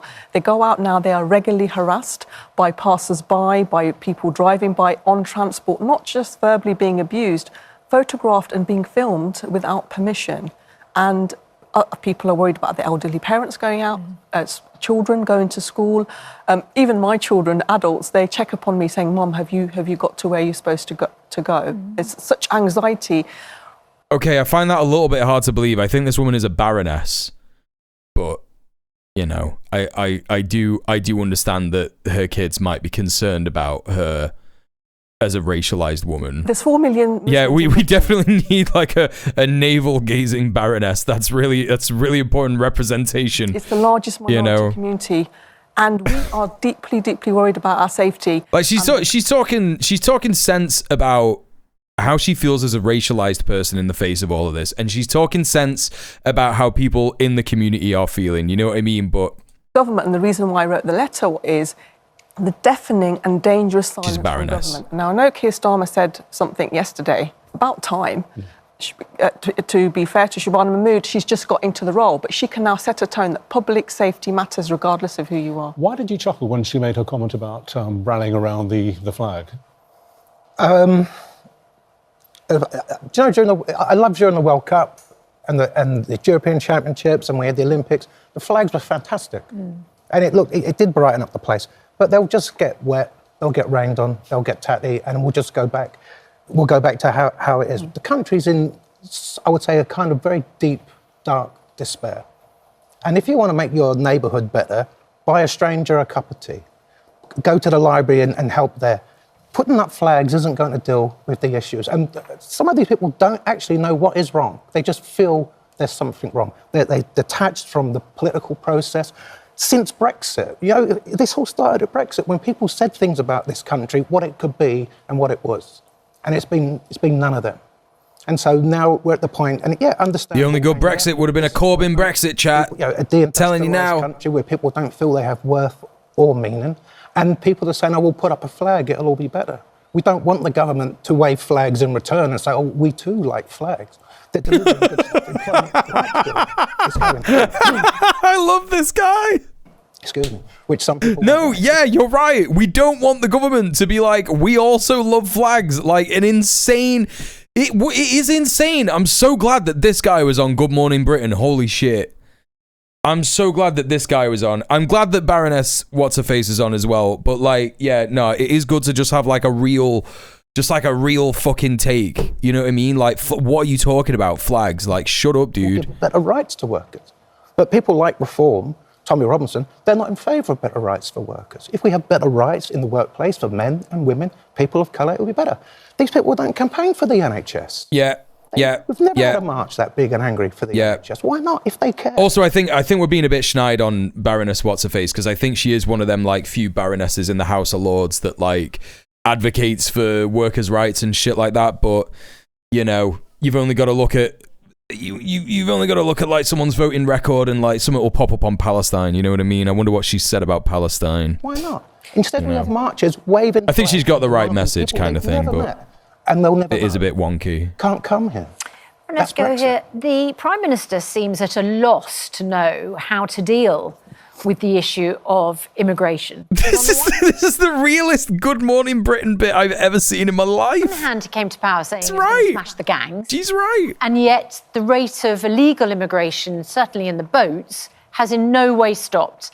And it's become such a symbolic issue for those who are anti-immigration to focus on the boats. It's a really inflammatory issue. And then he did a speech saying we're at risk of becoming an island of strangers, which seemed to play into this very divisive narrative. They've told Madley to shut the fuck up now. I don't know what is happening in the British media class. There's this weird thing that's going on where on Good Morning Britain, where mostly you will find them completely just repeating fascist right-wing talking points all the time. And now all of a sudden, now that there's been a huge Fash march in London, they're actually sat here just like, oh no, yeah, this is bad actually, and like this is divisive rhetoric. What are we gonna do about it? We're gonna get this like progressive baroness, this progressive member of the House of Lords on the show, and we're gonna get this ex-fascist who is like a poster child for reforming yourself as a fascist onto the show to talk about why it's bad. This is crazy actually. This is crazy. Because he has to unite people who, as you say, put aside the far right. He has to unite the people who might say, I'm on the march, because as you acknowledge, I'm concerned Eating alumni about emails, immigration. yeah, they and are. no one else is speaking for me in a way that publicly says that. How does the Prime Minister tackle that issue constructively, positively and effectively? People do not want slogans like stop the boats and smash I the came gangs. close to having a What they quiet want word with is- Madley after he groped my ex in a lift. What? What? To be listened to, but actually What? action. And it's not just about illegal migrants on boats. It's also actually legal migration that we need to consider as well. I believe it. Because, for example, on our helpline, we'll get hardship cases, so you get to sort of find out, what's going on. And I think what we need to do is sit down and have conversations. All of these daytime TV show hosts are the fucking same. Eamon Holmes. Around the country, by everybody, not just by the white working class. Different diverse groups on immigration. I think it's absolutely fine to be tough on immigration, but also be tough on racism and anti-Muslim hatred. And I think the Prime Minister sometimes, on a lot of issues, not just this one, is very, very slow to react. He's very reactionary. What I'd like the Prime Minister to be is... Let's have conversations. Know what the issues are and sit down and have these... I think we need to have conversations in every city, but it has to involve diverse communities, and you will find that... Right. What vehicle is this happening through? Hello, Pup Tetris. What vehicle is this happening through? Exactly. How are we going to construct these conversations? Is it going to be through the government? Is the government going to facilitate conversations to be had? Mass conversations like a people's assembly? Is that going to happen? No, of course it isn't going to fucking happen. Because as soon as the people's fucking assembly happens, everyone in that area will be like, hey, guess what? We can't afford clothes. We can't afford anything. We can't afford literally hell, we can't get a fucking appointment in the NHS. Jubilee, obviously. Yeah, that is, you know what? Welcome to the chat. New chat at Spaceman J. Francis. Yeah, I actually do. I wouldn't be surprised because it is literally, that is the way that the UK is going. It is this Yankification of the UK. I'm not going to sit with a guy that's like, oh yeah, everyone needs to be deported. I might yell at a guy who does that and be like, you're a fucking Nazi, shut the fuck up. You know? Again, like, the way that you get around this shit is that you have community organizing. You do community organizing, whether it's tenants union stuff, whether it's food bank related, whether it is just like organizing disability support on your road, in your apartment building or whatever. If you've got disabled people in your building, help them out and shit like that. All these kinds of places, all these kinds of ideas foster the kind of environment where, if people have those kinds of opinions, you can be like, well, hang on a minute, what's going on there? And you can have like a normal conversation with a person like that and go, yeah, but like, look at what we're doing. Like, we're actually changing the country. It's nothing to do with immigrants. Like, we're just doing things for ourselves and it's fine. Like that's the kind of shit that actually like works when it comes to like these so-called conversations. These so-called conversations are so abstractified and extrapolated when they're talking about it in the media like this. It's like, well, what do you mean we need to have these conversations? It's such an abstract idea. Like, what are you talking about? What's going on? Okay, Sentient Natalie, you're probably going to be like proper upset because Tejan said that he was like getting off. So I don't know if he's going to respond to that like huge response that you spent a lot of time writing there. But I'll certainly read it. But after I've been to the toilet, is it time for another ad yet? Oh, there's already been an ad. Okay, all right. Listen, chat, I'll be right back real quick. Won't be too long. Use this time to stretch your legs, go to the toilet yourself, take your meds, yada, yada, yada. I'll be a couple of minutes.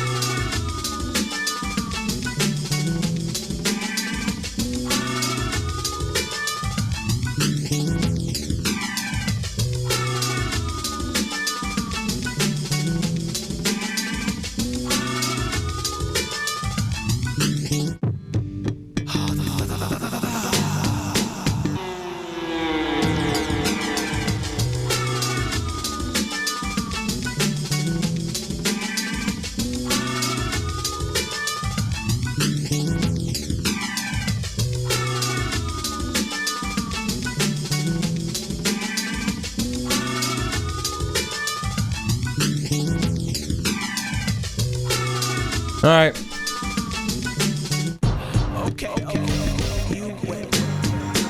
Imagine being so bad at nationalism you have to import it from another country. I mean, that's essentially what's happened.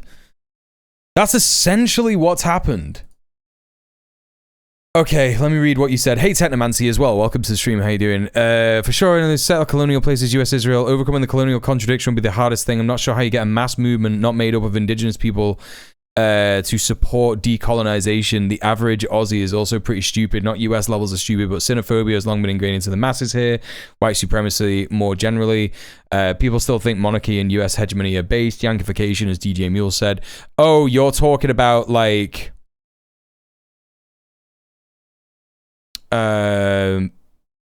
Tejan was saying, as a proud leftist and anti-fascist, I'm also semi-proud to be British and English, which means engaging with the abhorrent things our country did internationally, but learning our historical culture that the Fash don't give a shit about. Well, okay, yeah. I mean, what you're talking about, right? What you're talking about is that we, in the UK, we are a completely colonized people. That we are the produce of a state that completely, like centuries ago, completely destroyed any kind of indigenous relationship to the land, any kind of indigenous ritual, spirituality, history. Like, we just really don't know. Like, I know what you're saying. You're talking about the same kind of thing that people in Bretagne in France talk about. France is a colony. The state of the UK is a colony. It colonized Scotland. It colonized Wales. It colonized England, all the various different parts of England. The Anglo-Saxons did all that kind of shit, right? That's an important thing to bring up. That's an important thing to talk about. And of course, the people in the movement of the Fash just don't even like, you know, they don't even talk about any of that shit at all. Britain fetishizing the Roman Empire for millennia. Right, exactly. The Romans completely like eradicated a bunch of our shit. Every day we live with soft colonization, whether it's dialect, the faux era professionalism in the workplace designed to hold working class people down, etc. Right, exactly. It's a complete subjugation of the state. Colonization happened in the UK. It worked. And now we're in this, like, we just have literally no idea what our history and what our culture is. You know, shit like that, right? Permission to post the link. You should be able to do that as a sub, Husker. Is the Yankification of the UK what one might consider part of the imperial boomerang mechanism? No. I'm talking about something different. The UK already does the imperial boomerang shit. It's already doing that with Keir Starmer's administration arresting people on behalf of Israel. Right? That's already it. The UK is just an extension of the US. Not necessarily. Like, we're part of the financial organ of the imperial core. Well, we are the financial organ of the imperial core. And so obviously we are beholden to the USA in the grand scheme of imperialism. The US is certainly trying to make us a vassal state. Old chum. It's trying to make us a vassal state at this time. And that's what I'm talking about in terms of the Yankification of the UK in these evangelical Christian organizations trying to desperately push Christianity into the fascism of the UK. You know what I mean? Also, hi trans women, how you doing? Everything they did around the world, they did here first, yep. Whiteness colonizes its own first, yep. That's it. It's important to remember that. You know? Okay, let's carry on. I think we've seen all that we need to see with this Good Morning Britain thing. Let's take a look at Hugh Anthony's video. This will give us a little insight into the behind the scenes of the Fash march on Saturday. So here he is with his homo-fascist cadre. So let's have a little look and see what his intro is saying. And welcome to London. It's the big day, September 13th, with Angloid, with Junior. Junior's over there. It's going to be a very big day, a very patriotic day. Thank you for the follow. From all over the globe to show their support for free speech. He said it out loud. Chat, he said it out loud. This is why this guy is quickly becoming my favorite guy. He's my favorite little fucking UK homo-fash dickhead. This dude's eyes make me uncomfortable. Yeah, he's a fascist. Yeah, of course. He said it out loud. Check what he says, chat. Straight away. He didn't even give a fuck. With Junior's over there. It's going to be a very big day, a very patriotic day. People coming out from all over the globe to show their support for free speech and the British. If you look behind me, you can see big people coming from all over the globe. People coming from all over the globe to support this, right? To show their support, that's right. Ben in the House of Parliament. It is going to be a very, very large day, a big march. There are counter protests, but no one cares about those delinquents anyway. Fish and chips, Nick Fuentes. Yeah, that is what we're going to call him from now on. Thank you, Spaceman J. Francis. Distance, either through overeating or undereating, but it's going to be big. We'll catch you in a bit, and we'll see what's going on. Fish and chips, Nick Fuentes. St. George's that is what he is. Flags just across from Parliament there.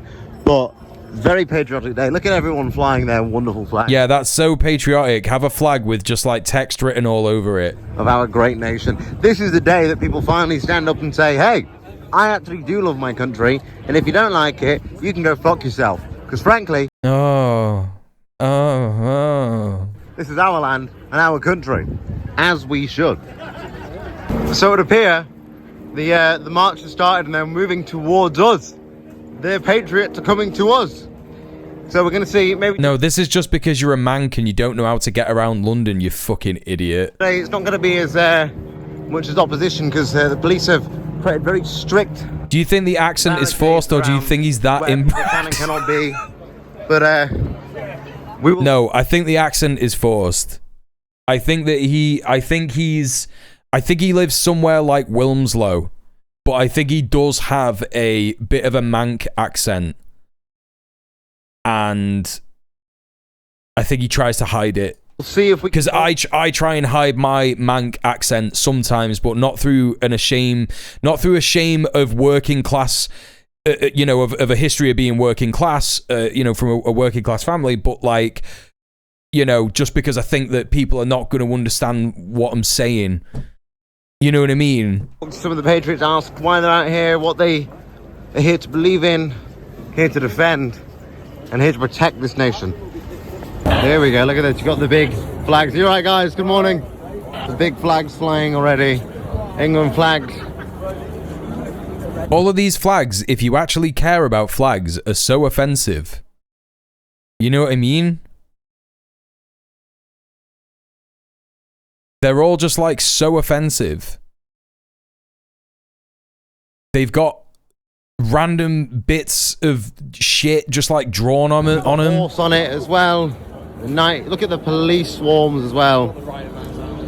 Absolute protection to the up-rail, territorial sport. What? Specialist riot group. Just in case anything gets a little rowdy. What is he saying? What is he saying? That scene down there, wait. Let's see if I can zoom in quickly. Judy's in the way. Judy, get the fuck out of the way. Swarms and swarms of patriots. Okay, let's get to him in the throngs of all of it, and let's see some of the kind of people that he speaks to. So here we go. We've got the psycho crossbearers. Oh god, they're incoming. Bob! There he is. Good morning. Pushing forward. No matter what, they're pushing forward. We're just going to keep it going here. What's happening?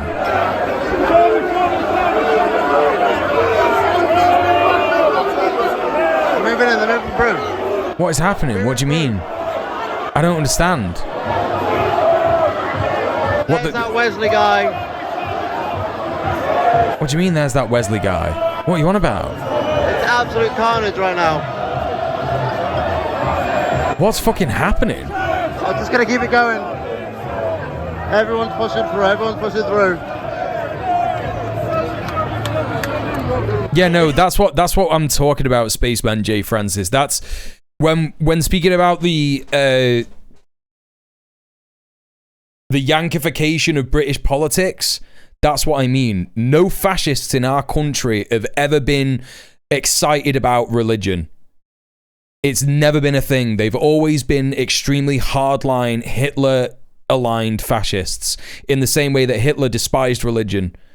Like, they've just been like that, like new atheist, apathetic, nihilist piece of shit fascists. Like, that's the only real kind of fascism that we've had in the 20th century in the UK. And the fact that it's like, there's this like Christian element being pushed in is just like weird. And it's obviously coming from money abroad, in the same way that they've flown loads of people in from all over the world to come here. You know? Look behind. Well, yeah, the UK was absolutely part in creating the US and taking part in the genocide of indigenous natives.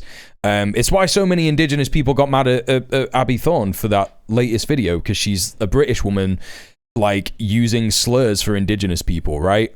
You know what I mean?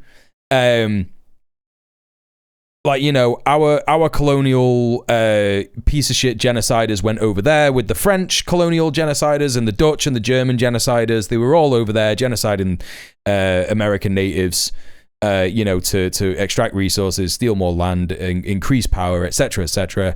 And then it all went tits up for the UK because you know, America rebelled against it and then made a declaration of independence, right? You know what I mean? And ever since then, there's been a gulf, and then it's increased with the relationship to empire. in the modern 20th century when America came out of its isolationist period and was like, right, okay, it's time to do some empire shit of our own, right?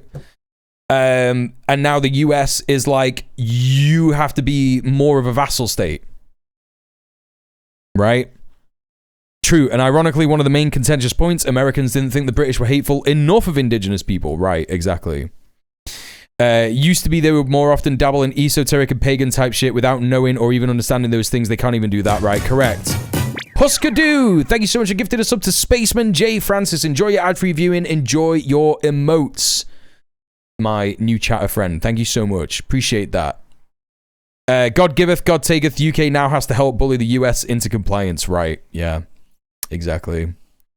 But Swarms of patriots. it's not going to happen. The US is more going to bully And our nation and our freedom. bully the UK. To bar by the establishment elite at the top and the foreign migrants that are invading this country, and we're here to take it back. We're holding the line here. So like all so far, not really seeing anyone under the age of 30. You can just see there's so many people. I can't even explain how many people are here right now. It's absolutely chaotic. It is just chaos. Like nothing is like happening, right? Isn't that why the British excommunicated the Americans? They were too extreme in England. Yeah. There you go. Got the news here. GB News here. Shit, full crooked circle drawn by a toddler. Yeah, literally. It's chaotic, but a good chaotic. There's people on the bus stop waving the flags. Unite the kingdom. Yeah, shut up, man. Whatever. Are you gonna like talk to anyone? Are you gonna like make any new friends, dude? Oh, is that Nick Tenconi? No. Traffic change. Subversive, you support the massive influx of legal migrants, which still puts me on you on the course to be a minority in our own country. Yes. These people coming here to be exclusively. Right, so some of these people don't even know why they're here. This guy is trying to like radicalize these other guys. That guy just did a Fash salute. That guy just did a Sea Kyle. Look in the background. See that? This fucking psycho. But we've got subversive raps. Oh, here we go.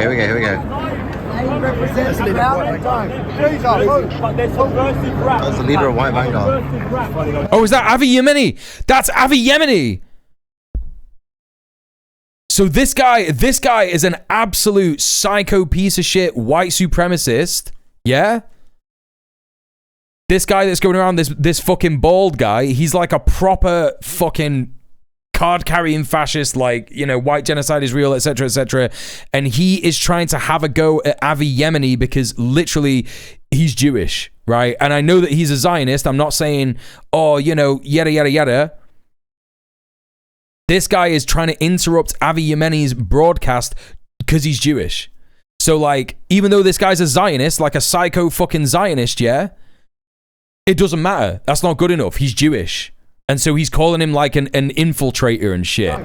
That's what's going on. That's the leader of White Vanguard. He's calling him a rat. He's calling this Jewish guy a rat. Zionists not welcome. England for the English, Britain for the British. Outward You're destroying our demographic. This guy's so confused. He's so confused. Oh my god, that's amazing. Oh my god, that's amazing. Holy fucking shit, dude. Destroying our demographic. Save the British people. England for the English. England for the English. He's completely right. The plans, the Kalergi plans, and the demographic change has been perpetuated by the Zionist movement. They have flooded our countries with unsustainable levels of illegal migration. And that's what's going on, man. That's what's going on. Like, you know, the crazy thing is that all of this just helps Israel. Like, this guy thinks he's being so cool and so based, and this is what's going to bring down Israel. And Israel is not bad because it's doing a genocide. Israel is bad because it's full of Jewish people. And he's being like, yeah, brilliant, get rid of the Jews, like, that's great, like, they're flooding our country with, you know, you're destroying our demographic.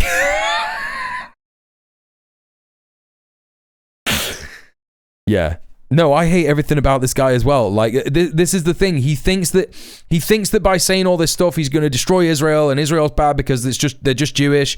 You know, nothing to do with the fact that they're doing a genocide. But actually, all of this just helps Israel. The more far right and the more actually anti-Semitic far right people and fascists are in Britain and Europe and all over the world in general, it is far better for Israel that is the case, right?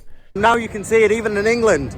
Down from 99.9% the native white Brit to 74.4%. Not on our watch. We are calling for total... Well, I mean, it did happen. If that's what you're saying has happened, it has happened. It has happened on your watch. Remigration. Did Israel fund him without knowing it? No, this is the key, Walada. This is the key. Israel absolutely knows that if it funds far right, like the biggest thing that Israel knows protects it worldwide is a hatred of Muslims all over the white Western imperial core. So it doesn't matter, what kind of opinion people have of Jews all over the world, if they are actually anti-Semitic and just hate Jewish people, you know, and nothing to do with Israel, nothing to do with criticizing Israel, not the, the fake smear of anti-Semitism that we hear all the time. It helps Israel because it means that more Jewish people feel unsafe in countries like this, and then they go to Israel and throw their lives away. That's what they love. Bye, man. Oh, here we go. Yeah, not very English, is it? Not very English, actually, is it? This? Oh my god, dude. They're just like, England for the English! And then like a guy with bagpipes. Oh, okay, we got a fucking weirdo speaking. Let's check this out. Is it the English absolutely substantial? It is. Yes.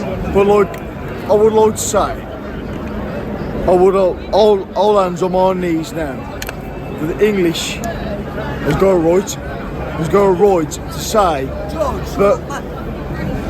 Don't interrupt. So this guy's from Birmingham. You can tell by his accent, he's from Birmingham. Don't interrupt. And he's pissed out of his head. The English have got a place to say about what's going on. And we all know what's going on. Yeah. You know exactly what I'm on about. With the boats, whatever. Yeah. You know, I ain't just blaming it on something like that. Yeah. But all I'll say is coherent. I'm patriotic, I'm fucking English. And this, look, this needs to stop. BBC rider, you know who we do, in the corner, 1, 2, 3, get on. Thank you very much, buddy. That happened to... He just said that this needs to stop. Does he mean... Does he mean the fascism? Does he mean the fascism?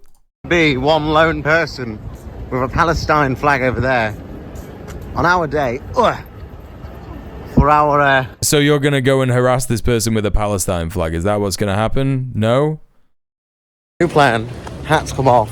Does he mean white replacement? Yeah, he might mean that, right? It has come off. My hair is 8 pints in already at 12 p.m. For the content.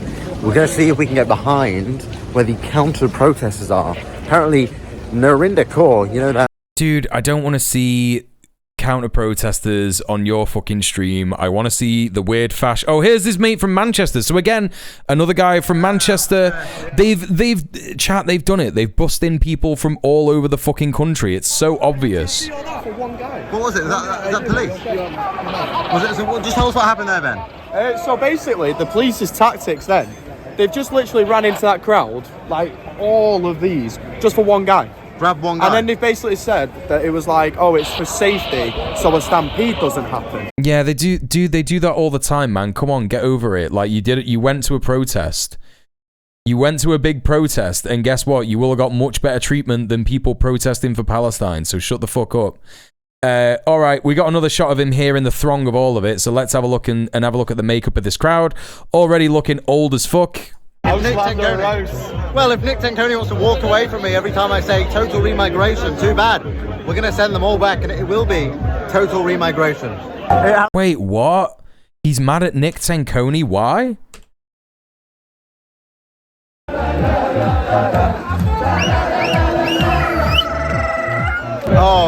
into the remigration zone.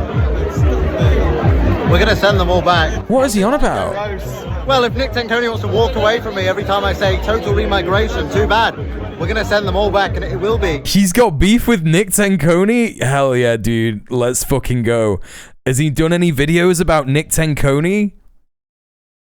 I need to see this shit. I need to see this shit. Please, please, please, please, please. Rest in peace, Mr. Kirk. Hell yeah, dude. Hell yeah.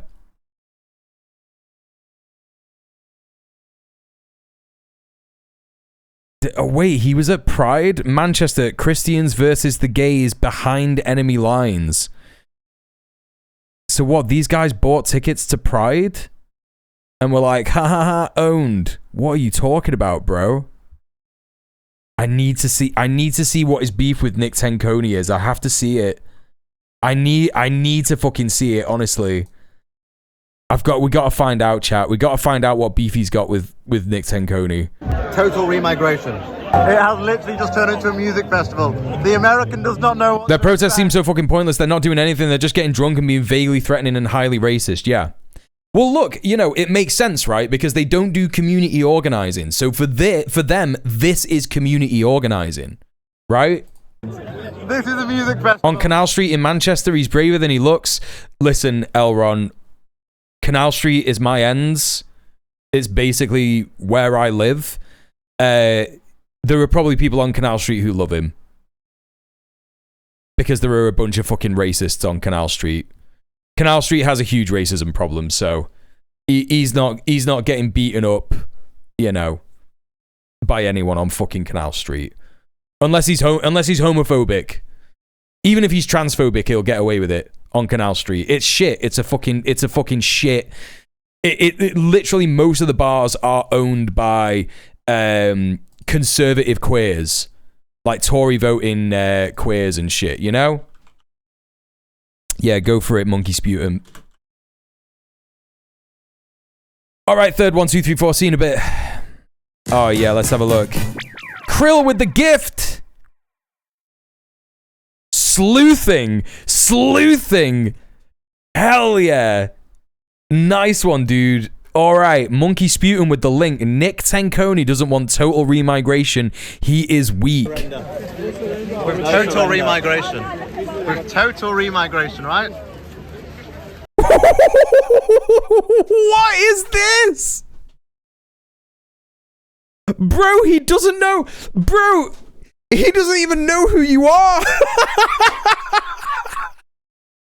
The way he frames it in this fucking video. If Nick Tanconi wants to walk away from me every time I say total remigration, bro, he doesn't know you exist.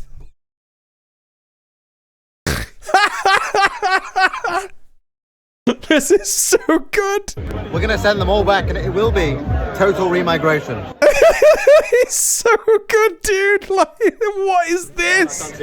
We are taking no surrender. With total remigration. With total remigration. No, you didn't. Bro, this is so funny. Oh, this is so good. Oh, yeah, they all hate each other. Oh, it's so good to be reminded of this, man. It's so good to be reminded of this. Not a serious individual, won't debate and blocks anyone who disagrees with him. Brilliant. Yes. Please keep fighting. Yet you're at a march with a man who supports a Pakistani, had a Pakistani who wants the same thing as Nick. Great logic. You think I support Tommy? I'm there to red pill. Yeah, this is mint, dude. This is so good, dude. This is so good. Christian, they all hate the Christian shit. They all hate the Christian shit. They're saying Jew worshipper here when talking about the support of Zionism. Dude. Oh my God. It's just not gonna fucking work. Like, it's literally not going to work. He's alright. He's pushing in the right direction for now.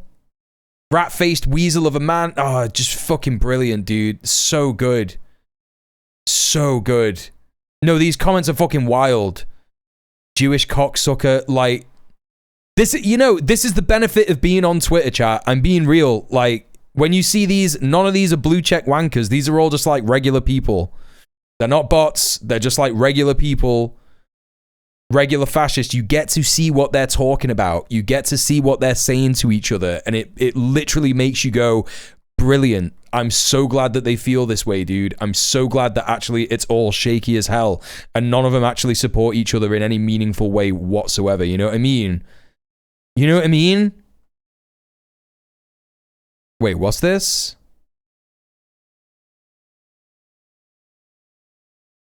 You can tell this guy desperately wants to be a gay bottom, seems so performative, absolutely no source in his racism. No, he is gay.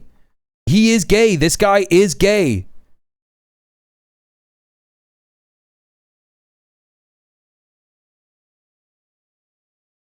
Consider perhaps how invoking the concept of being a gay bottom as a pejorative is damaging and hostile to queer folks, comrade.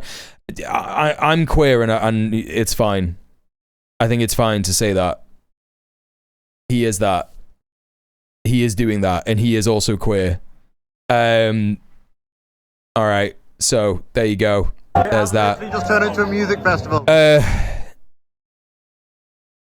He's talking to this guy. Who's this guy? Let's see him talking to this guy and see what this guy's saying. Is the Englishman the biggest threat to the English child? No. Statistically. Yeah, but there's more English people, man. Depending on the percentage. I want to know. No, 1 month.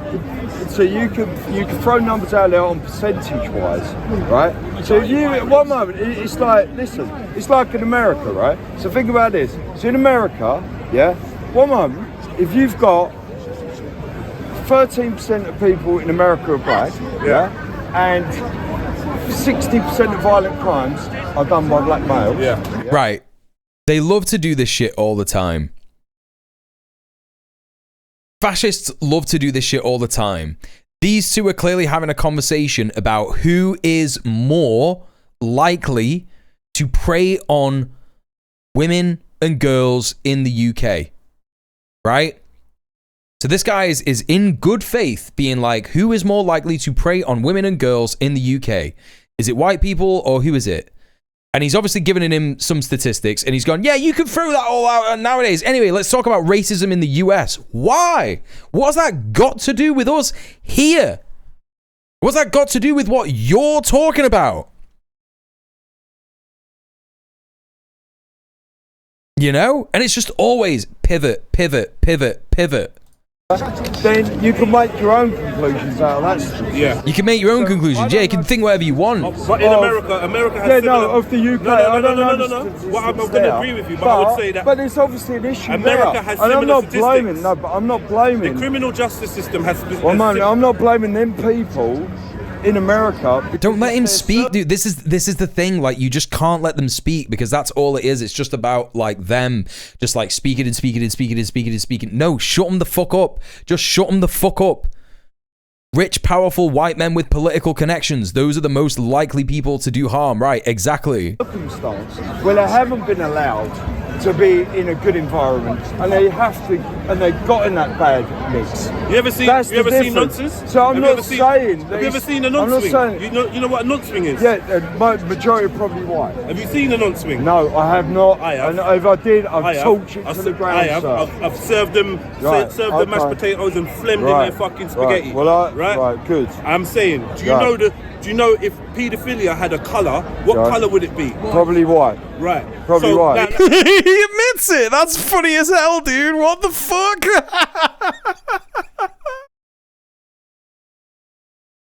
He's just admitting it. Oh, that's so funny, man. Oh, that's so funny. What the fuck? When's Hugh Anthony gonna say anything? Wait, let me finish. Yes, sir. No, let him finish. Now, we know why that is. Yes. Yeah? And that is because it's a majority white country. One second. In Nigeria, do you think the majority of paedophiles in Nigeria are Chinese? Of course not. What do you think they are? Of course. Right. Is that normal, right? No. So if a couple Chinese people come over to Nigeria, right, and out of the 50, he's listening intently, out of the 50 people that's come over to Nigeria, 8 of them of troubled kids, No, I get right? that. I get what you're saying. I can see your point. What do we do as But Nigerians? It's not in the Do we UK. though. turn our That's blind the eye? problem. It's not in the UK, and that's what this is about. But I'm bringing it's it over. not what's in the Let me UK. finish my point. Well, my point is that's not what's happening in the UK. Let me finish my and point, you get them brother. stats out, and it's not what's happening in the UK. Okay, in the UK. So But you're all saying that that is what's happening in the UK. It's such a pointless fucking debate, honestly. It's just a waste of time. This is like a date for him and his homo Fash twink boyfriend. Wait, are they like trying to push him out? The thing is, the African man's trying to tell the British man's a bigger threat to his country than the African man, which is statistically not true. Plus, it's our country. Oh, he's like a fascist. I mean, we knew this already, but he's a fascist. I can't stand this guy, man. He's such a fucking dickhead. He's such a dickhead. Right, let's see some other stuff, some other people in the march.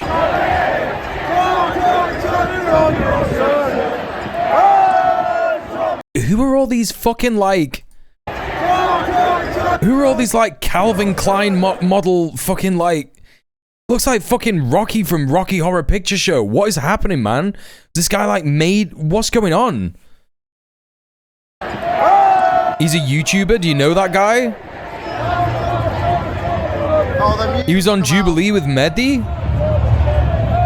No fucking way. Do you notice how they don't have a single Union Jack? Is he a Yank? Is he an American? A single Union flag. It's all foreign flags. They're all corrupted traitors. Half of them are foreign.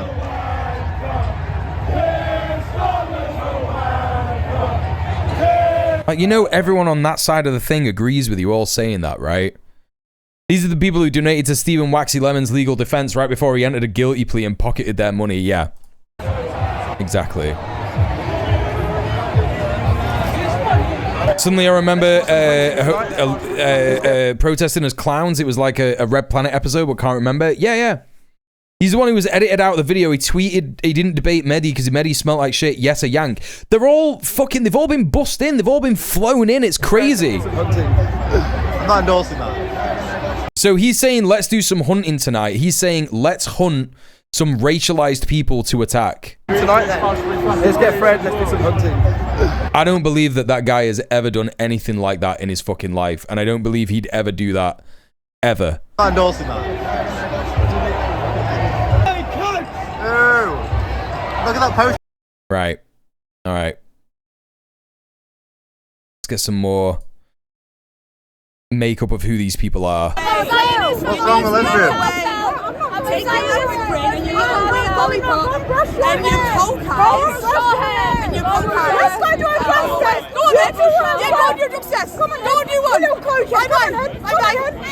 Why is the foreigner dictating to the British people? Why is the foreigner dictating to the British people?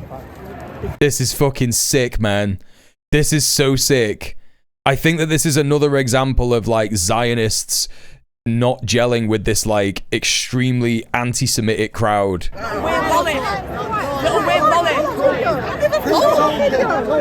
fucking Zionist bitch! Go on! Look at her! Calling her a Zionist bitch. Oh, send her back! Send her back!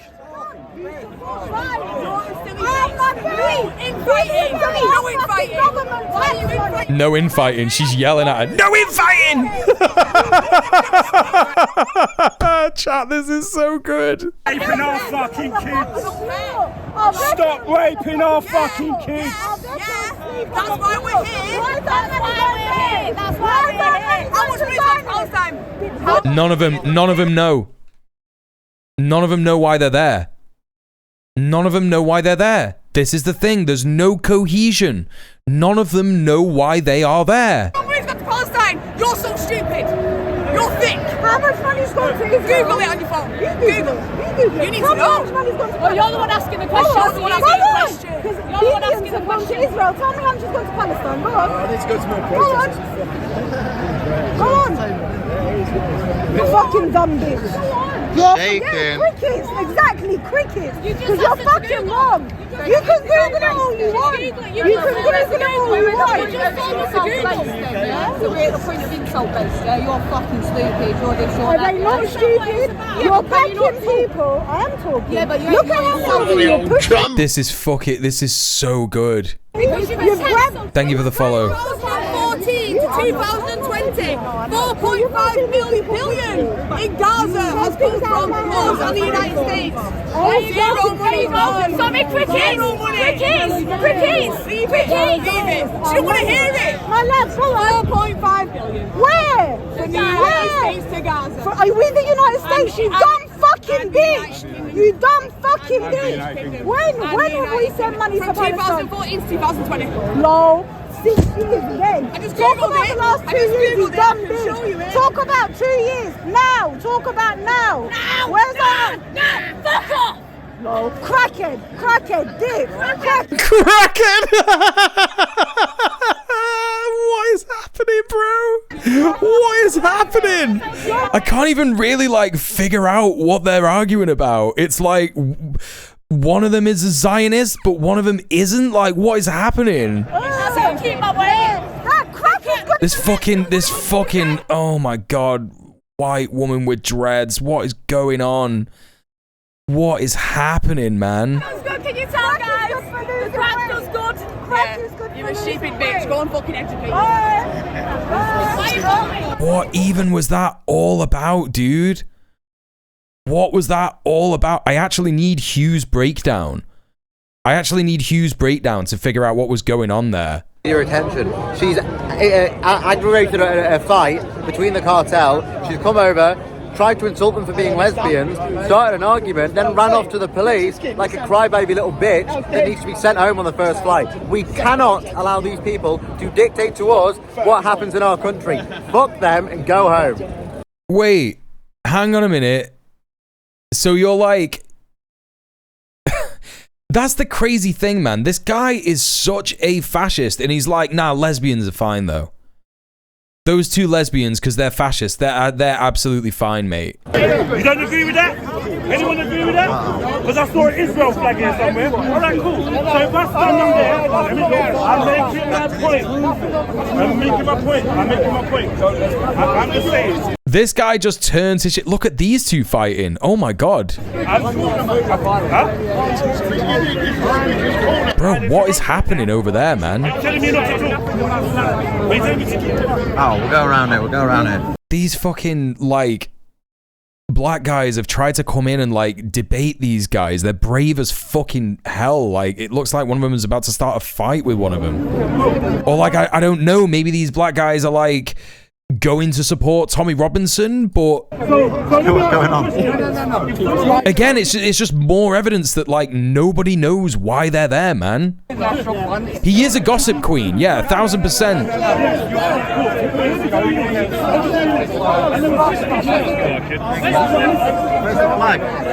I'll bring it, but I was trying to get around to the Antifa side before. Dude, come on, film the action. What are you doing? If I say how you lied, I'm a bad person. Lying in front of me. Where are the national? Why? Because it's racist. Where is the national front? Where is the National Front, he's saying. I bet that guy used to be in the National Front. Okay, so it says not wrong. Okay, so let me ask you something. Is the National Front racist? No. Then you've got to learn to No. Where is the national? No, not National Flag. National Front. NF. Is that racist? Okay. This guy doesn't know who the fucking National Front were. You weren't even born, you fucking plank. No, they're not. Yeah, they are. I'm saying they're racist. I don't know why you think the National Front isn't racist. Hold on. So let me ask you a question. Can I utilize patriotism that's going on today? Can I utilize the patriotism that's going on today to whip up? Let me talk. To whip up support for the National Front. Can I do that? Is that all right? This isn't National Front. Is that okay? Is that okay? I never said you was the National Front. If I started shouting... What happened?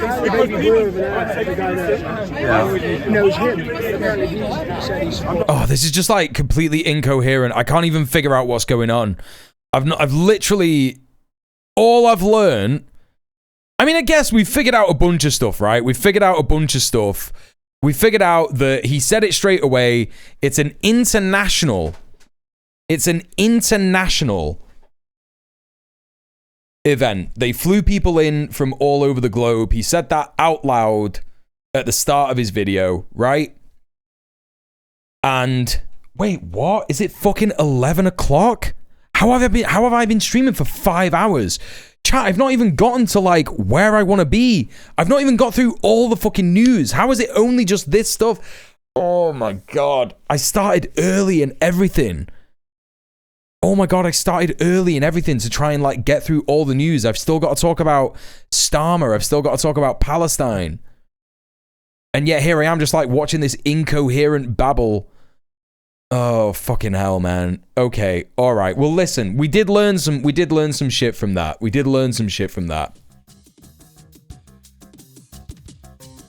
I'm pissed. There's just too much news to look at. Anyway, listen, there's nothing like huge and major that we need to talk about regarding Starmer, because Starmer is going to be in PMQs tomorrow, and that's where most of the news about Starmer is going to come out. So I'll keep all the Starmer stuff for tomorrow anyway. We got loads of stuff to talk about Palestine and the Arab states tomorrow. So we got loads of content for next week anyway. For tomorrow's shit anyway. Oh, it's PMQ's Wednesday. Right, well, Wednesday is when most of that stuff will come out. So, it was a good stream all the same, man. Thanks for the discussion. Hey, listen, thanks for being here. I really appreciate you. And chat, thank you so much for all the support. I really appreciate all the support. Thank you for all the gifted subs. Thank you for all the follows. Thank you for the raid, Kairos. I appreciate that as well. Chat, we're going to go and do a raid of our own right now. So I would appreciate you sticking around for the raid, because it always makes me look fun and good and advertises my channel to other stream communities who, you know, are based and sound and all that kind of business. So please consider sticking around for the raid. We're going to go and raid someone else. Who are we going to raid? I will tell you right now. In 2 seconds. I will tell you right now. I will tell you. Whoa. Okay, I don't know who we're going to raid. Let's raid. Let's raid Helena. We'll raid Helena again. We raided Helena, I think, on Thursday night. I don't know what she's talking about at the minute. I think she might be talking about the Starmer stuff. So you're gonna... Yeah, she's talking about the Starmer stuff. So you're gonna get an advance on what the stream is gonna be talking about tomorrow. So, no justice to MTG. There we go. Chat, please join me for the raid. It's gonna be fun. It'll be good. It'll be fun. Yada, yada, yada. You've all, pretty much all of you have got your subs. So, copy and paste the raid message. There it is. And we are going to jump into Helena's chat. But yeah, thank you so much, everyone, for being here today. Really appreciate it. Appreciate all the people in the chat. Appreciate all the lurkers as well. And yeah, obviously appreciate all the gifted subs. Appreciate the dono as well, Krill. Yeah, thank you so much for all the support. Really, really appreciate you. Don't forget, there will be movie night in the Discord on Thursday after the stream. So, I will speak to you all tomorrow. I'll see you all tomorrow. Join me in the Discord if you fancy. And yeah, in the meantime, don't forget, I got socials that you can support me on. I got like a TikTok with loads of content on, etc., etc. I got YouTube channels. I got a Patreon. All that kind of business. But yes, I'll be back tomorrow, 7 p.m. UK time. Thank you so much. I'll see you tomorrow. Peace. Mwah. Peace.